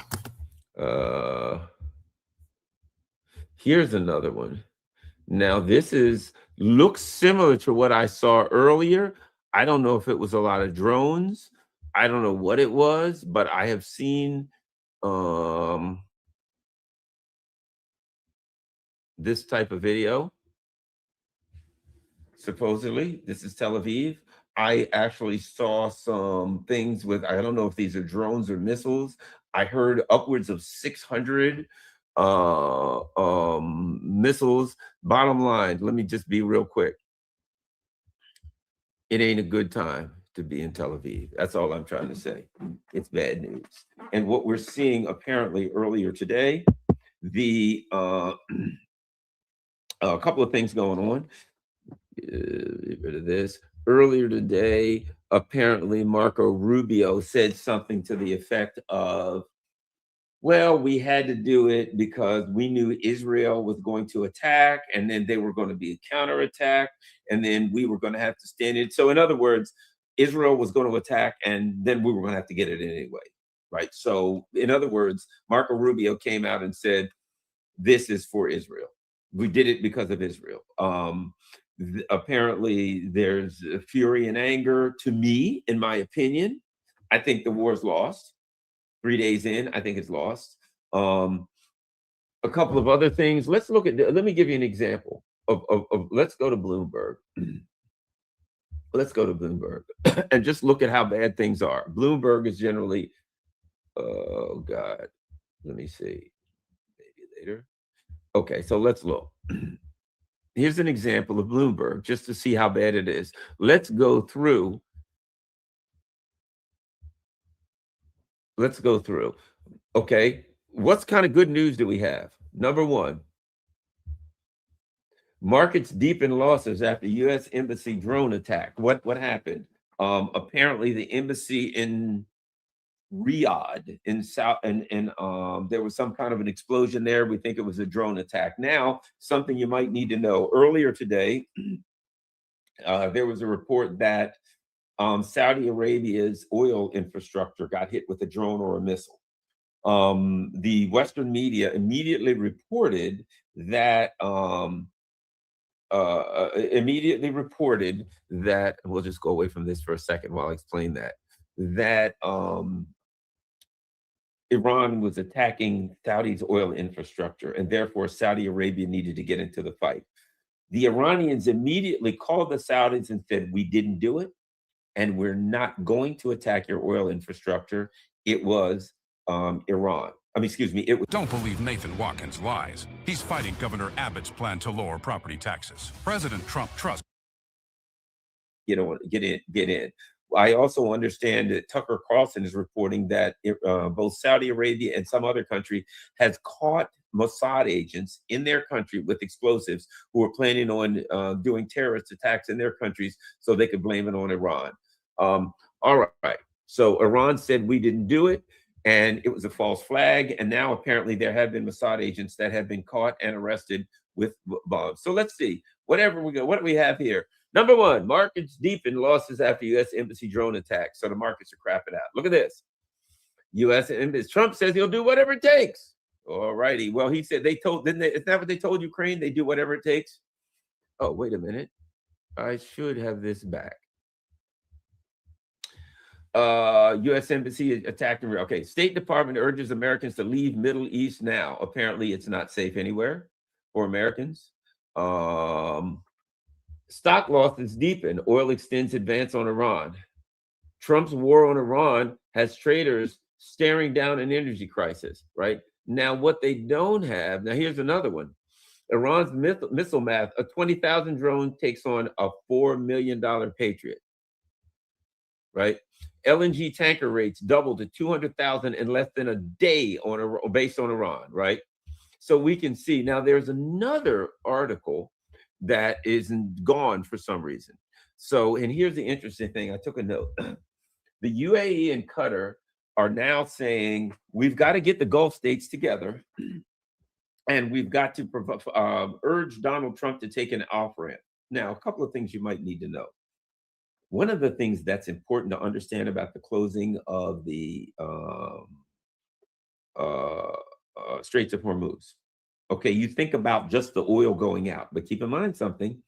That's how Saudi Arabia, Qatar, UAE, that's how they make their money. That's why they're so rich, because all this oil's going out. If their money's not going, if the oil ain't going out, they ain't making a dime. Fair enough.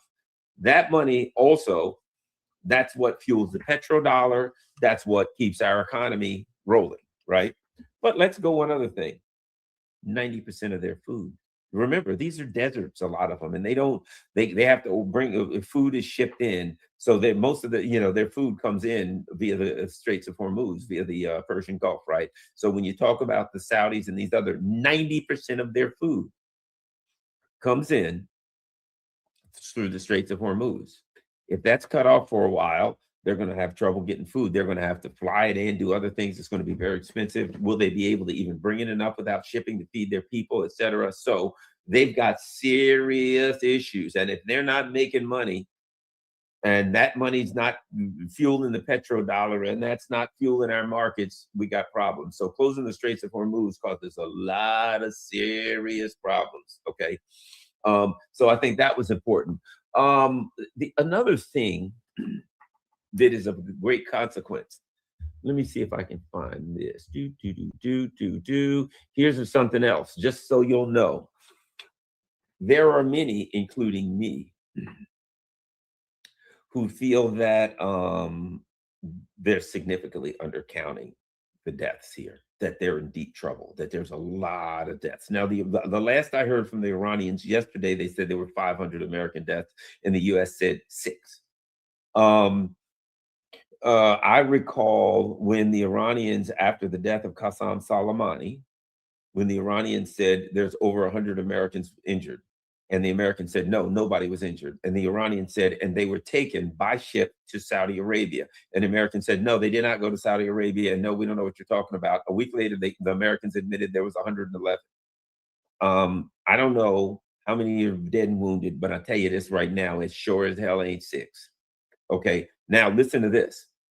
The IRGC, the Iranian, their guards, their military, the IRGC Navy attacked, now listen to this, one of the gathering places of American military personnel in the city of Dubai, where more than 160 Marines were present. All missiles and drones have struck their targets. There's no air defense in the southern margin of the Persian Gulf, right? What seems to be New video from U.S. consulate. Let's see. There's a couple other things. Basically, what's happening, what we're told is that what I'm understanding reading it is that for whatever reason, a number of Marines, upwards of about 160, were coming together. I don't know why. I don't know if they were all together in a hotel, if they were gathering to go somewhere. I don't know what the case may be, but approximately, as I understand it from numerous stories, there were approximately 160 Marines in one location. I'm guessing it was a hotel. That's my guess, because we've seen a number of times where the military people were taken out of a base because they felt that the base was going to be hit, and they moved it to a hotel. But because of the technological advancements, the Iranians, I don't know if they got help from the Russians or the Chinese, or they did it on their own, but they were able to track these soldiers into a hotel and attack the hotel. They were able to track U.S. military personnel, U.S. Department of Defense personnel into a hotel, and in one instance, they attacked the floor that they were in. They knew the rooms that they were in, right? So it said a gathering place is what the IRGC has said. Of 160 Marines, they attacked it. The IRGC has estimated 40 killed and 70 wounded. Okay, which, if that's true, if the kind of numbers that we are suspecting is true, the Trump administration's in deep and serious trouble. Okay, so that's the allegation. Now, I would say this. It sounds like what the Russians are doing in Ukraine, because that's what they do in Ukraine. They let a bunch of Ukrainians gather, right? They let them get in one place, or they find them in one place, and then they attack them with either drones or missiles. They let them muster in a particular area. They get a bunch of them together, and they attack them. It sounds to me like the Iranians are able to, using like phones, probably a combination of phones, a combinations of satellite, maybe pictures, and of course they've got intelligence people on the ground in all of these countries. They've been preparing this war. Dubai is loaded with Iranian spies, the UAE, the all these Gulf countries. There's Iranian spies floating all over the place. So they probably have a combination of the technological ability through their phones or whatever, maybe hacked into their communication systems, and of course people on the ground saying there's a bunch of soldiers and they're staying here, and they're staying at this hotel. Somebody might work at the hotel, somebody might be in the area, whatever, driving around, whatever, and they see, okay, these Americans, they're all going into this hotel, they're staying here. And at that point, all they need is the intelligence.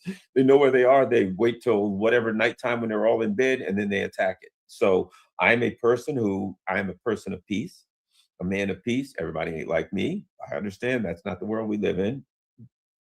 I'm a man who doesn't want to see anybody get hurt. I'm a man who has friends, family members, etc., who are in the military. I'm concerned about their lives. So by no stretch of the imagination am I going to celebrate the deaths of anyone, not the deaths of anyone. I want this thing to end.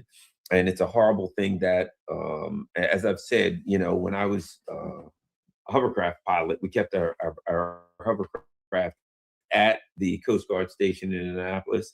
And I knew a lot of the coasties, as we called them. And a lot of them were people from poor communities. They were from Arkansas. They were from West Virginia. They were people that didn't have a lot of opportunities, and they went into the military so that they could get an education. They had no health care. They had nothing. They were from some little podunk town, right? So I don't want to see these people suffer, because the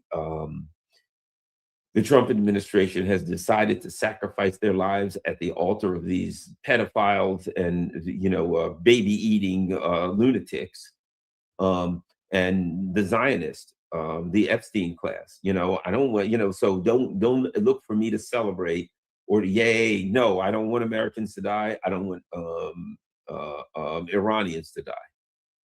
I don't want Americans or Iranians to suffer. I don't want them to be hit with missiles, on terrible things to happen to them on behalf of the true culprit, which is Zionism.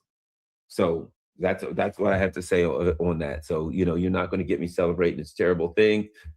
Let me see.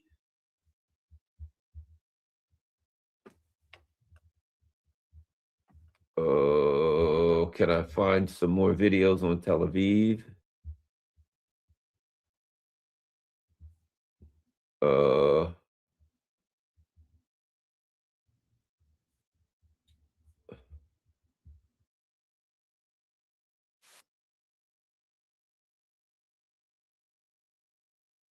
There are people who are now, just so you can see what's going on, there are people out here who are making videos. And again, I'm not I'm not an advocate of violence or anything like that. And I'm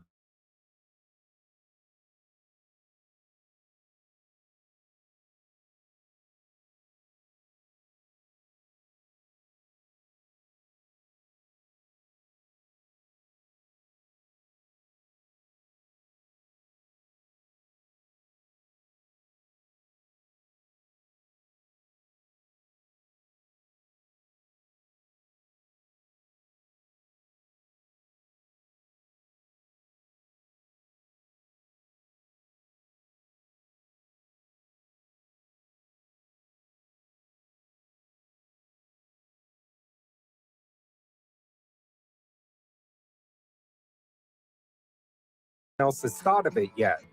You're sure this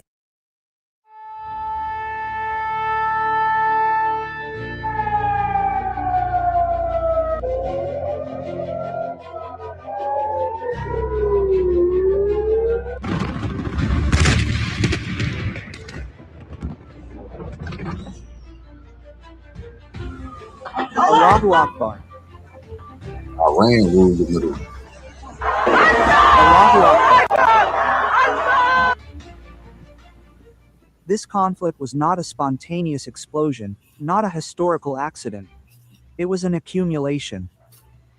An accumulation of tensions, an accumulation of threats, an accumulation of policies allowed to harden.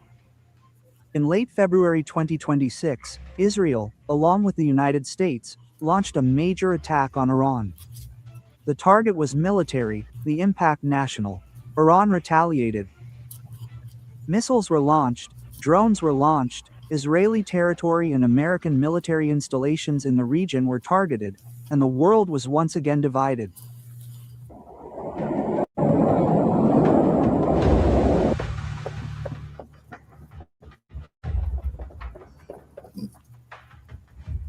The basic facts are simple. The initial attack was carried out on Iranian territory. The operation was coordinated, planned, and measured. The reasons were deterrence, a security threat, and regional stability. But the question is not that simple.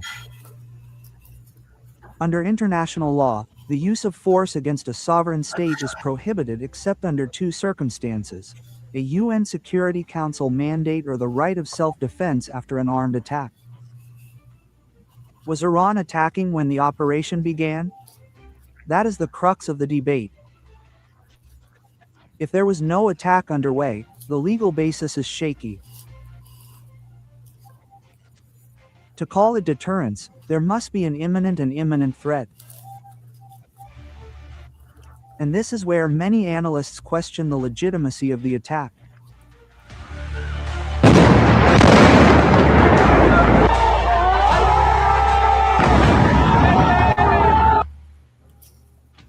The concept of a preemptive strike has always been controversial. History shows how dangerous this doctrine can be. Because threats can be interpreted, because intentions can be assumed, because security can be used as justification. If every country can attack simply because it feels threatened, then international law breaks down. A single strike might be considered a deterrent. But when it lasts for days, in waves, targeting multiple locations, it's no longer an emergency measure. It's a full-fledged military operation. And in this context, Iran is the first to be hit.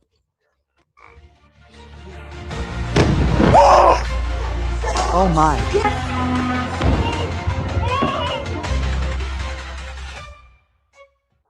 Iran isn't standing still and can't be. Any country attack will respond. That's political instinct. It's strategic calculation. It's also the right of self-defense under international law. Ballistic missiles are launched, drones attack. Some are intercepted. Some are not. Israel suffers damage. Civilian casualties occur. But it's important to note clearly that the response comes after the initial attack. This isn't unprovoked aggression, it's retaliation. Is that retaliation proportionate? That's the next debate.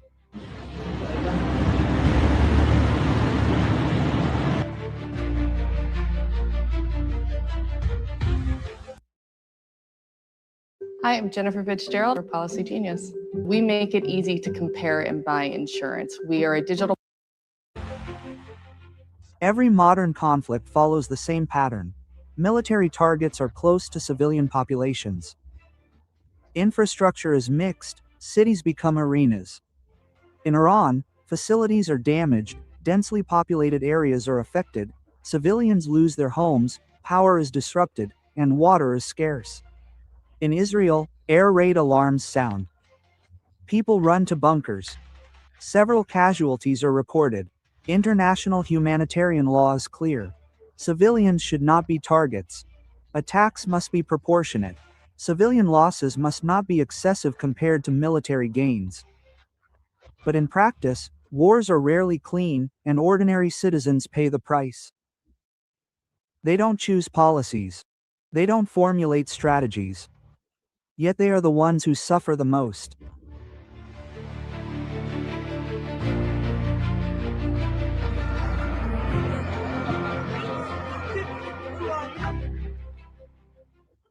Many ask where the United Nations is. The answer is complex. The UN doesn't have its own army. Decisions rest with the Security Council, which has veto power when major powers get involved. Resolutions often stall not because laws don't exist, not because norms are unclear, but because the international system grants special power to a few states. And in that system, politics often precedes justice.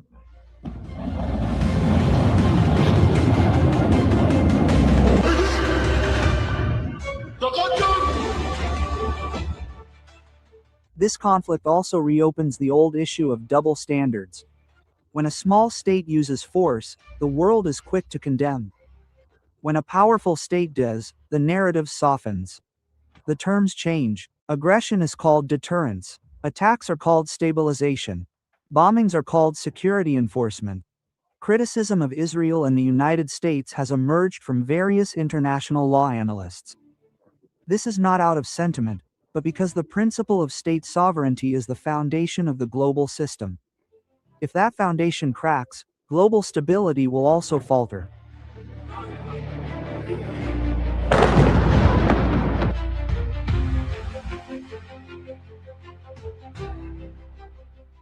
From Iran's perspective, the narrative is consistent.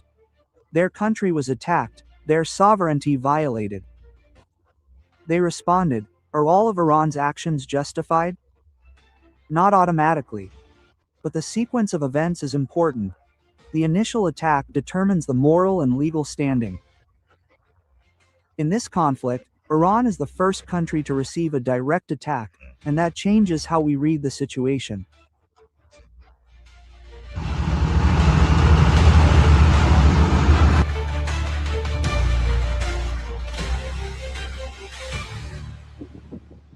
This conflict is not isolated. There are alliance networks, there are energy interests, there is global market stability. If the conflict escalates, the impact will go beyond regional ones. Energy prices rise, financial markets are shaken, supply chains are disrupted. Modern warfare is no longer local. It spreads through the economy, and when economies are shaken, global society is affected.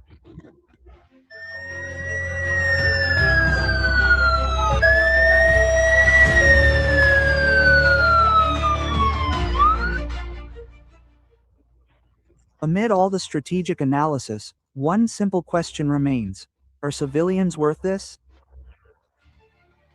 The answer is clearly no. Humanitarian norms were established after world wars, built on tragedy, built on the realization that unlimited power is disastrous.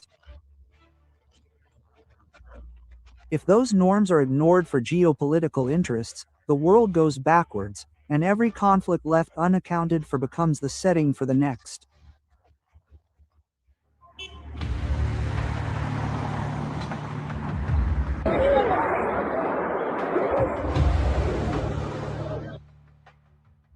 The Iran-Israel conflict of 2026 is not simply a military duel. It is a test of the international system, a test of legal consistency, a test of global morality. Iran was attacked first. Iran retaliated. Israel and the United States justified their actions on security grounds. Yet, beneath all this, civilians remain the most vulnerable. The ultimate question is not just who is strong, not just who wins, but whether international law still matters, and whether humanity remains a primary consideration in global politics. That is the reality. No slogans, no simplifications, just analysis.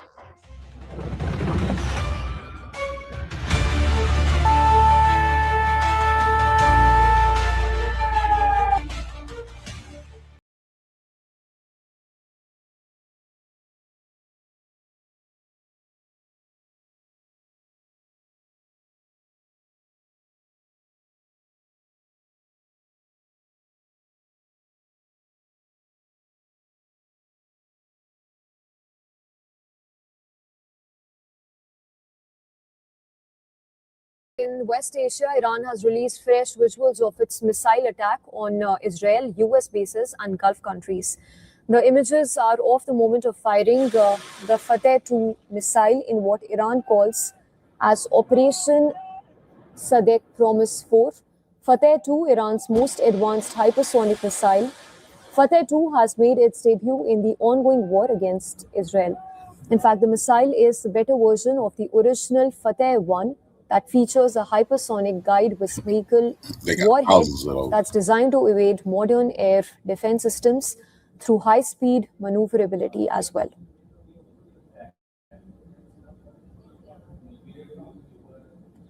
Fateh 2 is capable of reaching terminal velocities between Mach 13 and 15. It has a range of approximately 1,400 to 1,500 kilometers. I showed this before, and I'll probably show it tomorrow. Iran is a missile superpower, and they got probably 30 different categories of missiles. Israel and the US and NATO is in trouble. Placing targets across the West Asia, which includes Israel and US regional bases within its reach. It carries an explosive warhead of roughly 200 kilograms. Iranian state media has also released footage purportedly showing scores of attack drones stockpiled in an underground bunker. The video shows a long tunnel with no visible end, lined with numerous drones and missiles. It first displays triangular-shaped drones lined up in one direction, resembling the Shahed 136, a domestically developed Iranian kamikaze drone. The ceiling of this tunnel is adorned with Iranian national flag. The footage also captures missiles in standby mode, with 4 missiles mounted per launcher vehicle. A photo of Ayatollah Ali Khamenei, Iran's supreme leader, who was confirmed dead following the previous day's airstrike, is seen hanging on the wall. The video further includes scenes of drones and missiles being launched. Drones are a core component of Iran's attack capabilities following the joint US-Israel airstrikes on the 28th last month.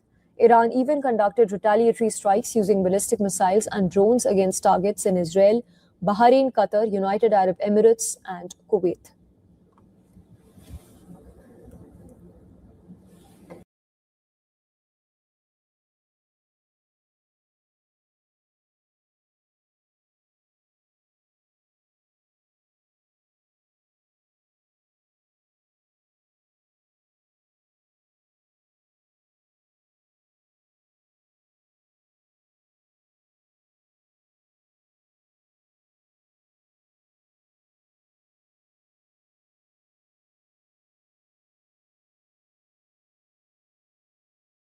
At the United You know, there are moments in history that are broadcast live for the whole world to see, moments that shatter the carefully constructed illusions of power.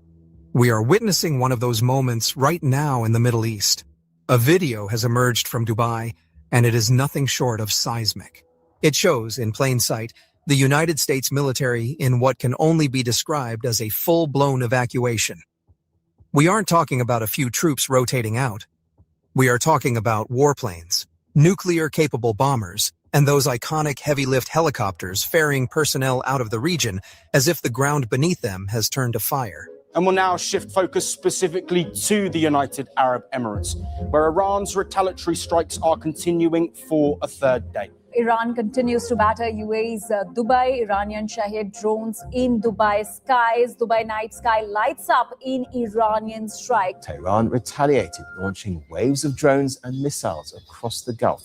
Dubai has continued to face direct hits since then. This isn't a drill. This is a superpower caught off guard. Its aura of invincibility dissolving in the heat of the Persian Gulf sun. Watch the chaos of the evacuation. Note that we have not independently verified this footage, but it seems it was captured in Dubai.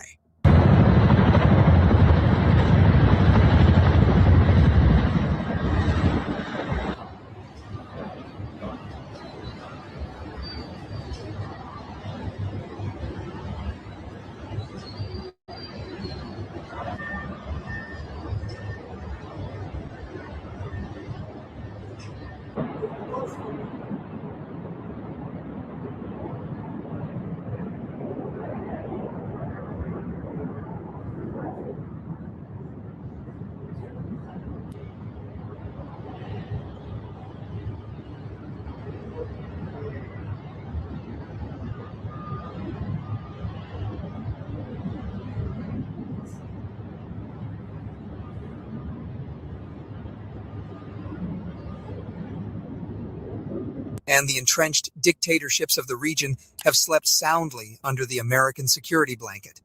But that blanket has just been set alight by the sheer determination of the Iranian retaliation. The message from Tehran is clear. You attack us, and your assets, your bases, your people, none of them are safe. The Pentagon is getting a reality check so brutal that it will be studied in war colleges for decades, not as a lesson in American dominance, but as a textbook example of strategic miscalculation. The images coming out of the UAE are stark. That video, which has since gone viral despite attempts to scrub it from the internet, shows a frantic pace at Dubai's airfields. This isn't the orderly withdrawal of a confident force. It has all the hallmarks of a rush to get air assets out of the danger zone. And it's not just Dubai. Pete Hegseth was driven to tears as he struggled to show confidence in face of Iranian decimations. Secretary Hegseth, I had two questions for you. First, are there currently any American boots on the ground in Iran? No, but we're not going to go into the exercise of what we will or will not do. I think it's one of those fallacies for a long time that this department or presidents or others should tell the American people, and our enemies, by the way, here's exactly what we'll do. Here's exactly how long we'll go. Here's exactly how far we'll go. Here's what we're willing to do and not do. It's foolishness. And so President Trump ensures that our enemies understand we'll go as far as we need to go to advance American interests. But we're not dumb about it. You don't have to roll 200,000 people in there and stay for 20 years. We've proven that you can achieve objectives that advance American interests without being foolish about it. Now, will we be bold about it? Are we willing to be decisive about it? Do we put months and months of planning into what kind of effects we want to achieve? Absolutely. But going forward, why in the world would we tell you, the enemy, anybody, what we will or will not do in pursuit of an objective? We fight to win. We fight to achieve the objectives the President of the United States has laid out, and we will do so unapologetically. Thank you. The situation has escalated far beyond a single city. Just hours ago, news broke that a critical British military installation in Cyprus, RAF Akrotiri, was effectively taken out of action by an Iranian strike. The Cypriot president himself confirmed that an Iranian drone crashed into the base. This followed the UK's foolish decision to grant the US permission to use Cypriot soil for their aggressive strikes on Iran. London thought they were safe, tucked away on an island in the eastern Mediterranean. They thought they could act as a staging ground for bombing Iran and face no consequences. That assumption is now in ashes. The sovereign base is no longer sovereign. It is a target. And if a place like Cyprus is within range, nowhere is immune. Before we dive deeper into the crumbling empire and the genius of Iranian strategy, I need you to hit that like button and share this video. We are one of the few outlets telling you the truth about what is happening without the filter of Western propaganda. If you haven't already, subscribe to the channel right now. We are fighting an information war here, and your support is the ammunition we need to keep bringing you the facts that the corporate media is too scared to print. Stick with me, because the story of how Iran is dismantling the U.S. military's prestige is only just beginning. Let's talk about the sheer scale of the delusion in Washington. Donald Trump and his circle of warmongering advisors convinced themselves they could launch an unprovoked assault on a nation like Iran and get away with it. They peddled the lie of an imminent threat to the American people, but behind closed doors, they had nothing. We now have confirmation from officials who attended classified briefings that there was zero intelligence to suggest Iran was planning to strike the U.S. first. Pentagon officials even confirmed this to CNN. President Trump has advocated all kinds of reasons for this unnecessary war with Iran. It's because of their nuclear program. Wait a minute, 6 months ago, he said he'd obliterated the program.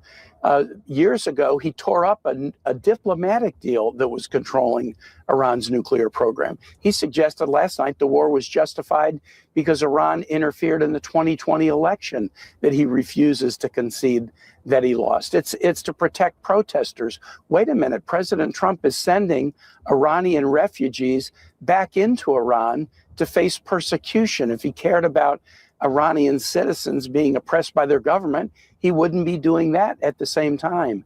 This was a war without, I can say this, I'm on 2 committees that give me access to a lot of classified information. There was no imminent threat from Iran to the United States that warrants sending our sons and daughters into yet another war in the Middle East, and I'm going to do everything I can to stop it. Even senators like Andy Kim have called it what it is. The president decided he wanted a war and then ordered his administration to go find some excuse to justify it. Even Oman's foreign minister, just days before the attack, announced that Tehran had agreed to a diplomatic breakthrough on the nuclear issue, agreeing not to stockpile enriched uranium. The Americans torched a diplomatic solution because they craved dominance, not peace. They thought Iran would fold, that the sheer shock and awe of their war machine would cause Tehran to capitulate. Instead, they woke a sleeping giant and triggered a response that has set their entire regional network on fire. The Iranian retaliation has been nothing short of brilliant, a masterclass in asymmetric warfare and psychological operations. While the U.S. relies on $1 million missiles, Iran has unleashed swarms of Shahed drones. We're talking about inexpensive plywood and foam aircraft that cost maybe $20,000 to $50,000 each. To the untrained eye, intercepting them sounds easy. But to a radar operator, a swarm of these drones looks like a terrifying cloud. They fly low, they're hard to track, and their primary job isn't always to hit a target. It's to saturate and overwhelm the enemy's air defenses. They force the Americans and Israelis to burn through their expensive Interceptor missiles, effectively bleeding the Pentagon's budget dry in real time. This is a war of attrition, and Iran has the home field advantage and the industrial base to keep these drones coming. When you coordinate these swarms with ballistic missiles that pack a real punch, you get the kind of destruction we are now witnessing across the Gulf. The satellite imagery coming in is devastating for the narrative of American invincibility. Take a look at the Al Udeid Air Base in Qatar. This is the forward headquarters of U.S. Central Command, the nerve center for all American operations in the Middle East. Recent commercial satellite photos confirm that an Iranian strike destroyed a critical communications dome there, a radome that housed a satellite terminal essential for secure military communications. The Pentagon tried to downplay it, of course. Trump called it a very weak response. But the pictures don't lie. One moment the dome is there, the next it's gone, reduced to rubble along with the millions of dollars worth of equipment inside. If you can blind the command center, you paralyze the army. And this is just the damage we can see from space. What about the bases in Kuwait and Bahrain? Unconfirmed reports are flooding in from Iranian news agencies like Tasnim, which I reported previously, claiming that a U.S. fighter jet was shot down in Kuwaiti airspace, with the pilots ejecting. If true, and it's a big if that the Pentagon will never confirm, it means the air superiority the U.S. takes for granted is gone. The skies over the Gulf belong to no one right now. And this brings us to the gaping wound of Western hypocrisy, a chasm so deep, it's almost comical if it weren't so deadly. Look at Europe.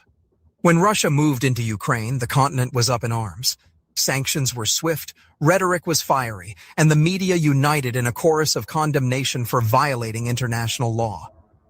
But now, the United States and Israel launch an unprovoked massive assault on Iran, killing military leaders and even targeting civilian infrastructure like the headquarters of the Islamic Republic of Iran, broadcasting in Tehran. And what do we hear from London, Paris, and Berlin? A whimper. British Prime Minister Keir Starmer admits the UK agreed to US requests to use British bases for these strikes, even as he tries to hide behind the weasel words of defensive operations. French President Emmanuel Macron posts on social media that the escalation is dangerous, but he's simultaneously ready to deploy the necessary resources to protect partners. Our deterrent is both robust and efficient. All those who would be bold enough to strike at France must be aware of the unbearable cost that it would take on them. Germany, France, and Britain issued a joint statement saying they did not participate, as if that absolves them of complicity while they allow their logistics and political cover to be used by Washington. They preach rules-based order, but their rules only apply when the aggressor is a country they've decided to demonize. When their NATO ally is the one bombing another nation into the ground, they suddenly find their voices and urge restraint on the victim. It is a moral bankruptcy that the entire global South is watching with disgust. We are now seeing officials in France and Germany posturing, saber-rattling, and suggesting they might get dragged into this war. But let me be clear about one thing. Iran did not start this. They were attacked first. They were attacked without provocation, based on a lie sold to the American public. And now, their ingenuity and technological might have destabilized the entire U.S. military apparatus, in a way not seen since the end of World War II. They have shown that the great powers are vulnerable, that the imperial bases dotting the region are liabilities, not launching pads. The evacuation from Dubai, the smoking ruins in Cyprus, the blinded radar in Qatar, Bahrain, and Kuwait, these are the images that will define this era. It is a humbling spectacle, watching a superpower run for cover because they finally picked a fight with a nation that refuses to blink. Stay up to speed with the latest updates as they break by subscribing to support honest journalism.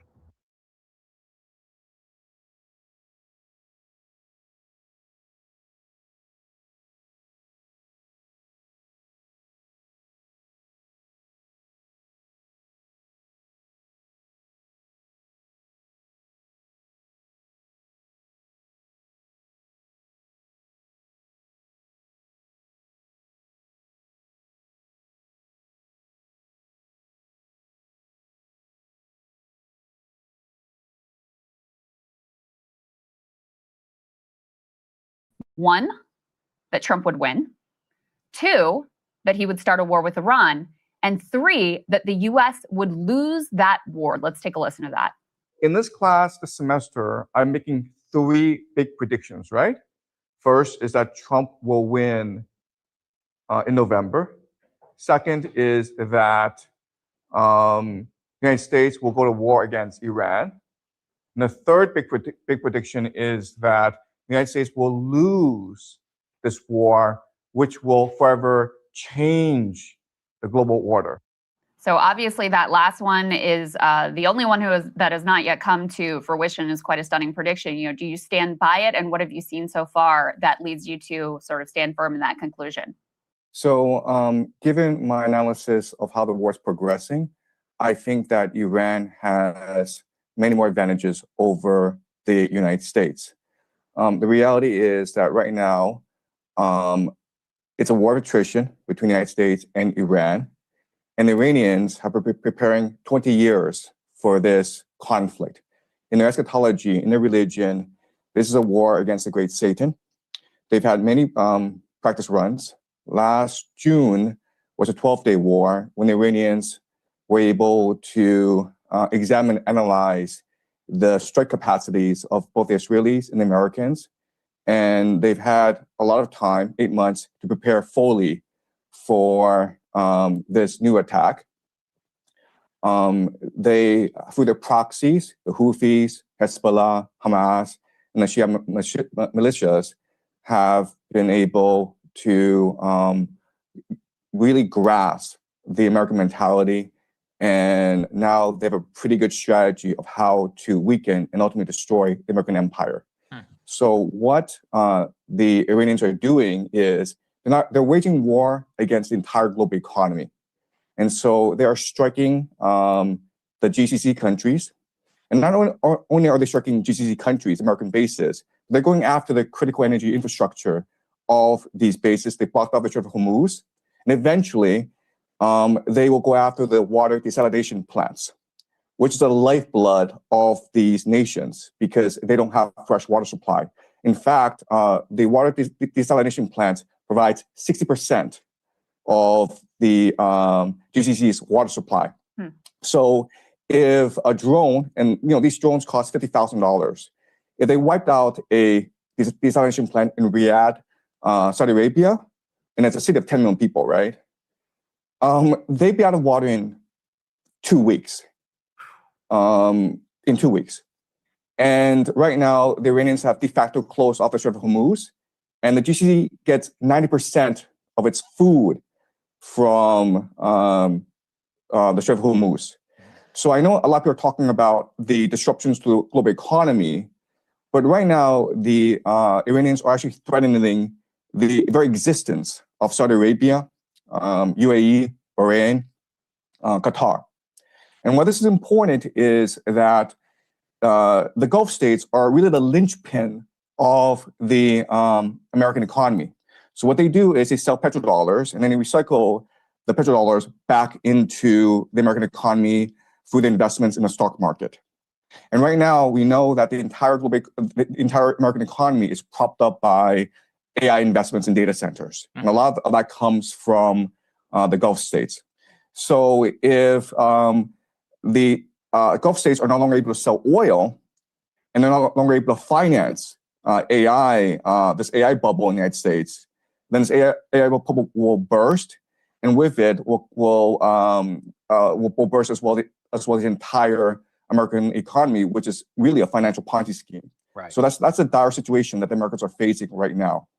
Yeah, I mean, to your point, sir, an Amazon data center was literally hit in the UAE. And now, of course, big tech companies, which were looking at the UAE as a major potential data center investment hub with cheap and abundant energy, probably going to be rethinking that. We also wanted to talk to you about munitions. We can put this next one up here on the screen. The United States is racing to accomplish Iran mission before munitions run out. This is specifically around interceptor math. There's a famous video just from yesterday in Israel, which shows a single Iranian ballistic missile, which is being targeted by some 11 different interceptors, all of which miss. Most of those come from the United States, not to mention all of the different bases, the GCC countries that you just talked about, and the asymmetry of the cost. It's $1 million for a missile, tens of millions per interceptor in some of these cases. With these munitions running out, how does that change the global picture? So you're in China, obviously, much of the stocks in Asia of the United States are likely to have to be cannibalized if this were to go on. How's that going to affect the global picture here?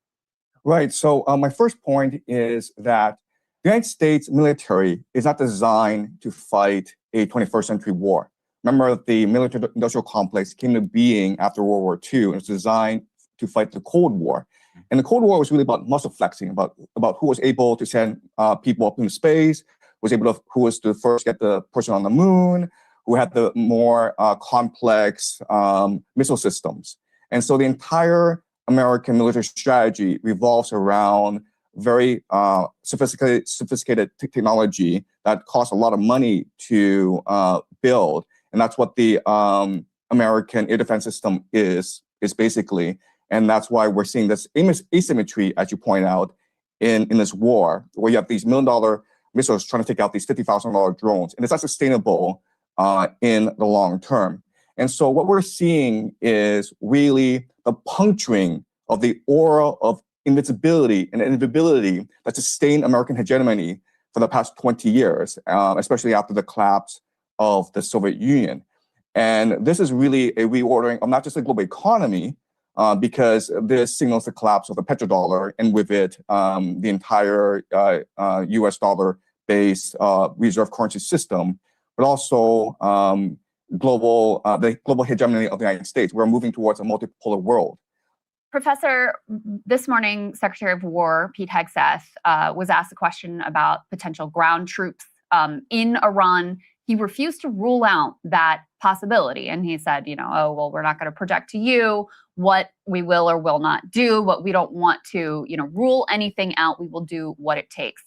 Do you think that America will end up invading Iran from the ground, since it's already becoming relatively clear they won't be able to accomplish the goal of regime change or even regime collapse using just air power alone? Right. So everyone says that the worst calamity that could happen in the United States is if it were to send ground troops into Iran. At the same time, the United States are committed to regime change in Iran. We've never had a precedent in history where you were able to regime change from the air alone. You need ground troops. And so unfortunately, what's going to happen over the next few months is that pressure will build on America to send ground troops, especially from the GCC countries and from Israel, which are being pounded right now by the Iranians. So remember that if the GCC countries, Saudi Arabia, Qatar, UAE, Bahrain, if they go, then the petrodollar goes with them. So the Americans need to protect these countries, and these countries are going to demand that either the Americans bribe the Iranians to cease, and this is like $5 trillion in indemnity, okay? Or send ground troops to wipe out the Iranian threat once and for all.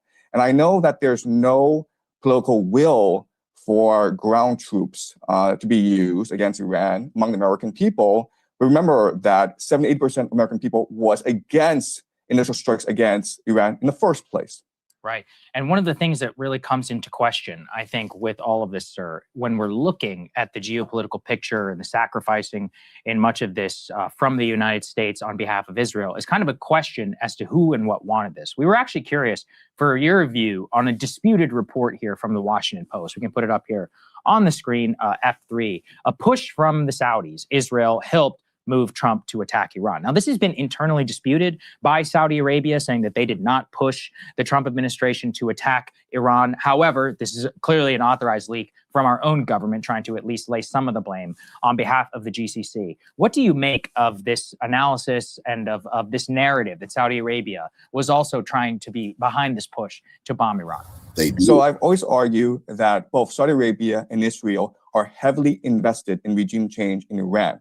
In fact, Saudi Arabia sees Iran as much more of an existential crisis than Israel. Because remember, Israel still has nuclear weapons, and Israel is a very diverse, very sophisticated economy, whereas Saudi Arabia is completely reliant on oil. And it's always had problems with Iran because Iran is a theocracy opposed to the Saudi monarchy. Iran funds and equips the Houthis, which have been antagonistic towards Saudi Arabia for the longest time. And right now, the Saudi economy is suffering. It's been trying to pivot towards more of a tourist economy. That's why they brought in Ronaldo. That's why they're switching to e-gaming. That's why they're building something called a line, NEOM. And all these things are not working out. So they need to be able to control the oil resources of the entire Middle East if they are to survive and thrive as a nation. So I do believe that this reporting is credible, even though it does make Saudi Arabia look bad. But remember, Saudi Arabia says that they wanted peace, but they are helping the Israelis and the Americans attack Iran right now because they're allowing the Israelis and Americans to use Saudi airspace. So help us understand, because it still feels to me like there's some pieces that don't totally add up. You had, in advance of this war on Iran, you had top military brass up to the chairman of the Joint Chiefs of Staff saying, this is a really bad idea. We are not ready for this. All the math on the interceptors that's been talked about for months at this point. And yet Trump still decided to go ahead.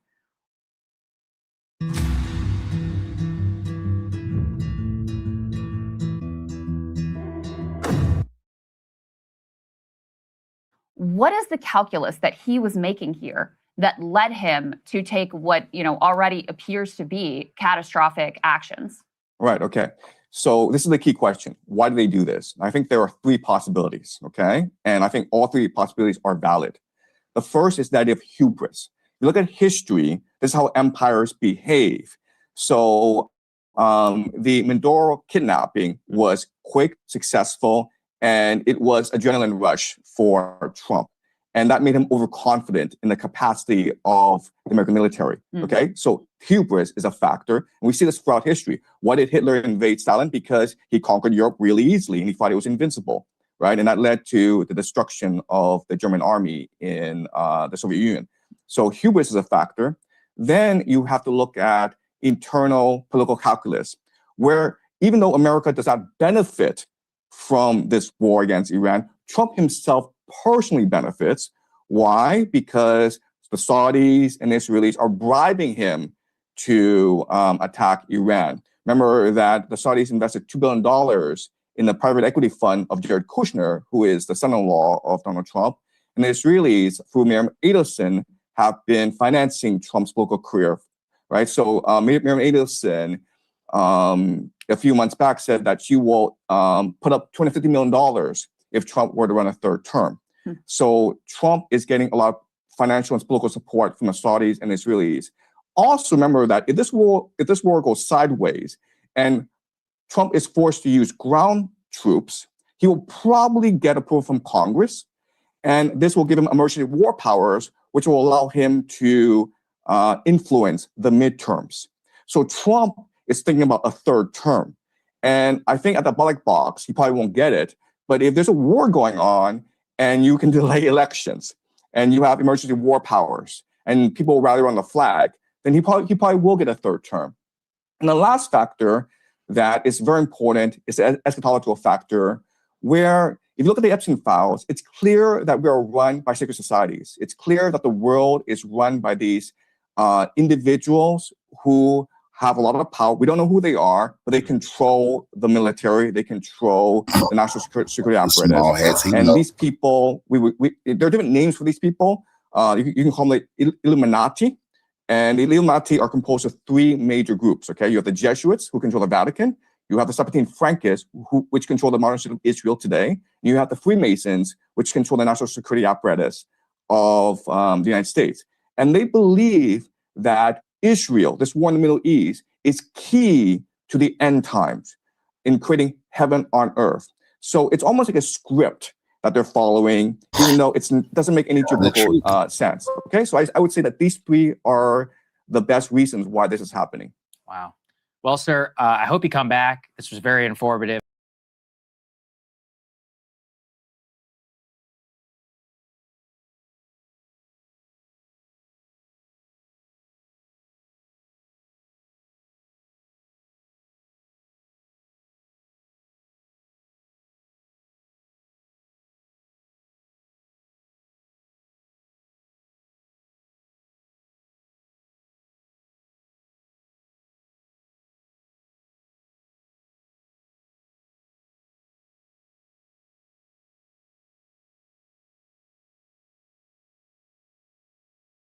Social media, boom, boom, Tel Aviv is showing 24/7.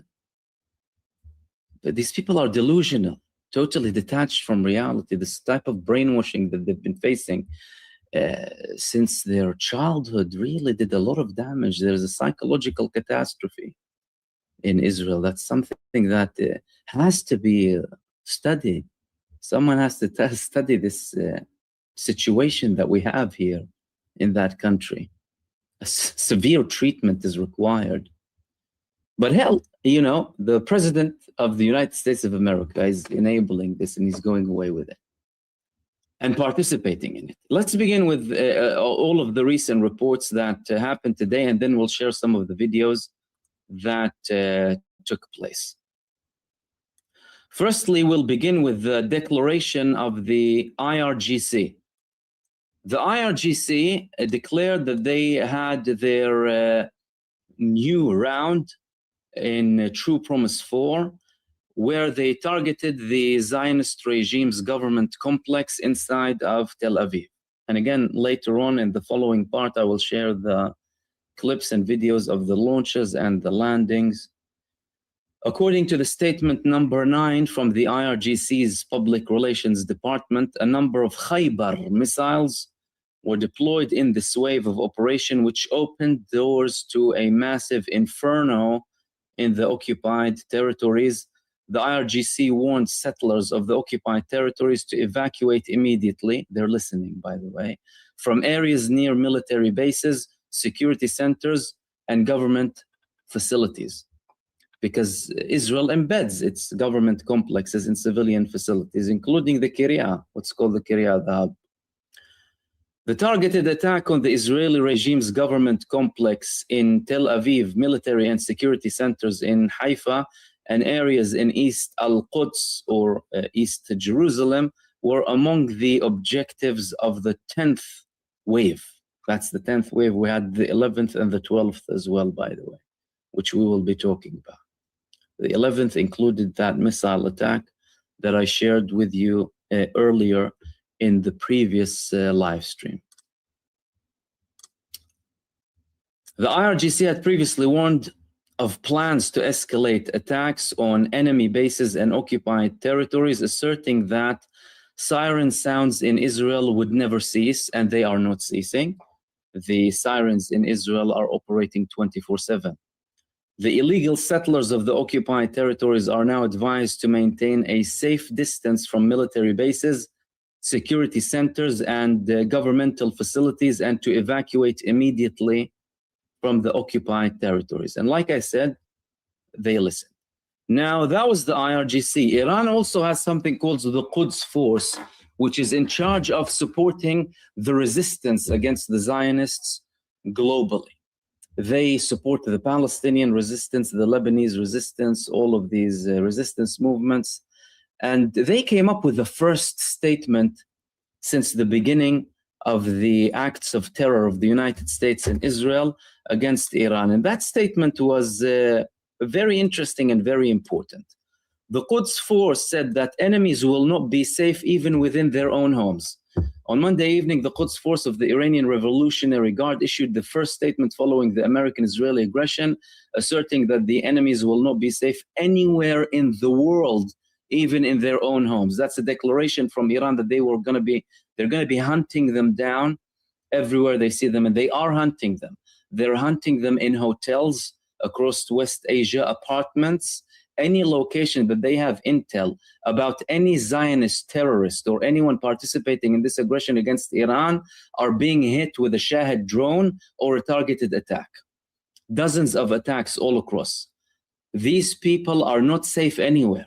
And in their own homes, that's proven inside of Israel. We're seeing how they're operating. The statement stressed that the confrontation would continue relentlessly, saying we will keep the gates of fire open and we will not rest until the enemy is defeated, adding that the battle would not stop until global arrogance and international Zionism are eliminated. Let's repeat that.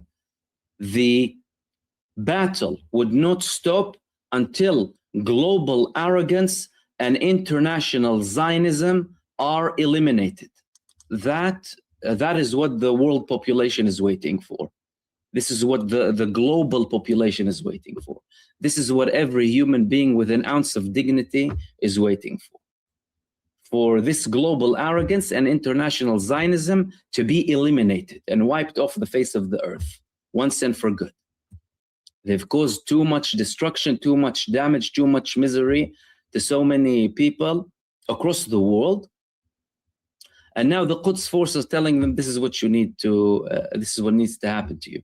The Legion also pledged to avenge the oppressed of the world and the great martyr, stressing that the response would be comprehensive against the oppressors and the arrogant.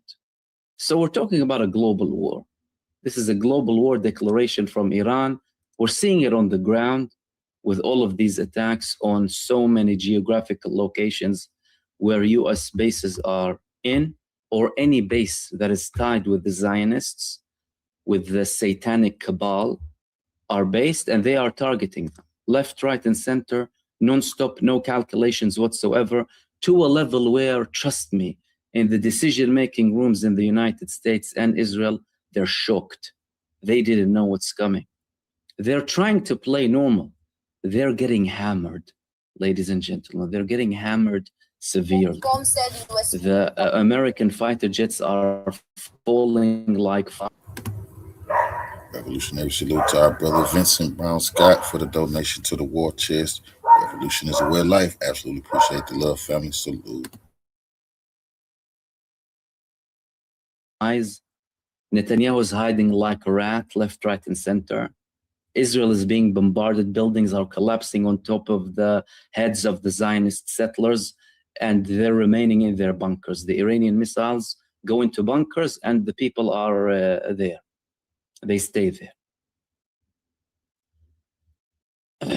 Now, what did they do in the 11th round? In the 11th round, the IRGC this time... U.S. military just raised the death toll. Now they're saying it's 6, but we know they're going to keep raising it. It's about 600.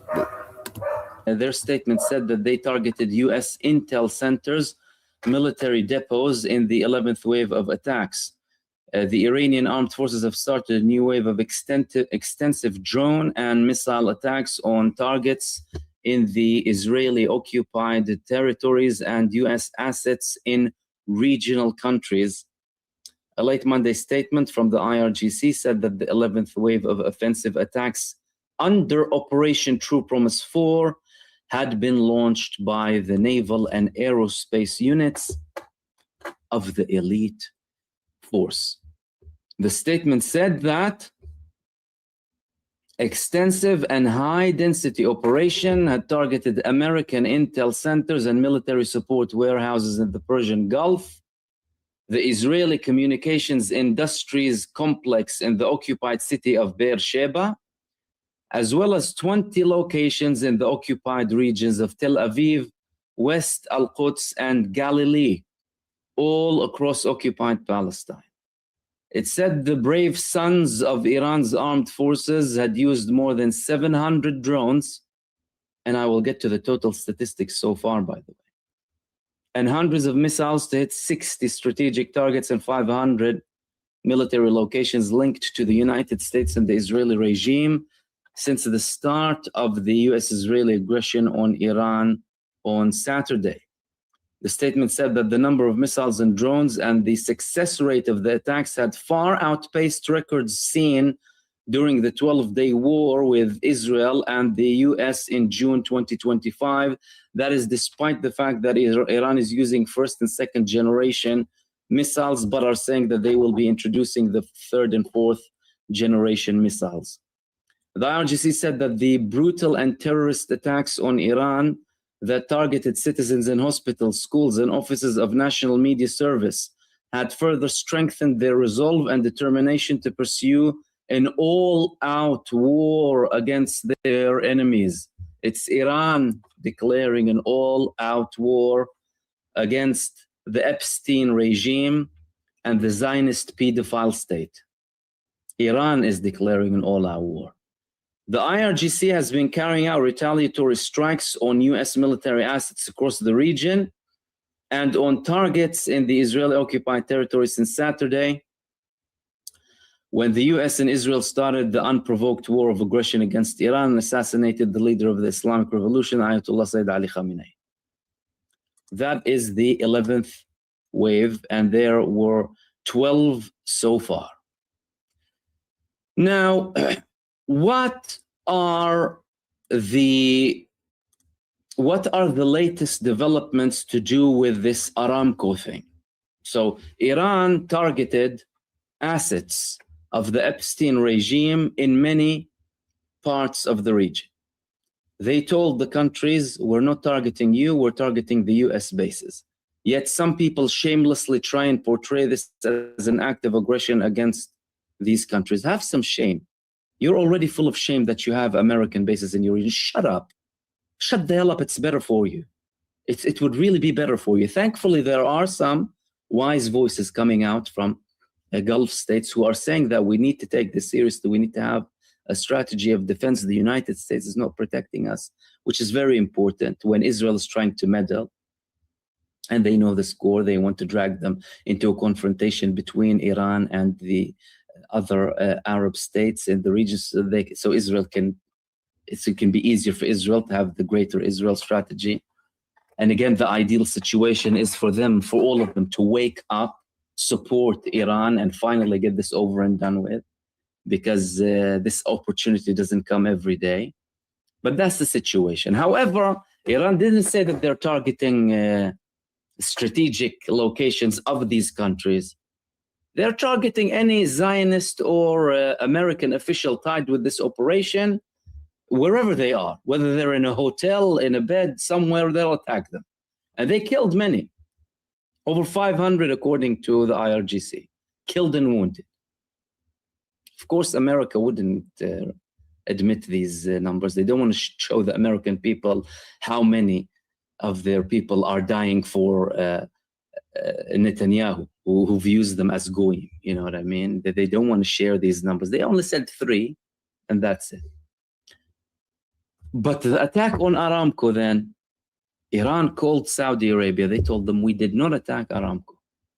There was an initial thought that this would have been an actual mistake or interception or something like that. Iran actually told them, we did not attack Aramco. But now a military source says that Israel actually conducted a false flag attack on Aramco. There you have it.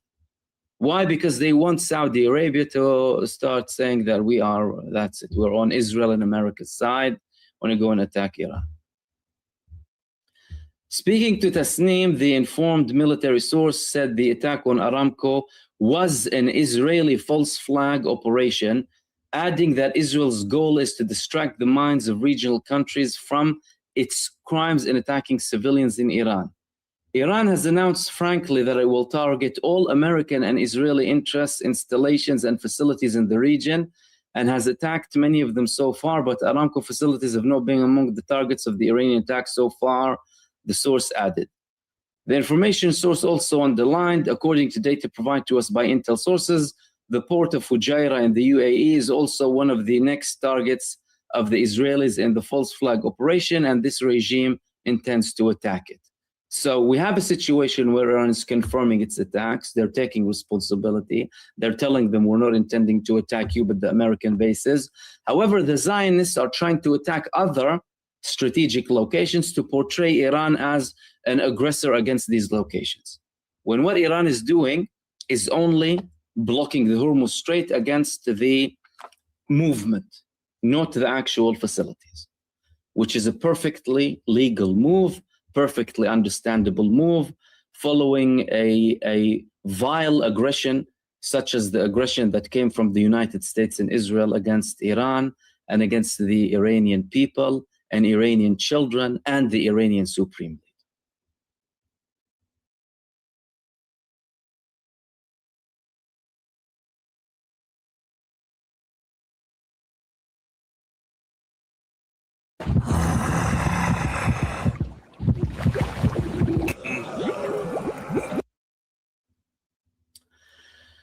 So what are these countries going to do? Are they going to fall into the trap of the Zionists, or are they going to wake up finally? Again, like I said before, thankfully, some voices, and some of these voices had high-ranking positions, and especially in Saudi Arabia and in Qatar, by the way, are criticizing the whole thing. They know very well that when it comes to the moment of truth, the United States will spit on them and expand Israel.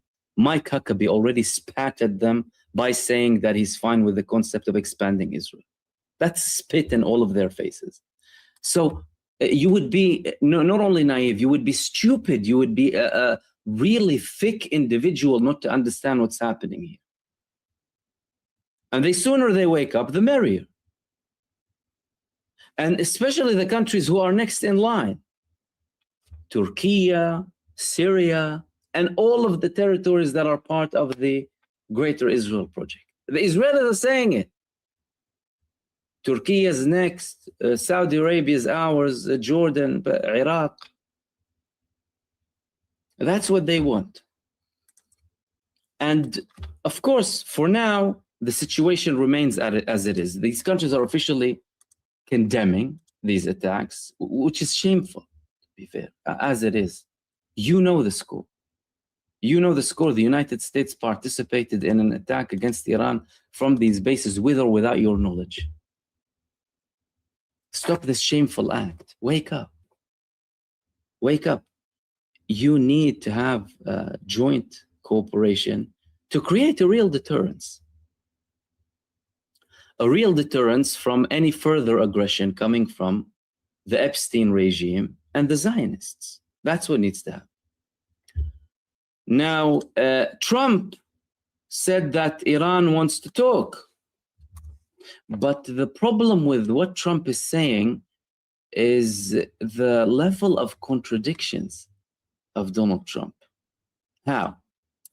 So firstly, he told the Atlantic that the new leadership in Iran wants to negotiate, and they agreed on that. I agreed on it, and I will talk to them. Trump said that to the Atlantic yesterday. Today, what does he say? It's unclear who rules Iran now. Okay, yesterday he told us that Iran has a new leadership. And now you said it's not clear who leads Iran. What did he say later on? We don't know who's the leadership and who will they choose. And maybe they will be fortunate and choose someone who knows what he's doing. All over the place, all over the place. This man, my goodness, it's so clear. And it makes it so much clearer for the blind too that he's blackmailed. He didn't want to do this, but the Zionists have him on a leash. And he's doing it for their sake. He doesn't want to do it. That's why he was talking about anti-war and all of these operations before. And thankfully, the Iranians clarified that. The Iranians clarified that very clearly by saying that we will not negotiate with the United States. And Trump has plunged the region into chaos. That was Secretary of Iran's Supreme National Security Council, Ali Rajani, confirmed that his country will not negotiate and points out that Trump plunged the region into chaos with his false hopes. So who is Trump talking to? What is Trump talking about exactly?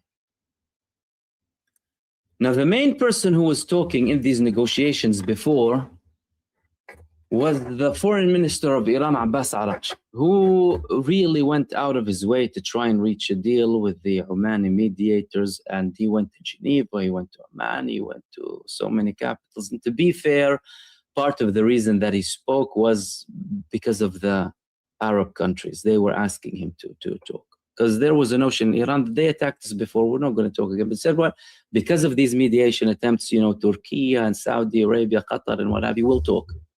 They started talking, they said things were positive, they initiated another round. All of a sudden, the Epstein regime and the Zionists start attacking Iran and conducting acts of terror inside the country. What is he saying now? The calm diplomat. The calm diplomat is now saying that Iran will decide when the war ends. We have had 2 decades to study the defeats of the United States military to our immediate east and west. We've incorporated lessons accordingly. Bombings in our capital have no impact on our ability to conduct war. Decentralized mosaic defense enables us to decide when and how the war will end. And no one is talking about more negotiations with the United States of America. Iran is only letting the battlefield talk. Nothing speaks now. Missiles speak, Shahed speak, drones, Fattah, Khaybar, Khurramshah, that's what talks now. But individual speaking, clearly we're dealing with medieval barbaric Satanists here who don't understand anything and are led by the Zionists, and there's really no point because they're not understanding anything. Hezbollah opened the front yesterday, 1.5 years almost after the ceasefire. Hezbollah officially declared we're not going to remain quiet, we're going to attack. We've been quiet on Israeli breaches of the ceasefire for 1.5 years. No diplomacy stopped the Israeli aggressions. They continued their barbarity against the Lebanese civilians, and they now targeted the supreme leader of Iran and were opening a front against them. And they targeted Haifa with 6 missiles and drones. So now the American-controlled puppet in Lebanon had a meeting in the morning. And in that meeting, he said that the actions of Hezbollah are illegal, it needs to be outside the law. Any decision to do with peace and war needs to be in the hands of the Lebanese government. But someone disagreed with him. As a matter of fact, someone disagreed with him to a level where he said that there needs to be a strategic move of defense and participation to combat the aggression with Hezbollah. And who was that person? That was none other than the Lebanese army chief, to a level where Nawaf Salam got really angry. Why? Because, well, if you want to have a decision in the Lebanese parliament or government or whatever, someone has to enforce it. Who will enforce it? They want the army to enforce it. Enforce it against who? Against their own people. For the sake of who? For the sake of Israel. Let's listen to what happened exactly. This was reported in Al Jadid, and a couple of outlets spoke about it too. The army commander Rudolf Heikel presented 5 scenarios, the first of which was about the army confronting the Israeli forces in the event of an invasion. I mean, is it that difficult? Army invades, we attack, we confront. That's Rudolf Heikel, the army commander. And the cabinet unanimously decided to reject the confrontation. The army is telling you the first thing needs to be a confrontation if someone invades us. What are you, prostitutes for the Zionists and the Americans? What are you doing exactly? Literal political prostitution.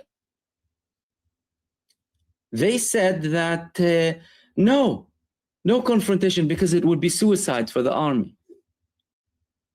Noting that a debate took place and a number of ministers between Nawaf Salam and a couple of ministers with the army commander during the session regarding the mechanism of arresting those who were involved after Heikel spoke about the serious repercussions of the confrontation and implementing government decisions. So he's telling the government, you want me to go and fight Hezbollah? That's going to be a very big problem and there are going to be very serious repercussions. The head of the army is telling you that. That's the man who has been in the army for almost all of his life. And they're telling him, no, you need to go and to target the only thing that actually can deter the Israelis from completely occupying Lebanon. As a matter of fact, the only thing that made Lebanon what it is today, there wouldn't be a Lebanon. There was a South Lebanon army before. Do you know that? The people who kick them out are the Lebanese resistance at Hezbollah. They liberated the south of Lebanon. The Israeli army was in Beirut. Who expelled them? Diplomacy and talks? No. Armed resistance expelled them. Because that's the language that they understand.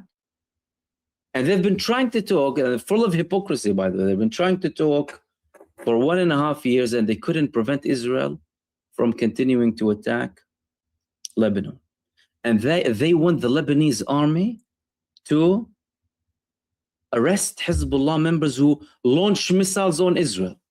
Similar to the story of the Abu Mazen Authority, the Palestinian Authority, who once ordered his forces, his Zionist forces, if you see someone launching a missile, shoot him, arrest him.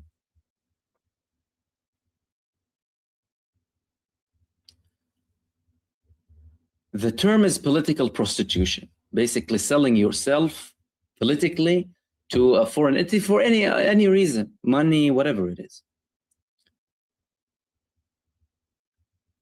Haikal, the head of the army, considered coordination with the party to be safer for everyone. He said cooperation with Hezbollah is safer for everyone. But Salam opposed him, refusing to suggest that implementing the law requires consensus. Rudolf Haikal, it's not the first time that he's upsetting some people. Lindsey Graham went to Lebanon not long ago. He sat with Rudolf Haikal, the head of the Lebanese army, and asked him, tell me, do you think Hezbollah terrorists, in that accent, do you think Hezbollah terrorists? And Rudolf Haikal said outright, in the Lebanese context, no, they're not. Then Lindsey Graham packed his bags and immediately left the meeting. That's the head of the Lebanese army.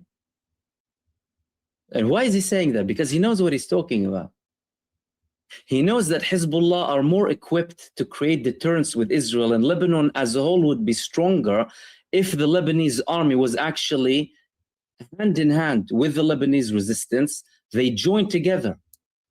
But no, the government, the puppets of the United States Embassy, bought and purchased, they want Hezbollah to disarm without consensus on anything. Because Hezbollah told them, it's not about disarming, it's about having a defense strategy. If we have a defense strategy where we can have an integration and we can have an upper hand, we can keep things away from our enemy's eyes, but no problem.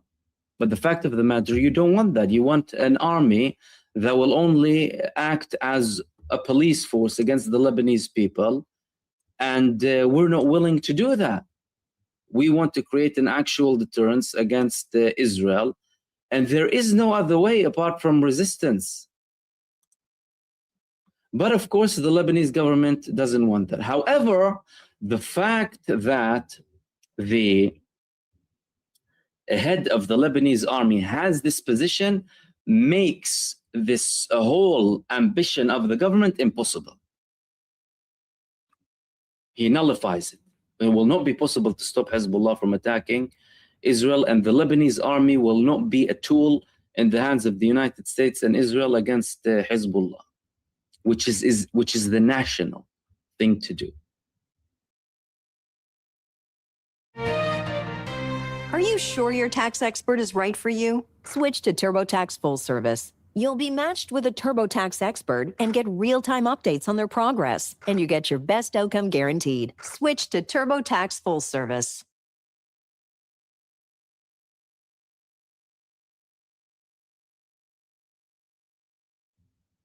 Up until Lebanon has full independence, people stop licking the boots of the American ambassadors and officials there and the Israelis, and saying that the Lebanese resistance is causing problems. Now let's go through the updates and some of the latest videos that came today and all of the things that are happening on the ground. First and foremost, just now, there are sirens in the nuclear facility of Dimona, which indicates that Iran, in the most recent wave, is targeting Israel's nuclear facility. Iran told them that the attacks won't stop, they will only increase, and that's what's happening. As a matter of fact, this is the current map of sirens in Israel. Everything is red. This is the Dimona area. These are the mostly densely populated areas: Jerusalem, Tel Aviv, Haifa, and other locations too. Iran is building a new strategy now and is implementing a new strategy of deterrence and attacks against Israel, where they are totally depleting all of their assets, all of their air defense systems, every single thing that they can think of. That's what Iran is doing. No more No more wave here, wave there. No. It's a continued attacks against the Zionists. Now, the advisor to the commander of the IRGC said that we will target the enemy's oil lines and we will not allow the export of oil from the region. So the slight increase of prices in oil is most likely going to increase even further. This was one of the missiles, reportedly a Sigil, being launched in one of the most recent waves against Israel this evening.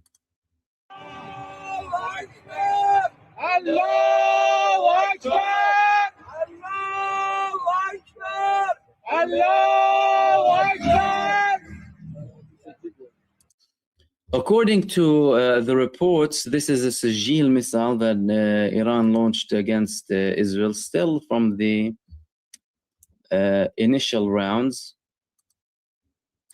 And there were more images of some of the damage that took place in the Zionist state earlier on. Have a look at this video over here.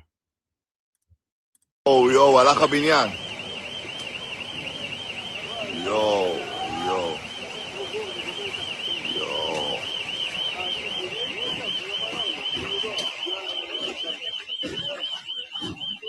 בוא'נה, יש אנשים לכודים. וואו. יו, הלך הבניין.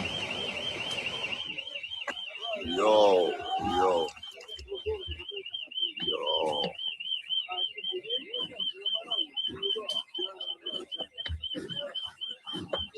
בוא'נה, יש אנשים לכודים. וואו. So that was only one video that came out from the damage that took place. And there were more, there was more footage of the launch of Fateh 110 that was being launched against most likely US assets in the West Asian region, as we can see in this video.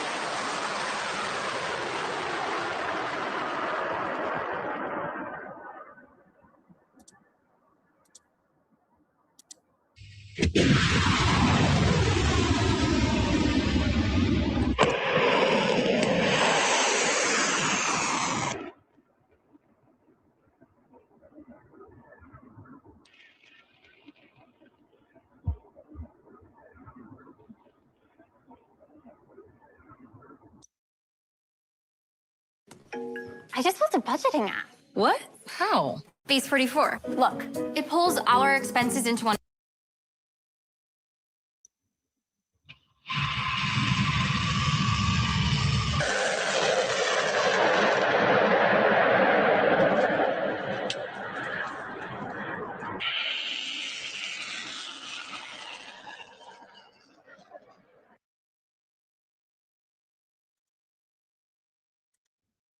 Now, there are more images coming now from Tel Aviv after the landings and launches that came from Iran following the recent wave. Let's have a look at some of the videos that are just coming out now. This was one of them.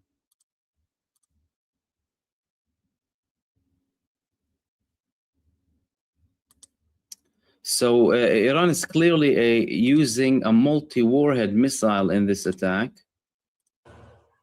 And there was another video being published from a different angle, as we can see here.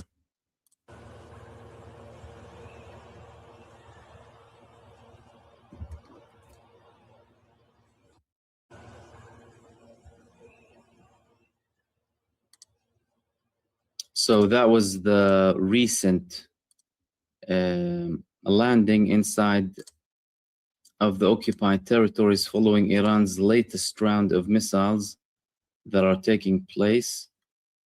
And there's an even clearer video of them coming in without any interception. Have a look.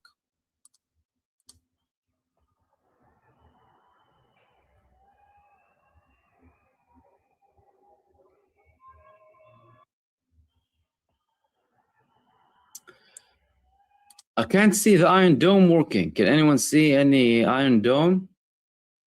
What happened? Did they flip against Israel? What happened to the Iron Dome? Or Arrow, or their new laser system, or THAAD, or something? Something help them. What's happening? Nothing is helping them lately. They're not even activating the systems.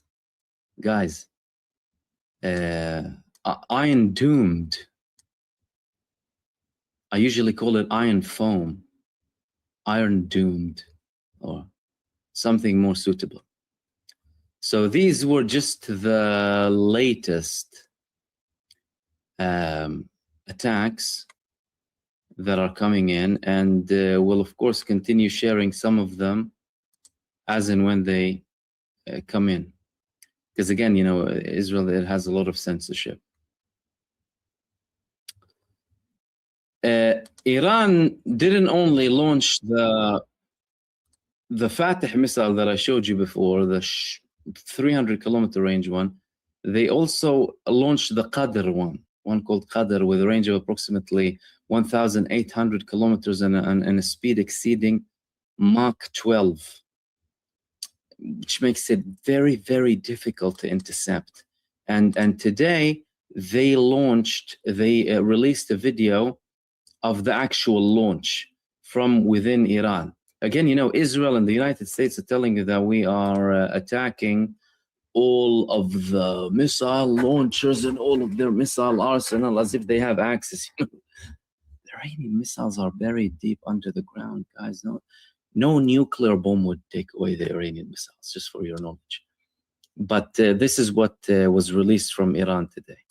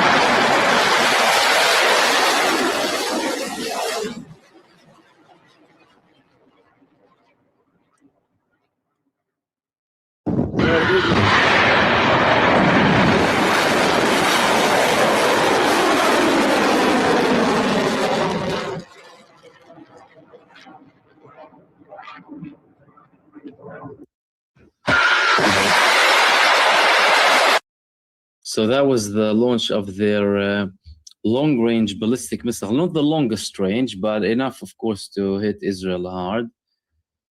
And the Israeli and American drones are being targeted. So far, dozens of them were hit inside of Iran. That was a recent video of one of them published online that was targeted.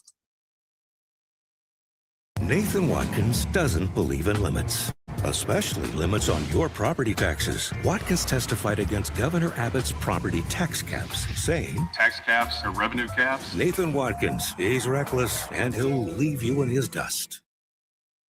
Hi, I'm Jennifer Fitzgerald, our Policy Genius. We make it easy to compare and buy insurance. We are a digital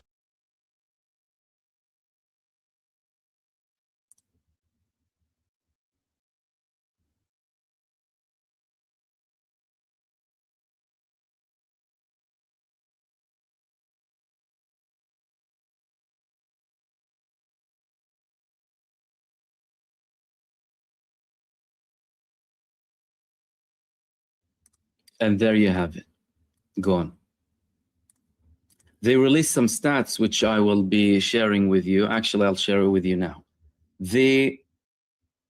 Statement number 8 that came from the Iranian army, because for your knowledge, Iran has an Iranian army and they have an IRGC, the Revolutionary Guards Corps. Both of them are participating in the attacks. By the way, they work in harmony together. The Iranian army said today in their 8th statement that in the past few hours, 7 advanced enemy drones of various types have been targeted and shot down in scattered areas across the country. Including the drones shot down yesterday, the total number of drones down since the start of the war has reached 29 aircraft. That is midday today, and these were the ones inside of Iran that exclude the fighter jets that were taken down that we spoke about in the earlier live stream in Kuwait, that now the Kuwaiti side, with some reports in Kuwait are saying that, oh, it was actually the air defenses of Kuwait, they accidentally went up and hit them. Did Iran send its fighter jets to attack US bases to create this confusion? Or was it Iran that took them down? Either way, the result is the same. At least 3 American fighter jets were lost. But of course, the Kuwaiti side made sure to rescue and treat the pilots very nicely. After finding out, you know, oh, it's the American pilots, will take care of them, take them to hospital, probably give them coffee or something.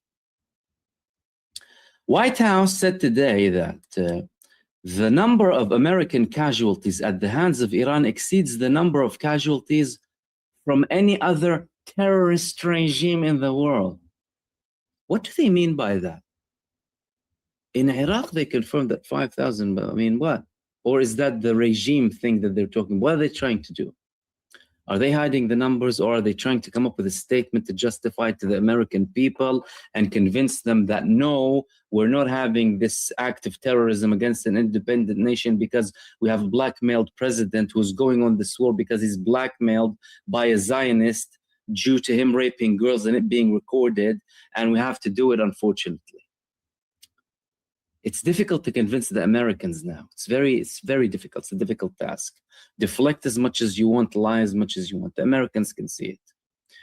And the people are angry, guys. The people in the region are angry. These were some of the recent videos that came out from the angry Iraqi people against the American embassy in Baghdad. Have a look at this video.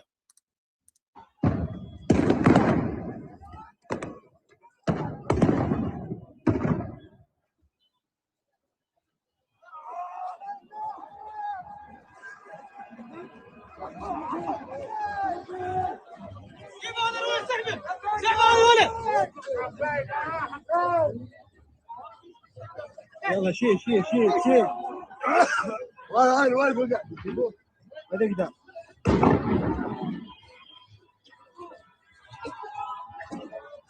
شيل كاميرتك واعبر روح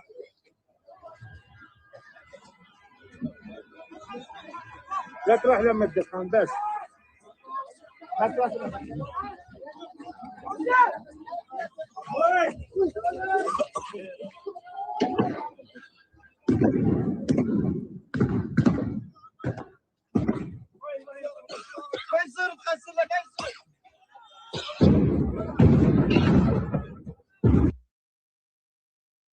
So the people are very angry, and they don't want to see any more embassies of the United States or bases in the region whatsoever. Yesterday, there were videos published of the drone targeting a hotel in Bahrain, alongside other videos too. But by the way, some of these countries are preventing recording. The UAE is saying you have like a 200,000 fee if you record something and post it. 89 attacks, they said, happened there. But the one in Bahrain, the American Foreign Office, they said that officials in the American Foreign Office, they were wounded due to a drone attack coming from Iran. This was the drone attack. Oh, Allah.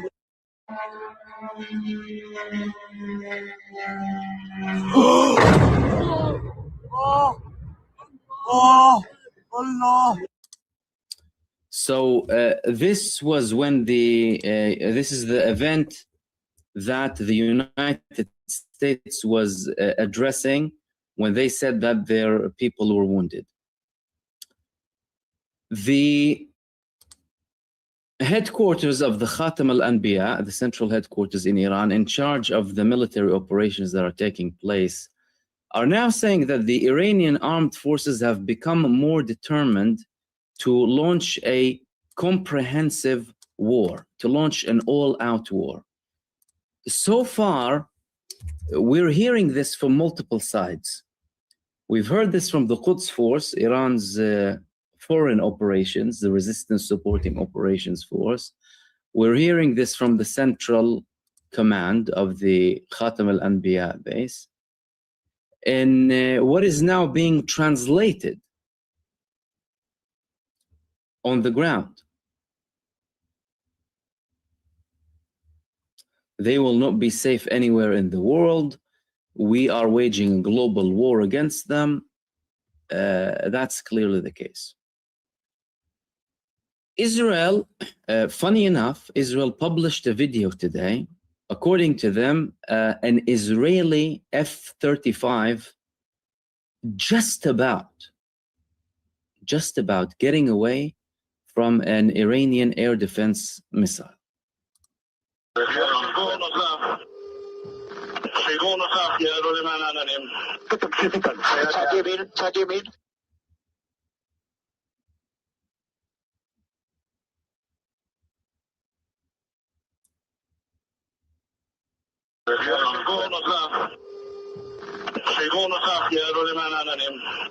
So they're saying there's another launch. So clearly the Iranian air defense systems are trying to attack this F-35.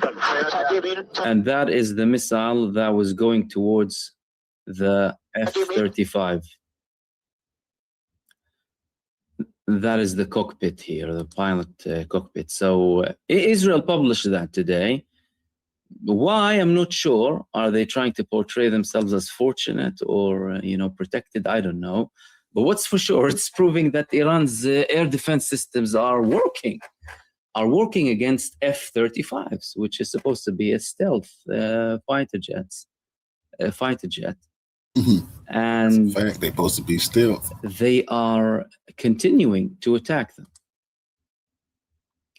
They're continuing to attack them day after day and only increase the attacks. Israel, with its declaration of response against Hezbollah, initially said that we are going to hurt them so much. They committed massacres in Lebanon. But the small cabinet, mid-cabinet in Israel, they said they initially decided to launch a preemptive strike against Hezbollah. But the parties fired first, which proves that from Hezbollah's perspective, they knew what was coming after the assassination of the supreme leader. Israel is very likely to attack. And then they decided to carry out this operation against them. Therefore, they're not really stating how far this could go, but they're saying that they are going to target Hezbollah. Now, before we continue, there is a compilation that I wanted to share with you. a compilation for all of the attacks that happened so far. Iran declared that they launched approximately 3,000 missiles so far on multiple parts in the region. On average, 1,000 a day, we're talking about. And that's still conservative, but wide, I mean, significant at the same time. And they're not deciding to launch everything all at once to have a war of attrition, literally a bone-breaking battle.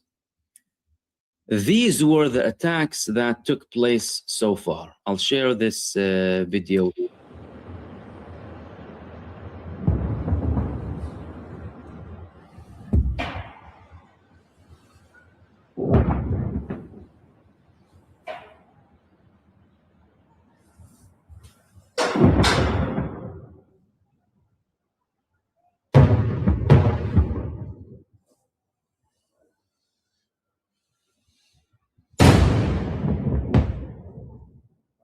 לא תאמין, הוא נפל 200 מטר מהבית שלי.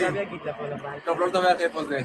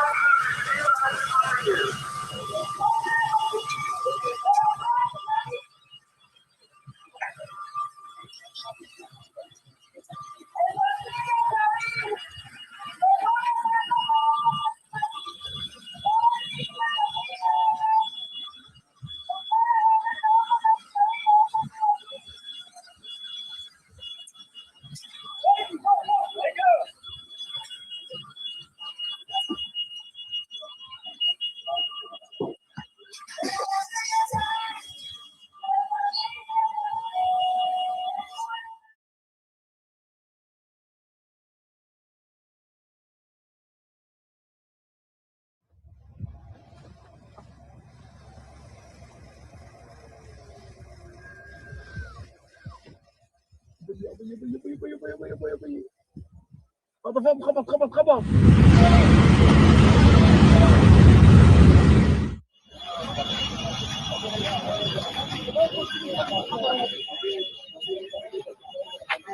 בשרפה על הגג ובסריקה במבנה עד כאן. חולצו כל הלכודים? ובסריקות. עדיין בסריקות.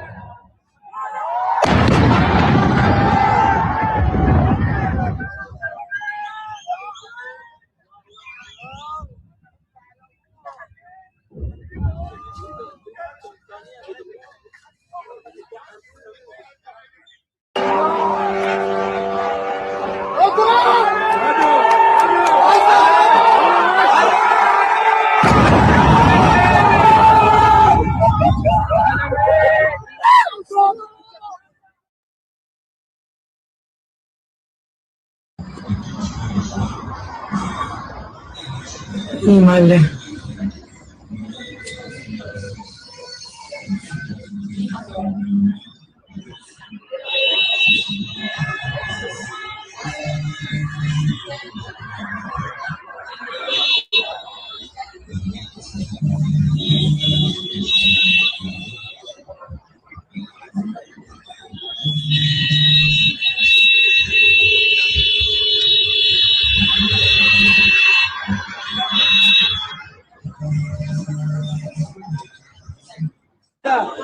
Venga, venga.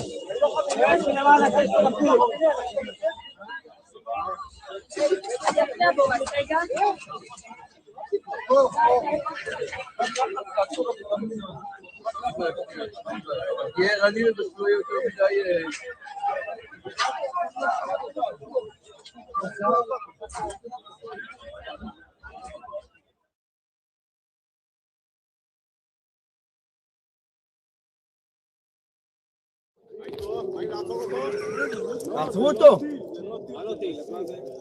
תצאי לך שרמוטה. יואו, נפילה.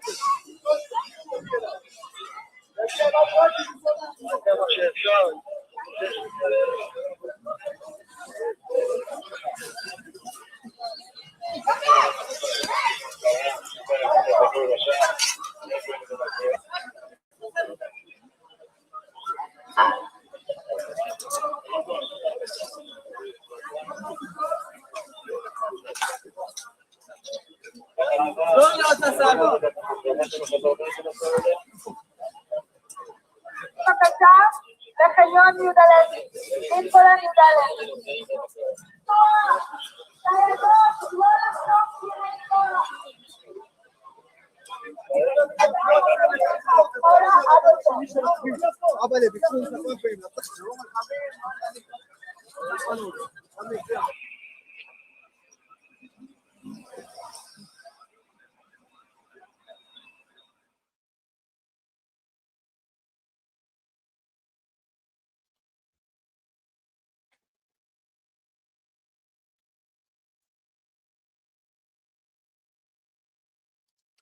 So that was the compilation of the recent attacks, and some new developments are happening now, according to recent reports that are coming straight from Israel. Firstly, the sirens are not stopping anywhere. The sirens are all across the country. In Dimona, where the nuclear facility is, Israeli media is saying that a direct hit landed in the center of the country, 30 explosions in the north so far, sirens in occupied Jerusalem, explosions in Jerusalem. The Israeli Home Front Command said that missiles launched from Iran toward Israel have been detected. Residents should take shelter. The Israeli army said that all of the recent launches were from Iran. Iran is going round the clock, 24/7 attacks. So from the north to the south to the central parts, to the strategic locations. And the United States published a very important security message. And I'm going to tell you all about this message and what's behind this message. Why? Because the THAAD missiles are running out. Let's go through this interesting bit here together. So, the United States published this. Security updates for Americans. Depart now via commercial means due to serious safety risks. Bahrain, Egypt, Iran, Iraq, Israel, the West Bank and Gaza, Jordan, Kuwait, Lebanon, Oman, Qatar, Saudi Arabia, Syria, the UAE, Yemen. Who caused this? It was none other than the United States who caused this damage and all of these problems. Why are they saying that now, though? What's the problem? Did something happen? Was there something abnormal? We know that Iran is attacking, but supposedly you're the United States of America. You should be able to protect your citizens and your people. Or did you just let everything burn and you want people to flee and you don't want a lot of criticism internally? That's why they're running away and asking people to go. Qatar and the Emirates ask for help and pressure Trump. The Patriots will be finished in 4 days. You see, he started something, he thought he's going to finish it like in 4 days. Iran is strategically deciding that Iran has an understanding now. And that understanding in Iran is the United States needs to feel pain. It shouldn't be just Israel. America needs to be hurt because of their support for Israel. And that's the way it's going to work. That's why they're all out, all across the region. But their allies, who are supposed to be protected because of these bases, didn't the United States sell the bases as protection? They told the Arab countries, we'll protect you, we'll protect you. No, don't ally with Iran, don't develop your own weapons, we'll protect you. The Arab Gulf states continue to take fire from Iran, the American bases and assets, and the Zionists, to be more specific. This is because this is Israeli media, you know, they're always disgusting with something. And according to Bloomberg, Bloomberg did actually publish that, they are asking for the president to seek a way out of the war and are turning to allies to help them improve air defense and intercept drones. According to Italy, they have requested Mamba batteries, a European anti-ballistic missile system, but stock is low because most were sent to Ukraine. Oh no, we're stuck. We started something that we don't know how to end it. Bloomberg reported this evening that Qatar and the UAE, two of the Arab Gulf states, have been hit by missiles and drones in recent days in Iran's retaliatory strikes. Israeli media is saying Iran's retaliatory strikes, that's an improvement, are working to rapidly improve their air defense capabilities and have asked their allies to assist them in this. But what are the allies going to do if the United States is having all of this now and the THAAD isn't even enough for Israel? Israel's batteries are running out. There's no interception. In Israel, there are hardly any interception. You saw the multi-warhead missile. The third layer, the Iron Dome / Iron Foam, Iron Doomed, whatever it is, they're supposed to target them. Why? Because Arrow is for the hypersonic ballistic missiles, you know, exo-atmospheric. Then David Sling / THAAD. Then the Iron Dome and their newly developed this laser system that they're talking about. Nothing is working. And Europe is telling them, we don't have air defense system. We sent everything to Ukraine because Britain and the United States pushed Zelensky to go and confront Russia after they had a deal on the table because they convinced him he's going to win. Get tax expertise without hidden fees. Switch to a TurboTax expert for $150.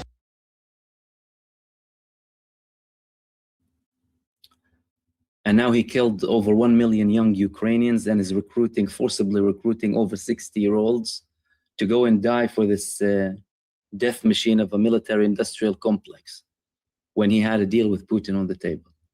Sources familiar with the details told Bloomberg that the UAE has asked its allies to help defend against medium-range threats, while Qatar has asked for help in intercepting drone attacks, which the sources say are proving to be a greater threat to Doha than Iranian missiles. Bloomberg also reports that, according to the internal assessment obtained by the agency, Qatar's crude oil reserves will run out in 4 days at the current rate. According to the report, in light of this concern on the part of both countries, Qatar and the UAE are trying to convince President Donald Trump, with the help of their allies, to find a way out of the war and bring the campaign to a swift end. Since the beginning of the attack on Iran on Saturday, the IRGC launched missiles and drones on a number of countries, including the UAE, Bahrain, Oman, Qatar, Kuwait, and Saudi Arabia. Of course, the target Israeli and American assets who were participating in the aggression against them. Tehran said, of course, that it's because they allowed American forces to operate in their territory to launch attacks. And Arakshi called and explained, of course, that Iran had no choice and they should direct their complaints to Israel and the United States of America.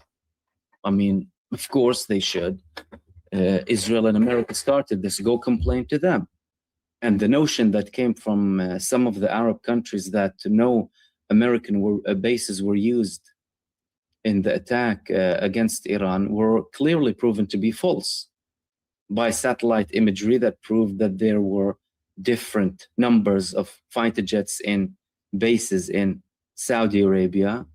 And in the case of Kuwait today, where fighter jets were downed by, well, according to some reports, accidentally by Kuwait. Other reports said that it was actually Iran. Doesn't matter, really. There were fighter jets there. 3 of them went down. What were they doing? Were they spreading candy floss to Kuwaiti citizens? What were the fighter jets doing, the F-15s? The F-15s carry missiles. They don't carry candies, do they? And why were they flying in that area when the country said no one is participating? Participating in the attack against Iran. Italian defense minister announced that the government in Rome has received requests from several Gulf countries for air defense equipment and systems to intercept drones. The Gulf countries expressed great concern, he said, about the development of the crisis and have indicated their urgent need to improve their defense capabilities, especially air defense and defense against drones, Crusto said in Parliament. So several countries are asking other countries, apart from the United States, that was supposed to be setting its bases there to defend them, they're asking for other European countries for defense. He said that the requests included receiving SAMP-T systems, a Franco-Italian battery known as Mamba that can track dozens of targets and intercept 10 of them at once. It is the only European-made system that can intercept ballistic missiles. Italy is already supplying these systems to Ukraine to help defend it against Russia. So providing such systems to the Gulf states would be difficult for it. So the only hope that they have from Europe has been diminished. This is a very delicate issue given these capabilities are stretched to the limit and limited by European needs and the support provided so far to Ukraine. And he was in Abu Dhabi, the Italian defense minister. As a matter of fact, he was stuck in Abu Dhabi. In Dubai, excuse me, where he found himself stranded with his family following the Iranian attack. The meeting he attended in parliament was also attended by the Italian foreign minister, Tajani, who said that the war in the Middle East is a direct threat to Italy's security. Again, go complain to the United States and Israel. Who are you complaining against? Iran? Some Western leaders are condemning Iran. The levels of hypocrisy, my goodness. Gaslighting 24/7, blatant hypocrisy and double standards. This evening, reports continued of Iran's retaliatory strikes in the region, with the IRGC reporting that an oil tanker was burning in the Strait of Hormuz after being hit by 2 drones. According to Iran, the tanker is the Athen Nova, which carries the flag of Honduras, and the Iranians claim it is operating in coordination with the US. They did not specifically say it was targeted by Iranian drones, but the incident was mentioned in a list of actions carried out by the IRGC. So that's the situation that we have with the defense systems that are proving to be very problematic now, the air defense situation for the Gulf states who were relying on American support to help them intercept the attacks that are coming from Iran. And if their missiles are going to be depleted, the air defense missiles, in 4 days, then what's going to happen after that? What's going to happen after 4 days? Iran said that they're not going to stop. Iran didn't say that they're going to stop anything. They said they're going to continue all of the attacks that are taking place. So what will they be doing? We know exactly what's going to happen. That's part of the strategy that's coming from Iran. Iran's strategy of targeting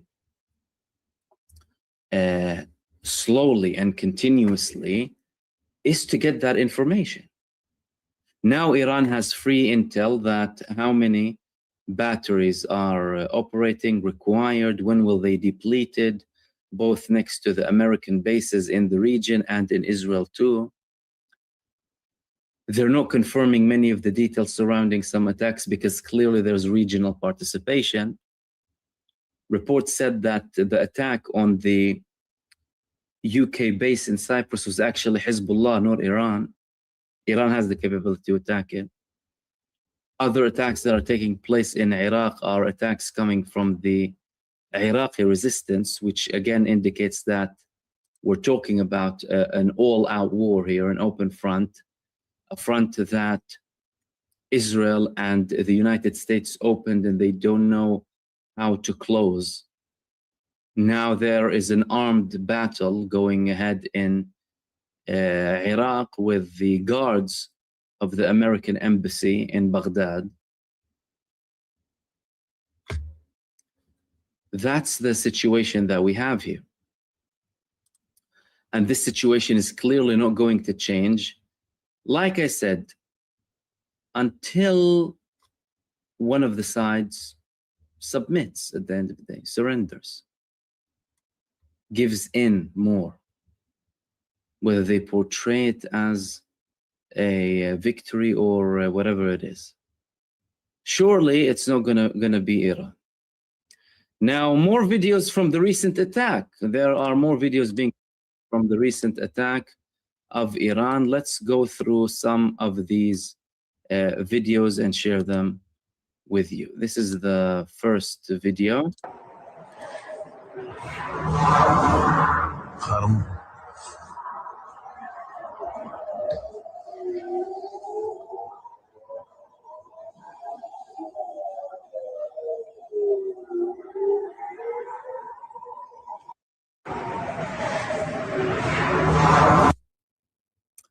Guys, this is a multi-warhead missile with no interception from Israel whatsoever. It's raining Iranian missiles on Israel, and Israel has no answer. This is what you need to see. This is Israel and the defense and the air defense and the United States and all of this arrogance. Paper tiger. The Iranian air defense systems are more active than Israel's defense systems. Look at that. These are supposed to be intercepted by the Iron Doomed. Where are the missiles? Or did Israel run out of them already? What's happening exactly? They're not intercepting anything whatsoever. So they're in a really bad situation. There are more videos coming out. Let's have a look at some of the other videos that came from tonight's attack.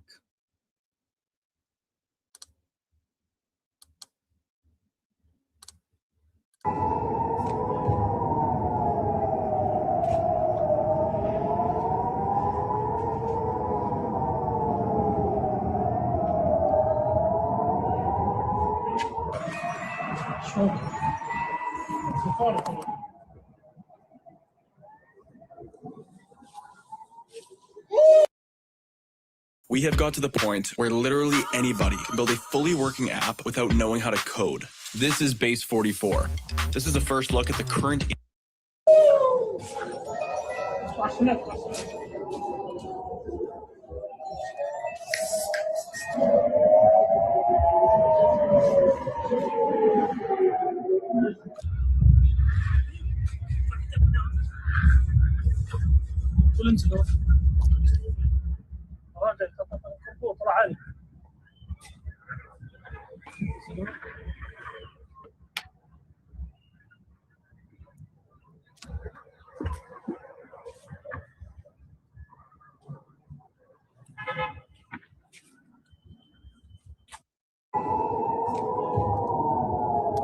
So no interception whatsoever. There are some videos coming out for the damage or some of the damage in some parts. This is one of the landings. Let me just show you this video over here.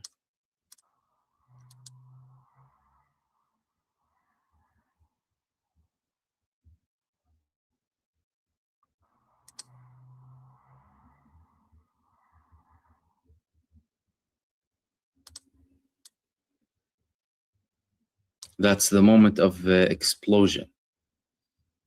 So that's the recent attack, and the videos are still coming out bit by bit, by the way. Slowly we're having some more videos coming out.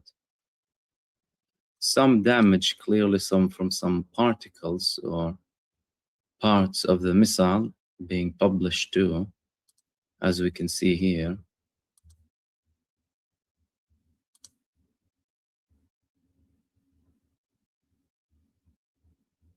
Not sure from what missile that was, by the way, but yeah, this is what some people are sharing.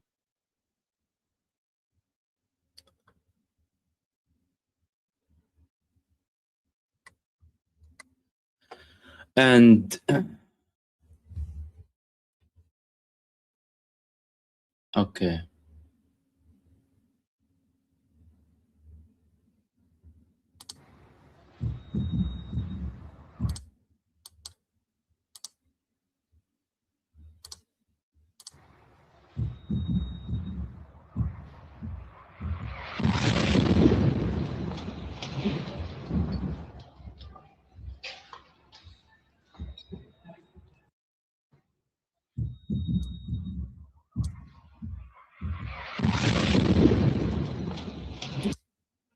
That's the explosion over here. Can you see it?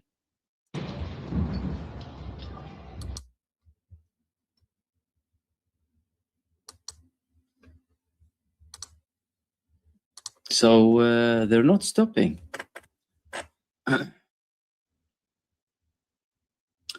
The Iranian, the IRGC, just said that dozens of American troops were killed and wounded due to a drone attack on their places where they were gathering in the UAE. That's just coming out now. So that's why, probably that's another reason why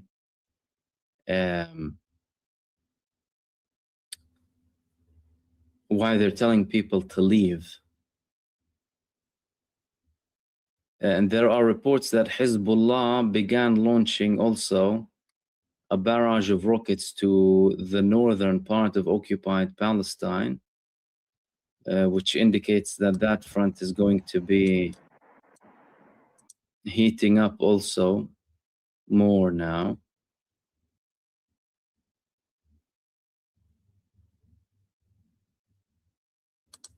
More videos from one scene in Tel Aviv that was just several minutes back. איזה קטע, נפל פה רסיס ליד הבית שלנו. מישהו פה לוקח פיקוד על הרסיס! And according to what they're saying, these are fragments. This is not just the missile.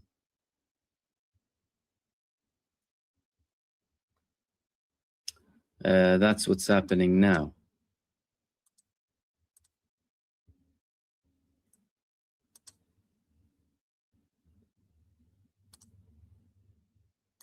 So very interesting. I mean, it's non-stop at the moment. According to some reports, Israel is also striking in Lebanon too, simultaneously with the attack that some people are speaking about of Hezbollah coming against Israel in the north. And explosions are being heard in Doha, Kuwait, Riyadh, and Tel Aviv, indicating that the wave of attacks coming from Iran, whether they're simultaneously combined together or that they're coming against multiple parts, clearly. And there are 30 confirmed explosions in Israel as we speak, coming from multiple Israeli media sources speaking about the recent attacks that are taking place.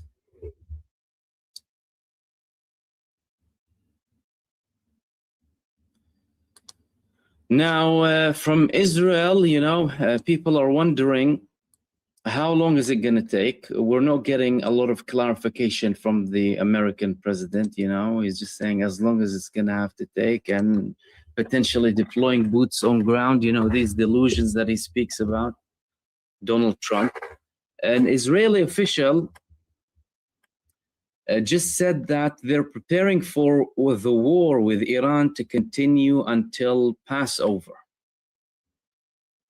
Trump also said that the United States is preparing to continue fighting for 4 or 5 weeks. Ministers were updated. The rate of missile launches from Iran is expected to slow due to the IDF's damage on the rocket capabilities.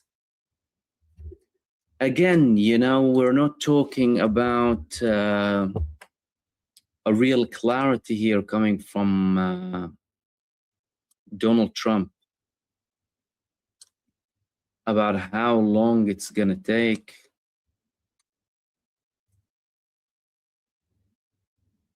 And when is it going to end?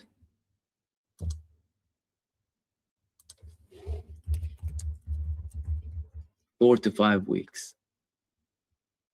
Yeah.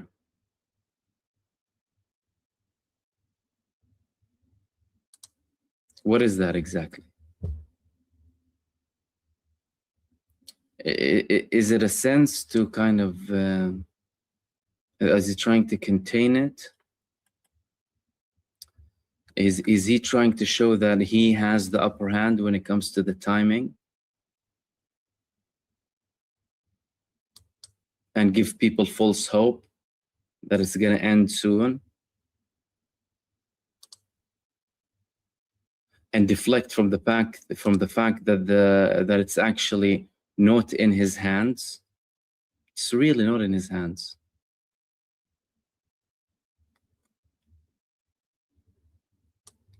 I'll open the space up for the community as well while we are covering in this live stream. If anyone has any questions, if you wouldn't mind highlighting them in red to so I can get to them quickly in the live chat.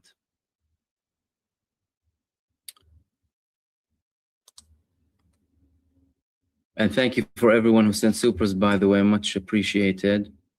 Marvin, you said Zai is allowed to leave, flight in, out, allowed. Out is allowed. Yesterday, I shared the video of the departures from Israel. They're departing in very large numbers. The information that is coming from Israel is showing a very large number of movement coming from inside of Israel, traveling abroad.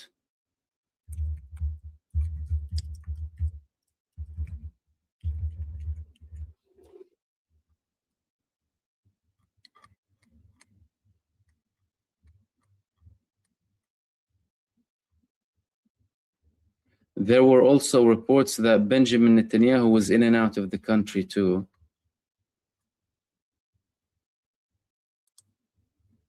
Of course, from his perspective, the people can burn, you know.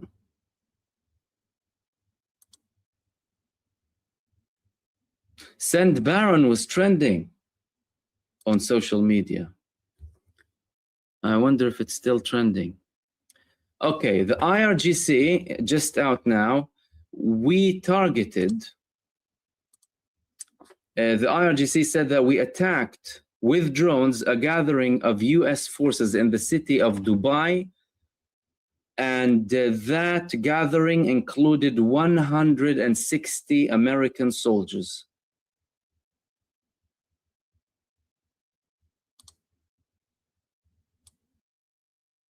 I know you're saying to yourself, I can't imagine it. What we're saying to you, imagine it. Imagine walking 4 miles.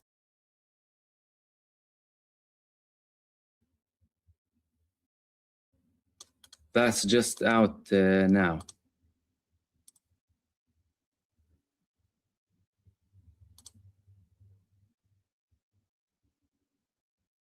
$160 soldiers, they said, in the UAE.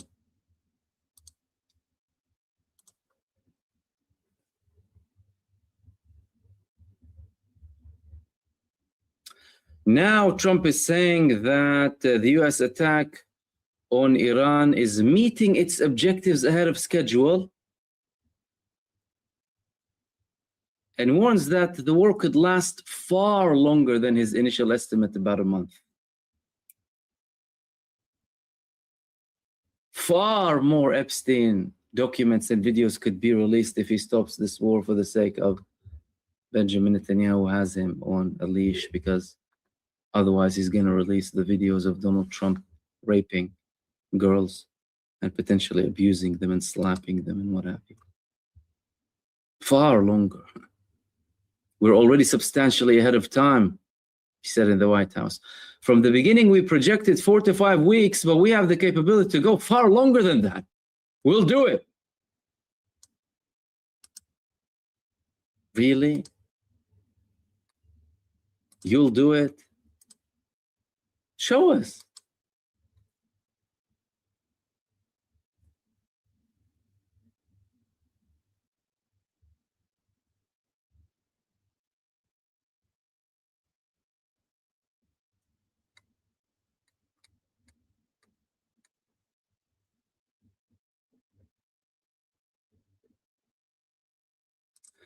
Wavy, how long do you think Israel and the US Gulf states can keep this up? Iran seems like they can wear them down and wait them out. Salam, you're right. You are absolutely right. You are correct in your assumption. Iran can wear them out. Iran can break their bones in a war of attrition. And Iran is brave enough to confront them on its own, by the way. Now, real question is, I think the more important question would be, is how will the United States administration manage the fact that they have a blackmailed president, a president who's being blackmailed because Israel has recordings of him raping girls in the child trafficking network of Epstein, an Israeli Zionist Mossad agent. And how are they going to get their way out of it? And will Israel allow him to reach a deal before they're satisfied? And what does Israeli satisfaction mean? Zionist satisfaction is satanic bloodlust. They're a genocidal satanic death cult. They want to see blood scattered all across from all sorts of goyim, American goyim, Arab, Muslim goyim, Christian, whatever it is. They kill their own people as cannon fodder. So that's the question here. Are they going to find this balance? Are they are they going to do something? Do you know what I mean? Or will Donald Trump continue up until Benjamin Netanyahu is satisfied with this, maybe close to the Israeli elections? That's going to be in October. So that's 7 months of war. Can you imagine that? That's a very long time.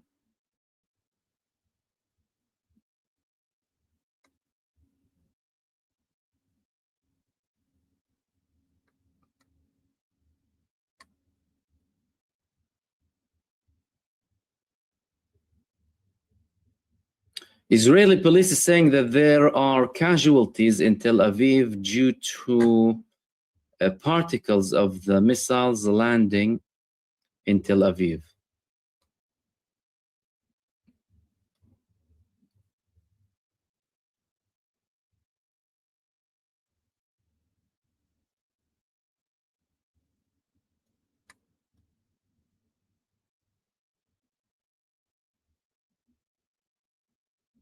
And IRGC is now saying as well that they targeted the Arefjan American base in Kuwait with 10 attack drones. And a missile attack, probably from the Iraqi resistance, against the American occupation forces in Erbil.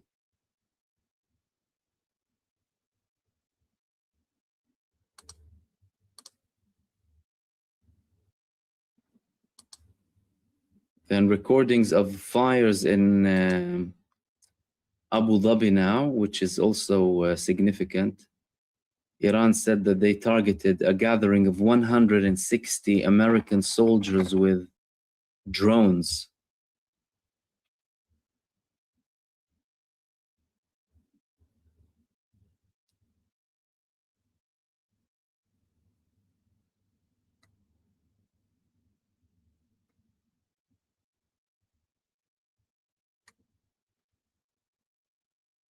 And Israel, as usual, they're targeting TV channels in Lebanon. They're targeting Al-Manar network now, just like they targeted a TV network inside of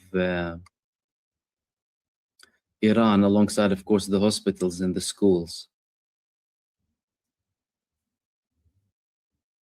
IRGC, during a drone attack by the IRGC Navy on one of the gathering places of American terrorists in Dubai, UAE, more than 160 terrorist riflemen were present.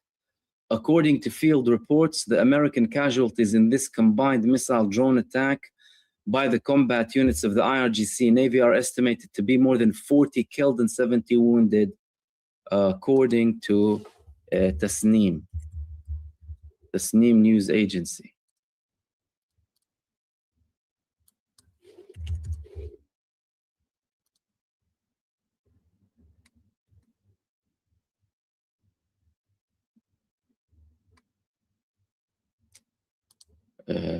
That's a serious attack, by the way.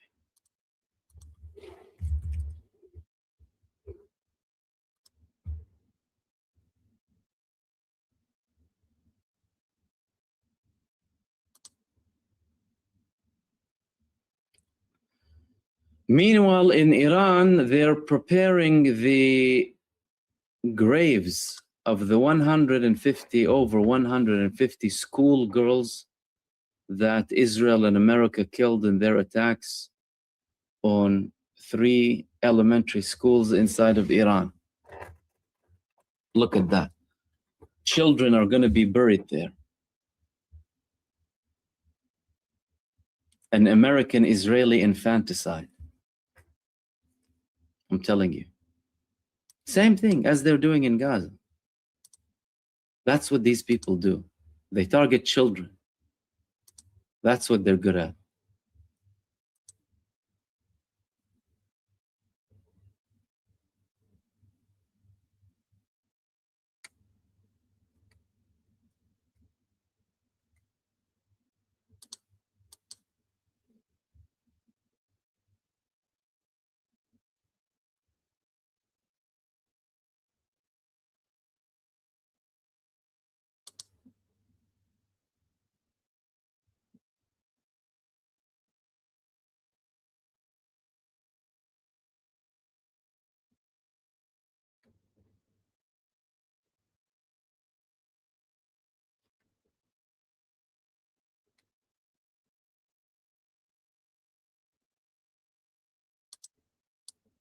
Okay, there's more footage coming out from the attack of on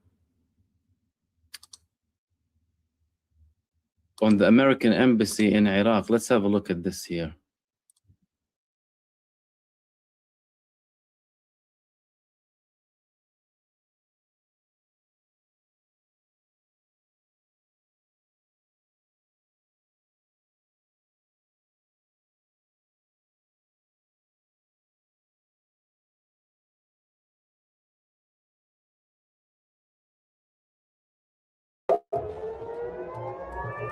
Two more American service members have been killed in the escalating conflict with Iran, bringing the total number of U.S. troops lost in just 3 days to 6.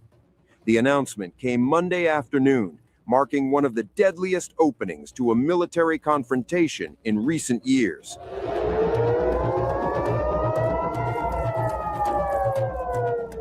United States Central Command had initially reported that 3 service members were killed and 5 seriously wounded following an Iranian strike on a base housing American troops in Kuwait. The attack sent shockwaves through military circles and ignited urgent discussions in Washington about the trajectory of this war. Meanwhile, Iran's IRGC has claimed it targeted the U.S. Arifjan base in Kuwait with 12 drones launched in 2 phases. On Monday morning, officials confirmed that one of the wounded had succumbed to his injuries. Hours later, Central Command delivered another grim update. The remains of 2 previously unaccounted-for troops had been recovered from a facility struck during Iran's initial wave of attacks in the region. With that, the number of Americans killed in the first 72 hours of the war climbed to 6. The War Department has not yet released the names of the fallen.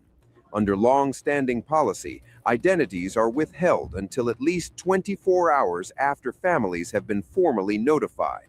Behind every statistic, there are grieving relatives receiving devastating news. At the Pentagon, the tone was somber but resolute. Defense Secretary Pete Hegseth addressed reporters and delivered a stark reminder of the human cost of combat. War is hell and always will be, Hegseth said during a press conference. He added that a grateful nation honors the Americans lost thus far, even as preparations continue for what may come next. He, however, doesn't rule out the possibility of ground troops in Iran, but refuses to set a timeline for the operation. Thank you, Secretary Hegseth. I had 2 questions for you. First, are there currently any American boots on the ground in Iran? No, but we're not going to go into the exercise of what we will or will not do. I think it's one of those fallacies for a long time that this department or presidents or others should tell the American people this, and our enemies, by the way, here's exactly what we'll do. Here's exactly how long we'll go. Here's exactly how far we'll go. Here's what we're willing to do and not do. It's foolishness. And so President Trump ensures that our enemies understand we'll go as far as we need to go to advance American interests. But we're not dumb about it. You don't have to roll 200,000 people in there and stay for 20 years. We've proven that you can achieve objectives that advance American interests without being foolish about it. Now, will we be bold about it? Are we willing to be decisive about it? Do we put months and months of planning into what kind of effects we want to achieve? Absolutely. But going forward, why in the world would we tell you, the enemy, anybody, what we will or will not do in pursuit of an objective? We fight to win. We fight to achieve the objectives the President of the United States has laid out, and we will do so unapologetically. Thank you. As far as time frame, Revolutionary salute to our brother Randy Thomas for the donation to the war chest. Revolution is a way of life. Absolutely appreciate the love, family salute. I would never hang a time frame from our perspective. The commander-in-chief sets the op tempo and terms of this fight. As I said, it's on his terms, and we'll make sure that Admiral Cooper and his team have everything they need, not just to defend. I mean, the best defense is a good offense. And so we're aggressively pushing into that airspace over that southern flank to ensure that we control it and we destroy anything that moves that would attempt to shoot us. Think of it as shooting the archer instead of the arrows. That's where we want to be. And we have the kind of exquisite intelligence to get over the top, find that and destroy it. It won't happen overnight. This is a big battle space with a lot of capabilities. That's part of the reason why it's such a threat to us. That's why I talk about conventional umbrella to blackmail nuclear ambitions.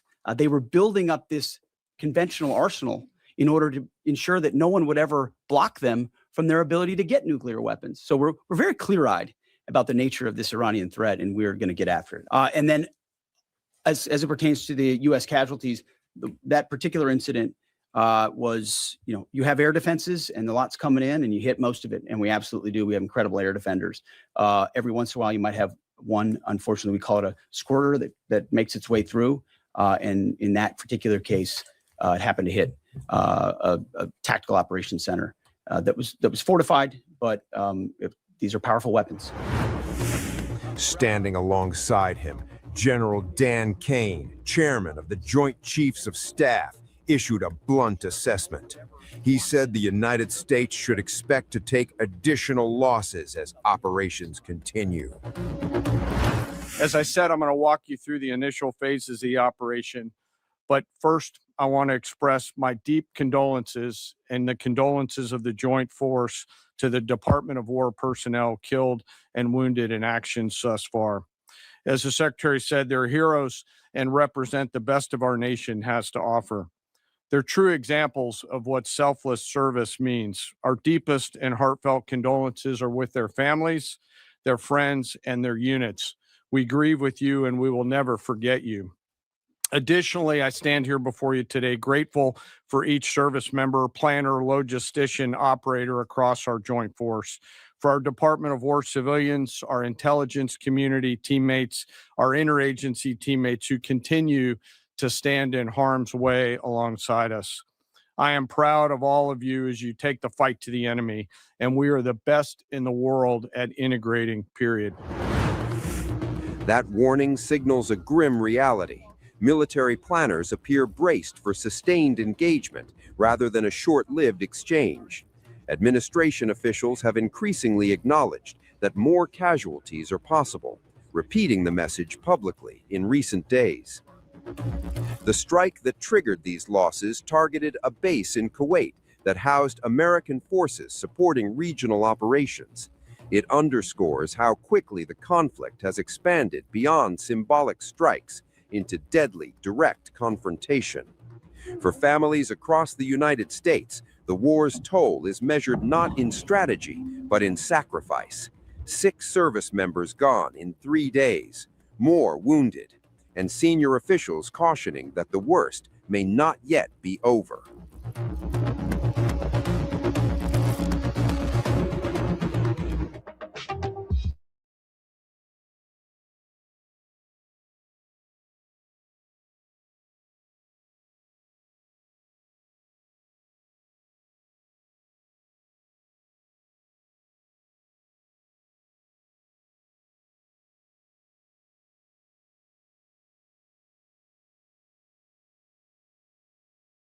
video has caused alarm in Israel and US.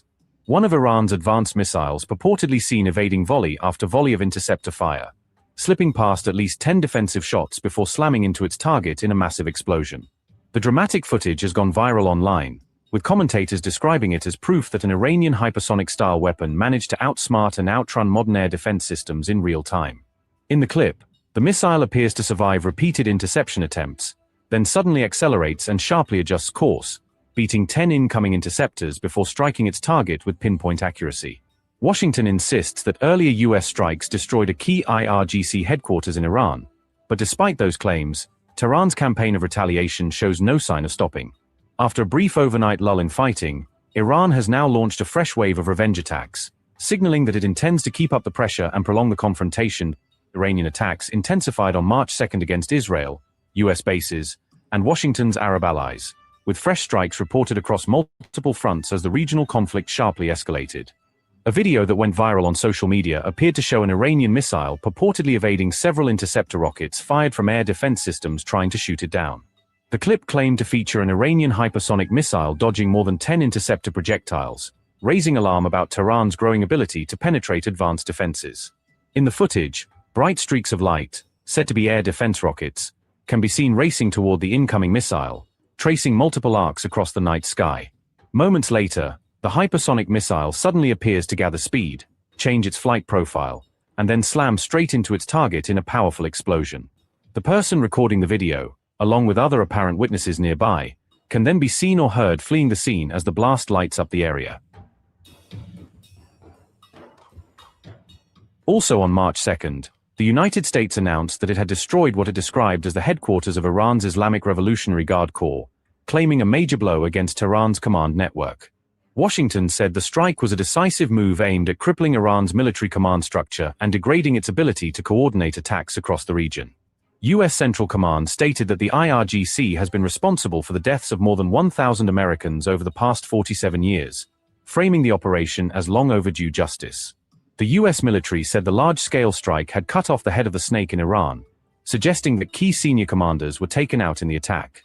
American authorities also released footage showing precision munitions hitting an urban compound and reducing the site to rubble.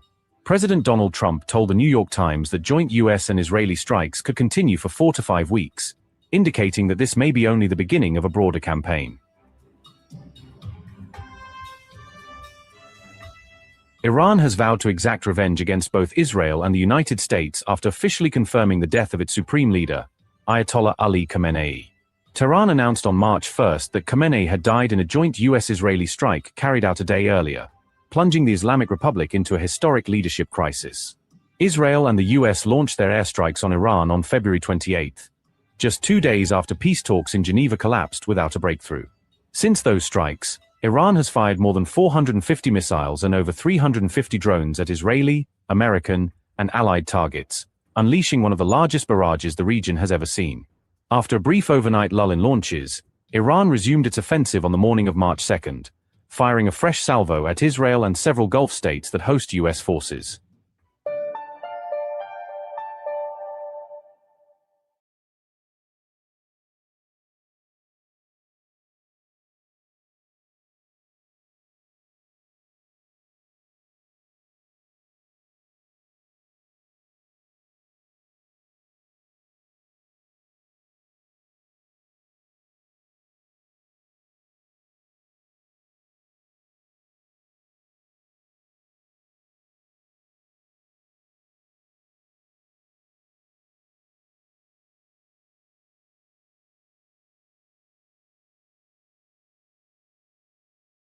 Invaders.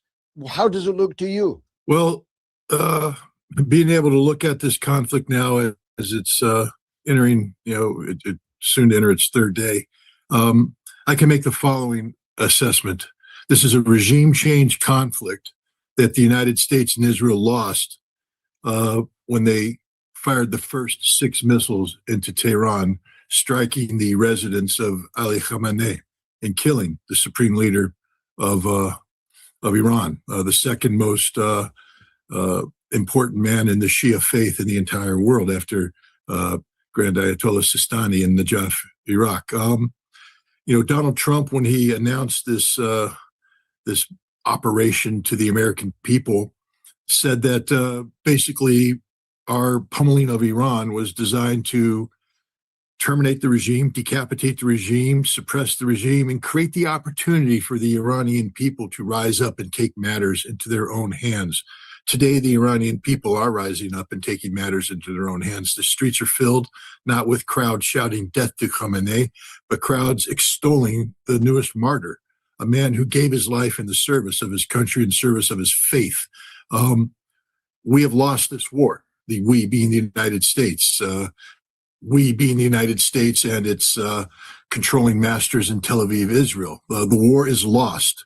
The regime will not be toppled. The regime will not be changed.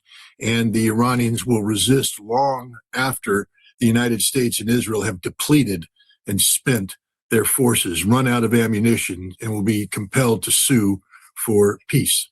So is Donald Trump a fool or a knave? I prefer to use the term developed by the American punk rock group Green Day. He's an idiot.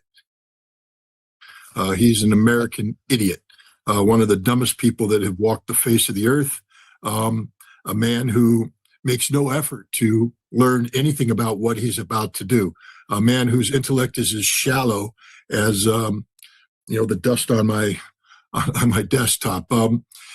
He is a man who postures as an American patriot, but he's an Israeli stooge. This is a man who has been briefed by his intelligence services that there is no nuclear weapons program in Iran. This is a man who is briefed by his generals and admirals that we lack the ability to finish the mission he wants us to accomplish. And this is a man who listened to Benjamin Netanyahu and launched this war of aggression, this illegal war of aggression that has as an enhancement, if we ever bring him to trial, the fact that it was done under perfidy, meaning once again the United States lied to Iran and the world, leading people to believe that there was a potential of a negotiated settlement, one where Iran actually has negotiated a deal which, had it been manifested, would have been the deal Donald Trump claimed he was looking for, the best deal in the world, a deal that removed sunset clauses, removed any possibility of Iran ever expanding its program, a deal that forever ended any speculation about Iran's intent regarding nuclear weapons. This was the deal of a lifetime, but Donald Trump wasn't interested in a deal. He and Benjamin Netanyahu had already picked the timing of this attack prior to the negotiations even beginning. Perfidy. That is what Donald Trump has committed, in addition to carrying out this war of choice, this illegal war of aggression that will forever cement him, and tragically, and I say that with anger in my voice, my country as a nation that will go down in the pages of history alongside Nazi Germany and Imperial Japan as criminal nations that have carried out horrific wars of aggression. You and I would be expected to oppose this war, but it doesn't seem to have many friends outside of the viewpoint of people like you and I. Even the Financial Times has denounced it. And trust me, that's going some. The British government didn't allow the US to use their bases. They were forced to say, slightly mitigated now by Keir Starmer telling us that our aircraft were in the air. Turns out it was a singular aircraft, and it was in defense of Qatar, and it returned safely to base. So we're just bit players, but we are bit players that refuse to endorse this illegal act. I'm struggling to find any but the most base serfs of US power, like the Japanese prime minister, for example, who believe this was a good idea. Even the people that are backing it can't imagine it was a good idea. Soon the chickens shall come home to roost, as we say. Right now the Strait of Hormuz is shut. When we finish with this program, I'm taking my car to the gas pump, and I'm going to enjoy the last gas pumped at $3.28 a gallon that I will see for some time now. Starting tomorrow, we're going to see the price of gasoline go through the roof, and it will continue to rise as this conflict drags on. Donald Trump after telling the world how this was going to be a conflict that America was going to sustain for, weeks if necessary, is already talking about negotiations to bring this to. And in typical Trump fashion, he lies, saying that the Iranians have reached out to him. Ali Lajarni is not going to reach out to Donald Trump. Donald Trump attempted to reach out to the Iranians through an Italian proxy and was told to pound sand. Iran is in this for the duration. This is an existential struggle of survival for the Islamic Republic, for the people of Iran. They will not allow this conflict to end in any way that allows Israel and the United States to maintain forces sufficient to re-attack Iran down the road. They are seeking the strategic defeat of Israel, the strategic defeat of the United States. You see this with the posture that they have made with the Gulf Arab nations, who have been pounded mercilessly and will continue to be pounded as long as they provide safe haven for the cancer that has infected the Middle East, and that cancer is the presence of the United States. Iran is now the chief oncologist, and they are laying out some very, very harsh chemotherapy to destroy the American cancer. And we're starting to see nations respond. The United Arab Emirates, in response to the Iranian attacks, has called for the removal of forces from the region that are destabilizing. Now, you can't remove Iran because it is the region. So they're talking about now the United States leaving the Middle East. And when this war is done, the United States will have no choice but to leave the Middle East with our tail tucked firmly between our dog legs. No, I was only a boy soldier. You were an important military officer, and nobody in the world knows more about war and military matters than you. So give us a reading on how well the Iranian response is going. It looks to me, although I may be an ingenue, that they're actually doing extremely well. Again, lacking specific data on the exact targets hit and on the number of missiles launched. I don't have access to the Iranian battle plan. But what we can see suggests exactly that which you have said, that the Iranians are doing extraordinarily well. We have to be careful about evaluating missile launches and missile intercepts. We see data coming out of Qatar that suggests they've been very successful.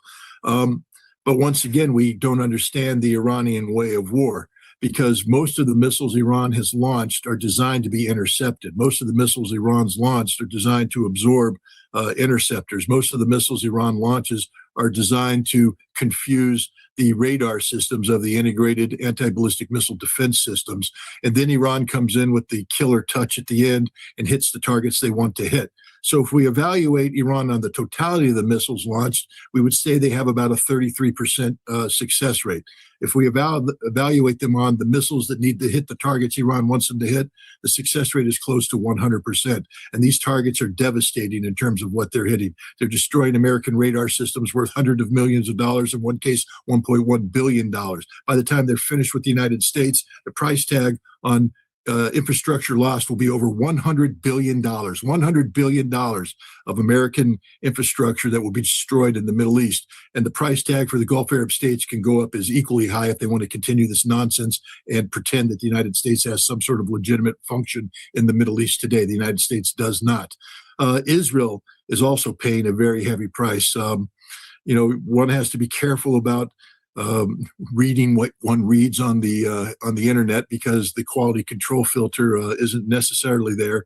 But it appears that the Iranians struck a building, and that building contained Israeli officers who were carrying out a conference about this war.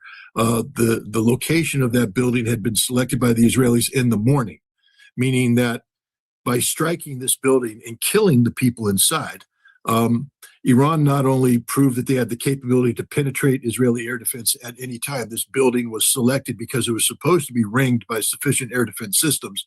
But Iran also showed that they had the ability to collect intelligence information, highly accurate intelligence information about the most sensitive topics in Israel, and respond in a timely fashion, killing the Israelis involved. This more than anything scares the Israelis, because they now know they are all literally dead men walking. We might as well get Tom Hanks to go into Tel Aviv and walk down the street and shout it out. Dead man walking, because that is Israel today. The Iranians will not let up. The Iranians have the capacity to sustain this fight. Benjamin Netanyahu warned Donald Trump that if you're going to pull the trigger on Iran, you have to kill Iran, terminate the conflict before 700 missiles impact on Israeli soil. Too bad, so sad, Bibi baby, because you're going to get burned. The Iranians are coming in with everything they have, and there's not a damn thing you can do to stop it. Scott, sometimes our children ask the most blindingly obvious but most profound question.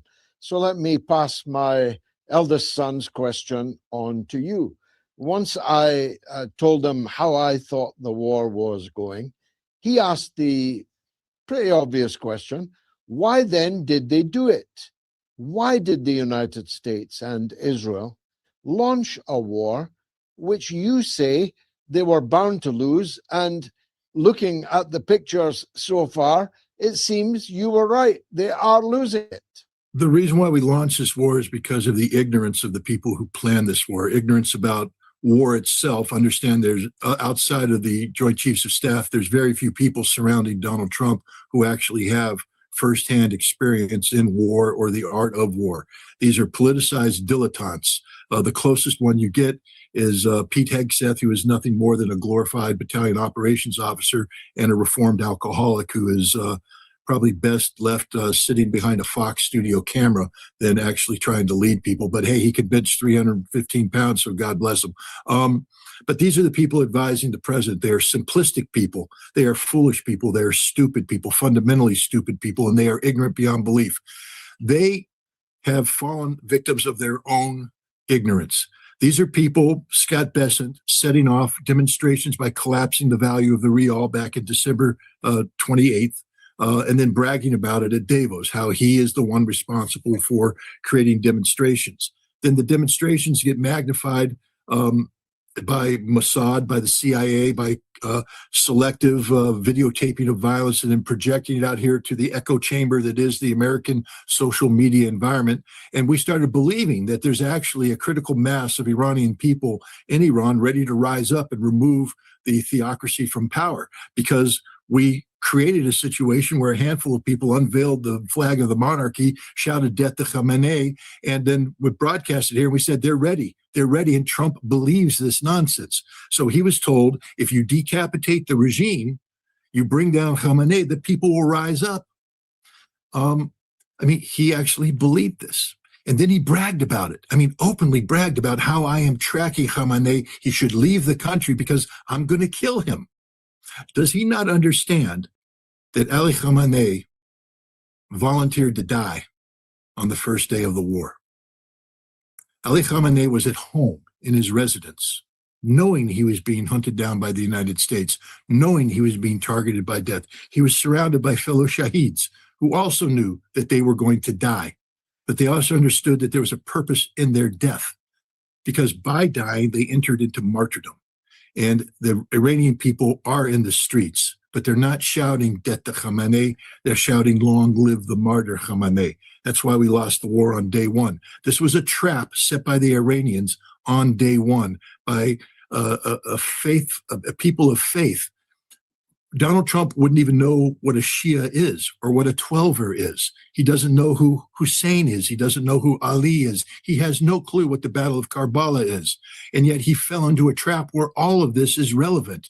He assassinated or facilitated the murder of the second most important man in the Shia faith, Ali Khamenei. This is the equivalent of killing the Pope if you're Catholic, killing the Archbishop of Canterbury if you're British, killing the head of the Orthodox Church, Kirill, if you are Russian.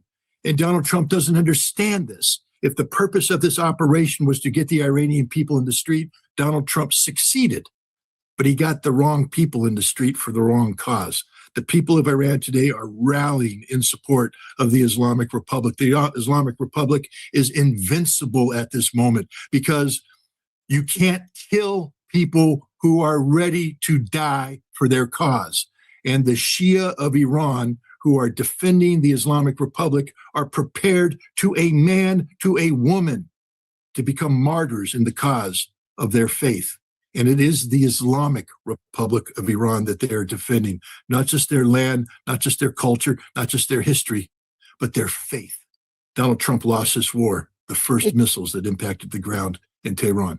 It is funny because American politicians in particular are forever telling us how religious they are. But your friend and mine, Professor Morandi, said to me just a few minutes ago that he prays that Ali Khamenei is right now sitting with Jesus and Moses and the Prophet Muhammad. That's what they believe. And how would it be an inhibiting thing? How would it be a frightening thing to threaten people with a martyrdom which they believe will take them to the holy families, that will take them to paradise? I just wonder, do American politicians who are, as I say, wearing their so-called Christianity on their sleeve, do they not understand the concept of heaven? Well, American politicians who proclaim themselves as Christians, I'm sure there's some out there who are truly Christian, but to be a Christian means you study Christ, which means you study the teachings of Jesus, study the life of Jesus. And I can't find anything in the life of Jesus that could possibly be used to promote the ongoing conflict with Iran. I often ask myself, as somebody who struggles with the concept of Christianity, because I like Jesus. I've read the Bible. I think Jesus was a cool dude. I think he stood for some really neat stuff: peace, love, love thy neighbor, etc. I struggle with Christ because I'm not a big fan of Paul having a vision in the desert. But other than that, I'm working on it. But I often ask myself, okay, forget Christ, because Christ is, to me, a manufacturer of man. What would Jesus do? And Jesus wouldn't tolerate this war on Iran at all. Jesus would be seeking to live in peace and harmony with people. And so if you're a Christian, understand that if you're a Christian out there promoting this conflict, you're not a Christian at all. You're somebody who's perverted your own religion. But then again, you're probably somebody who buys into the concept of Christian Zionism, which is in itself a self-contradictory concept, because you're making alliance with the very people who not only killed your Lord and Savior, but today view you as goyim, view you as secondary citizens. You are selling yourself out to people who don't view you as friends and allies, but people who spit on you, literally spit on you as an inferior race.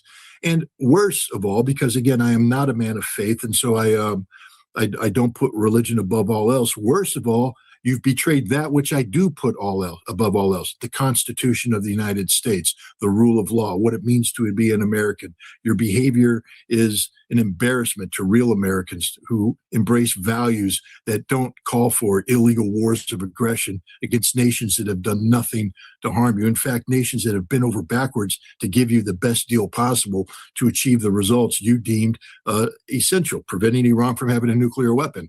Yes, okay, that's a noble goal. I don't think Iran was ever seeking to have a nuclear weapon, but here we are. We could have achieved that goal. And yet these Christian Americans have thrown that away in the cause of death and destruction. The moment a Christian starts embracing death and destruction is the moment the four horsemen of the apocalypse need to be unleashed on the earth and carry them straight to hell. With your erudition, you'll no doubt agree with me that Catch-22 was one of the greatest novels of the 20th century. In Catch-22, Milo Minderbender rents out his own air force to the enemy, in that case, to the Germans. Hasn't something like that happened? The American Air Force has been rented out and to Miriam Adelson. And if she got that for 250 million, that's the bargain of the century, isn't it? The American armed forces have essentially been rented out to Adelson and her boss, Netanyahu. No, you're 100% correct. And this may be the downfall of Donald Trump. And I pray it is the downfall of Donald Trump. I may actually become a religious man if it result. regime change cuts two ways. It's a double-edged sword. Donald Trump has unsheathed the regime change sword and sought to weld it against Iran. But in doing so, he's created the foundation of his own demise. You see, he did run on a platform where he was the president of peace. There is posters out there that make this proclamation. He promised Americans that he would put America first, that he would make America great again. Tucker Carlson had a very fascinating interview with Mike Huckabee, the U.S. ambassador to Israel, where Mike Huckabee openly on international TV said that Greater Israel is a thing and that it's okay for the Israelis to aspire to take the territory of virtually all of their Arab neighbors. He truly believes this. Ted Cruz believes this. Donald Trump believes this. Others, but the American people don't believe this because the American people aren't willing to die for this. And when Tucker Carlson released this, the Israeli press, I was reading it, they got very worried. They said, we being Israel, need to be very careful here because there is now a serious divide amongst those people we need in the United States to maintain this friendship, the Republican base, the MAGA base, and we're going to lose them. With Mike Huckabee's words and others, because they fear that Israel is being put ahead of America. Well, as you said, when Miriam Adelson buys the United States Air Force, United States Navy, and allows it to be put in harm's way by attacking Iran, who pose no threat whatsoever to the American people or the American nation, this proves that Donald Trump is an Israeli first president.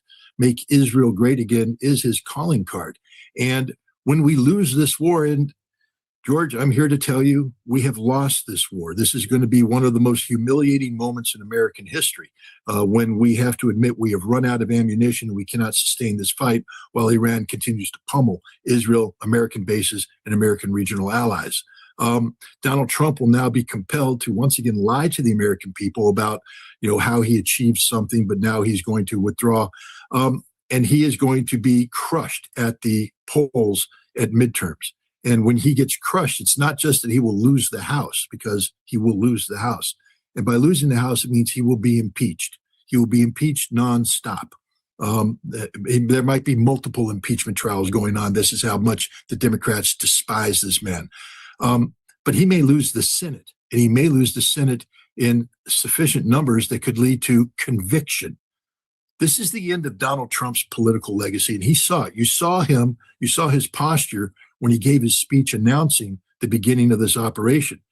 Donald Trump during the election, he was running around like the Energizer Bunny. That man could put in a 14-hour day, travel to 5 different places, finish up with a rally at night, and he was as strong as the day is long. He's out there doing his stupid YMCA dance. His voice is strong, powerful. Here he goes before the American people announcing this war, which should be the most testosterone-laden event in his life, and he sounded like a defeated man. He sounded like a guy who had just spent $50 on a hooker and couldn't get it up. I apologize for that, but I just don't like Donald Trump, so I'm going to say that. He was a defeated man. He knows he lost. He knows it's over. He knows it's finished because we're not going to win. And it's gradually becoming apparent that Israel lied to him. Israel deceived him. Benjamin Netanyahu used and abused him, and that Miriam Adelson bought him. Donald Trump is the equivalent of a $50 whore who sold America out to a pimp named Miriam Adelson. Kofi, follow me.